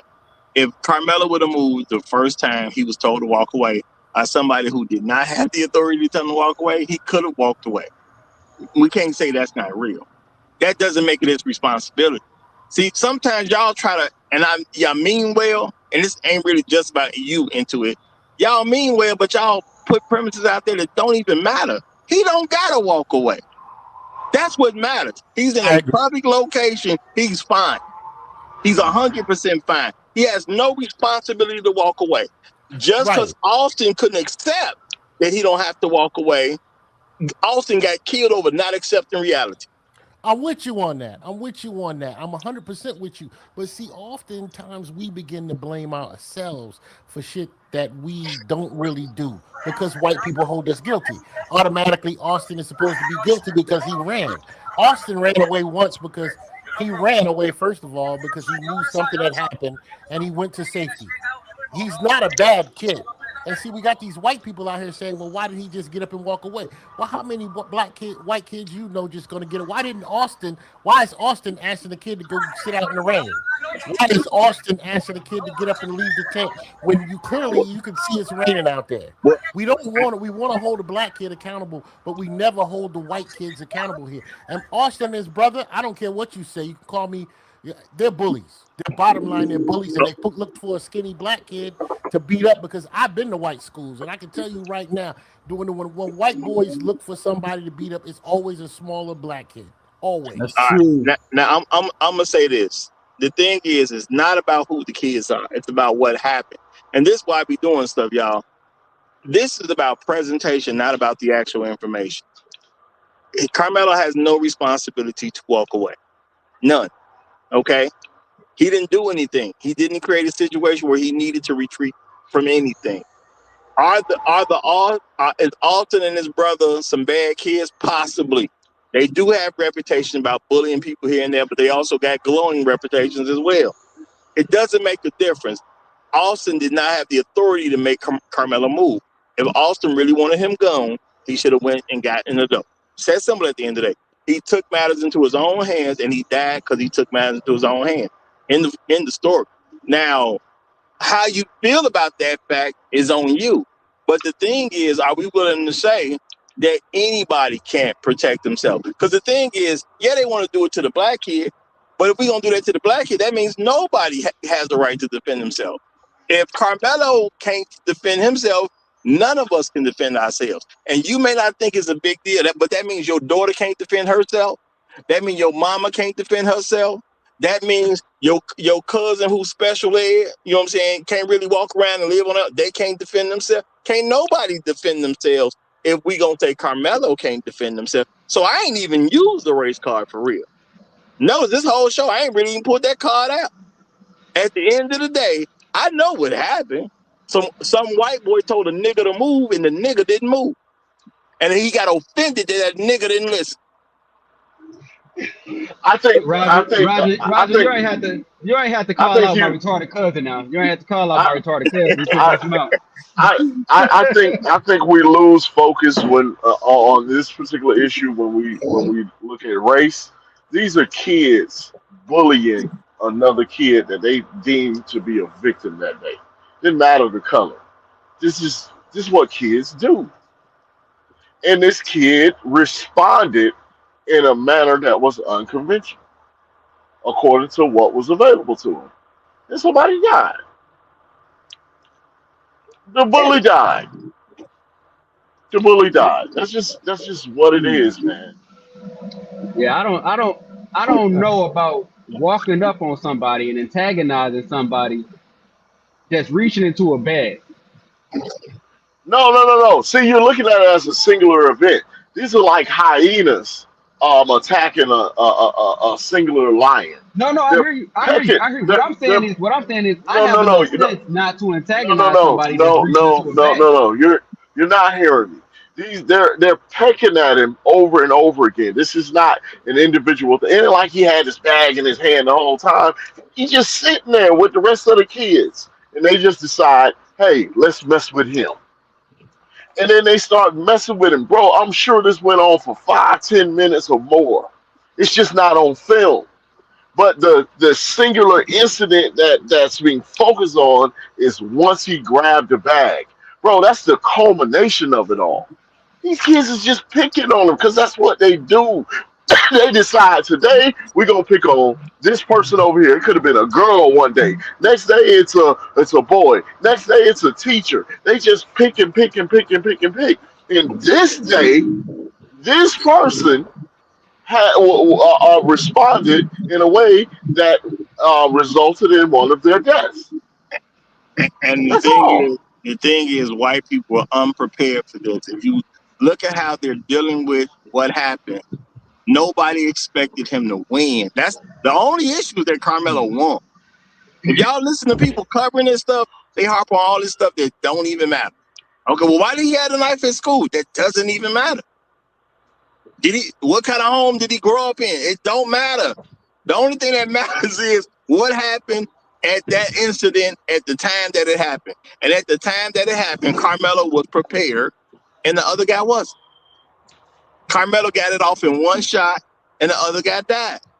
At the end of the day, I'm not going to sit here and put. If I got a son, I can't put my son in Carmelo's situation and say Carmelo can't do what he did. Because at the end of the day, it's about whether you actually agree that a person has a right to defend themselves. If your son is in Carmelo's situation, should he just take the whooping that he was obviously gonna get? Should he be bullied and made to move, or should he be able to defend himself? What is your take on that? Because how you feel about that case, but this particular case, is your take on that situation?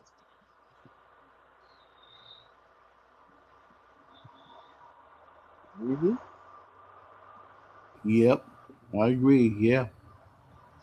Roger making sense. It took him about 4 hours, but he finally making some sense. Yep. You know, I don't know what happened on that phone call, but boy, they talk some sense into Yep. him. But yeah, it's just And that's why I keep telling y'all this is my favorite hater. He a hater. He's definitely a hater. You know, he don't make no real sense sometimes, but he's definitely a hater though. But when he agrees with me, he does make sense. we have to remember that this is a kid, and he responded as a kid would. And sometimes when kids are out doing things, they're playing, they're roughhousing, and all this other stuff. Sometimes people get hurt. Just this time, somebody died. It's a cautionary tale. It wasn't malicious or anything like that. And I dare say, even from from Austin's side, I don't even think Austin was being particularly malicious. He's just being a bully. He playing his part in school. He's the school bully. Him and his brother. And they Yep. had a He few thought hanger-ons. and see what he thought. What he thought it was. He thought it was going to be a Disney Channel bully scene where he bullies Right. this little black kid around, dump his head in the toilet, give him a swirly flush, and everybody laugh, ha ha ha. And this Yeah, ain't they go Disney they Channel. This yeah, they ain't gonna Disney go home Channel. and This laugh real life. about it. Yeah, Mm-hmm. I ain't gonna never see him again because he'll go to our school and we just gonna Yeah, laugh about that one time we picked on this black kid. exactly. Yep. You know Hey, what I'm This saying? hey, ain't Disney Channel though. This hey, real hey, life though. GVR, Uh-huh. you talked about the racial aspect, man, and we spend a lot of time explicitly discussing it here Right. and Yes. implicitly as well. So Yes. do you think we spend as far as us as black men, are we putting too much emphasis on that? No, I think in this particular case, I don't think it's I don't think it's particularly important to pull the race card, and I think you could lose the case focusing on race. These are just kids. See, like they're charging them as an adult because they want everybody to see him as an adult making adult decisions. No, these are kids. And kids, as when the kids are being bullied and bullying people, they don't care about race. They care about what they think is funny. Yeah, I agree. But look, race gets put in regardless of whether we're United States of America. We No, have no, we I have get. we're in the United States of America, so race is going to be, and we're black, as black people. We don't usually do it. It's usually the white people. They thought that Carmelo was a thug. They thought he was some kid that carries around weapons and that he was being disruptive in that tent and that he was the average No, young white Wait, wait, wait, wait, wait, wait, wait, wait. We're nobody doing we're had doing faith. the we're doing the day thing again. Who's the Yeah. day you're talking about? I mean, hold on, because he's talking about white folks, but the thing is, that's none of that's true. White people just put you in the box they want to put you in, because everybody has the ability to put you in the box they want to put you in. Everybody has that ability. You tell me about any particular person, I can put them in whatever box I want to, regardless of what you report to me about him. The reason they're going after this dude to make sure he goes down, yeah, that part is because of race. Because again, the facts of the case show this is definitely not a first-degree murder. This is not a murder at all. The guy put his hands on him. They say you can only kill somebody with proportional force. He's there with a whole squad with him. The force he got to was not yet proportional. He's one kid with a knife. That's it. He's no more than that. He's one kid with a knife. So the force is not it hadn't even reached proportional levels, because ain't nowhere in the world you fight one of those guys and not fight the people that he's with. That is not reality. So obviously he gonna get the brakes beat off of him, and he may not make it through that. A lot of people pretend that when people jump you, don't mean it guarantees you're not gonna die. The only reason I'm here doing this show, because some niggas jumped on me and tried to kill me. They just couldn't get the job done. And that ain't no physical stuff. That is people I'm with got a relationship with the Lord. So I had the right people praying for me, because I should have been dead too. Point blank. Man, you don't know how many times I've been jumped by white kids who think that I can't fight. They always look for some black kid that look like that maybe they can jump on, and the white kids always do this. And that's what they thought about Carmelo. He's only 130 pounds. My point is, once you get a good amount of people jumping on you, usually that kid is gonna die. That adult is going to die. You cannot take a whooping by multiple people like that. That is not a good way to keep living. People die from that type of stuff all the time. So my thing is, Carmelo was in a situation where his life literally was at stake. Hey, Roger, bro. And all he had was a knife.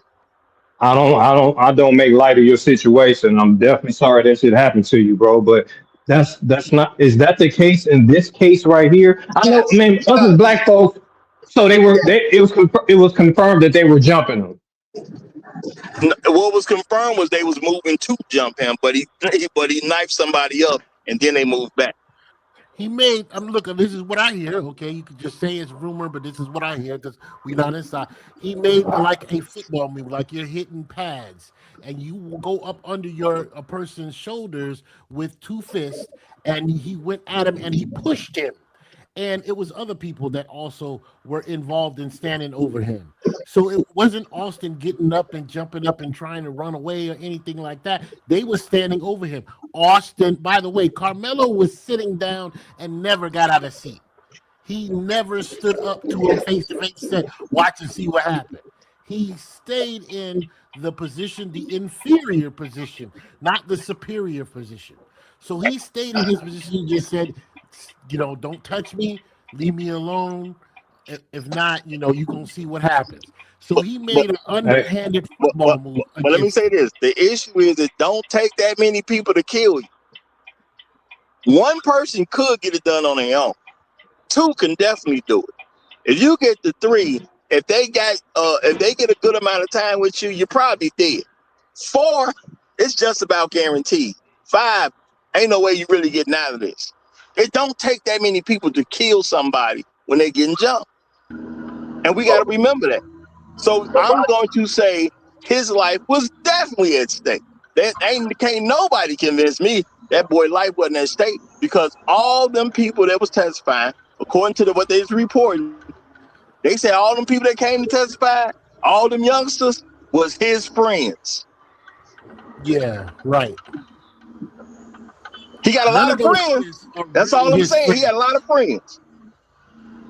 But that's why I was saying you try to avoid 100 of them, confrontation at all according to costs. Roger, Even if it's 100. 15 niggas around you. No. I'm saying that every person, all those kids, after the prosecution put their people up, they said all those kids who took that stand was friends of officers.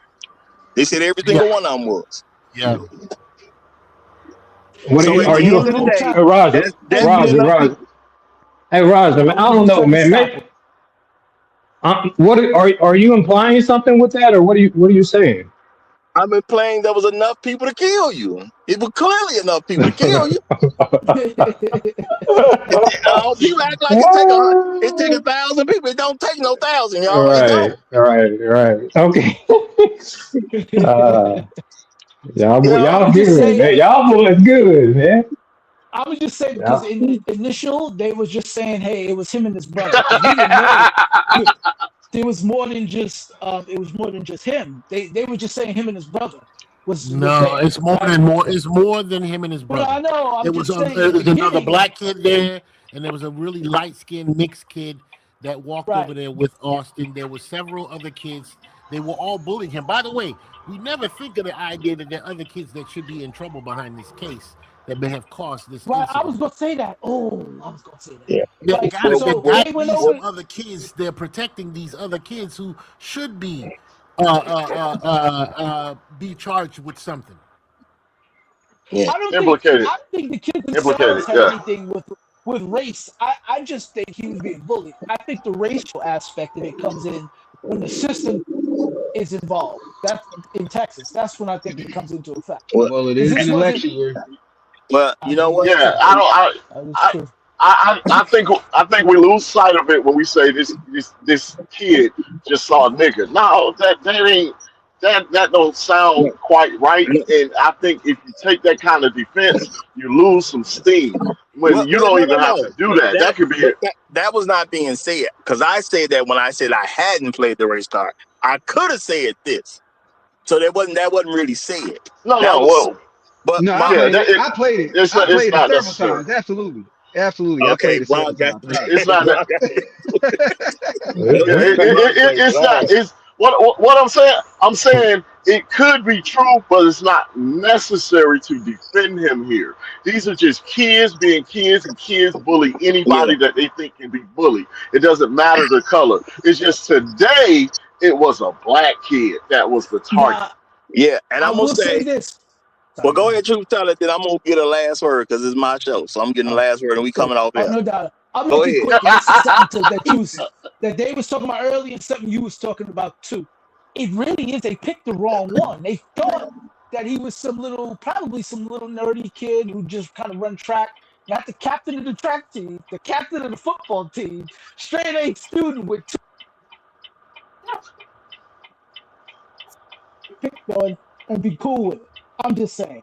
Uh, they know who he is. He's Carmelo Anthony Jr. They know who he is. That's why they was messing with him. No. I mean, Austin had that reputation about also being this big guy. He's dominant, a lot of respect. The kids love him and all that type of Right. stuff too. So he was good where he was. He was totally good.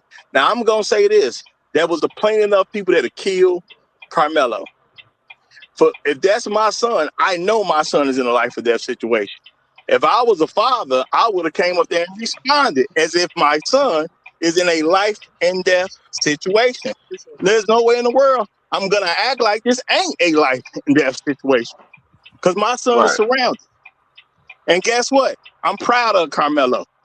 I appreciate what Carmelo did. Now, did that mean I want Austin to die? No. But if Carmelo, my son, and he in that situation, I'd much rather he do exactly what he did than anything else. Right. And that's Right. real That's talk. fair. That's You fair. know? Don't run up on my son. Because if I'd have been in spot, I might have came there and punched the kid myself. You know, and I wouldn't be wanting to beat up people's kid, but I'm realistically, you got that many people surrounding my kid, man, I got to do what I got to do, and I just deal with it later. And my son wouldn't be on trial. I'd be on trial. Because they're going to forget about him on how I'm coming up there. That's fair. You know? So You would have don't kill punched. my son. You would have punched him, Roger. Bro, to save my son's life, I will bury yours. You would have punched him, Roger. That's what I'm asking. Punch. There's no limitation on how far I would go to save my son's life. Okay. I have absolutely threatened children on behalf of my son, even middle school children. People don't play about their kids, man. I will hurt you about my children. Hold on. Before about y'all say too much and get out of hand, my thing is, at the end of the day, I'm still a father. If that's my child, whatever I need to do to protect my child is on the table. That's automatic. I am not saying it's right. I am not saying it's cool. And I'm not going to tell anybody they should be violent toward children. No, I'm not going to do that. But if I see my child surrounded like that, as I'm running toward them, they better get the dispersing. Man, that's what I'm saying. Your children. You know what I'm saying? No. If I hear about it, your children in trouble. No. And my thing is this: I respect other people's parents, and it's the whole thing about what the parents are gonna do after you do something to their kids. See, I respect all that. That's why I ain't gonna just go up there and just do stuff without warning. No, I'm gonna tell them, get away from my kid. I'm gonna give kids an opportunity to back up off my son. If they back up off my son, we cool. Because I'm not finna just hit some random person's kid, because now I got to deal with that parent. But if you make me believe my child's life is in danger, I'm going to say pray. That's all. Just do a lot of praying. Hopefully you end up at the right spot when it's come to an end. Because I'm not going to just let somebody kill my son. I'm not doing that one. That one ain't on the table. Agreed. But I'm going to close the show right here. I'm going to say Karmelo is innocent. Is being innocent good enough for these white folks? That's the only real question. Because you got an all-white jury, and they trying to find a way to make this boy guilty. By law, he's not. It's only going to be by interpretation at this point. So, y'all, we wrapping it up here. If y'all enjoy the program, come back. We'll be here tomorrow at 9 a.m. My apologies for getting a late start today, y'all. But, hey, it's a heck of a show. It is a heck of a show. So, I will see y'all next time around. Long live the habitual line steppers. I'm Roger. I'm right. And I'm out. Support the Cash App.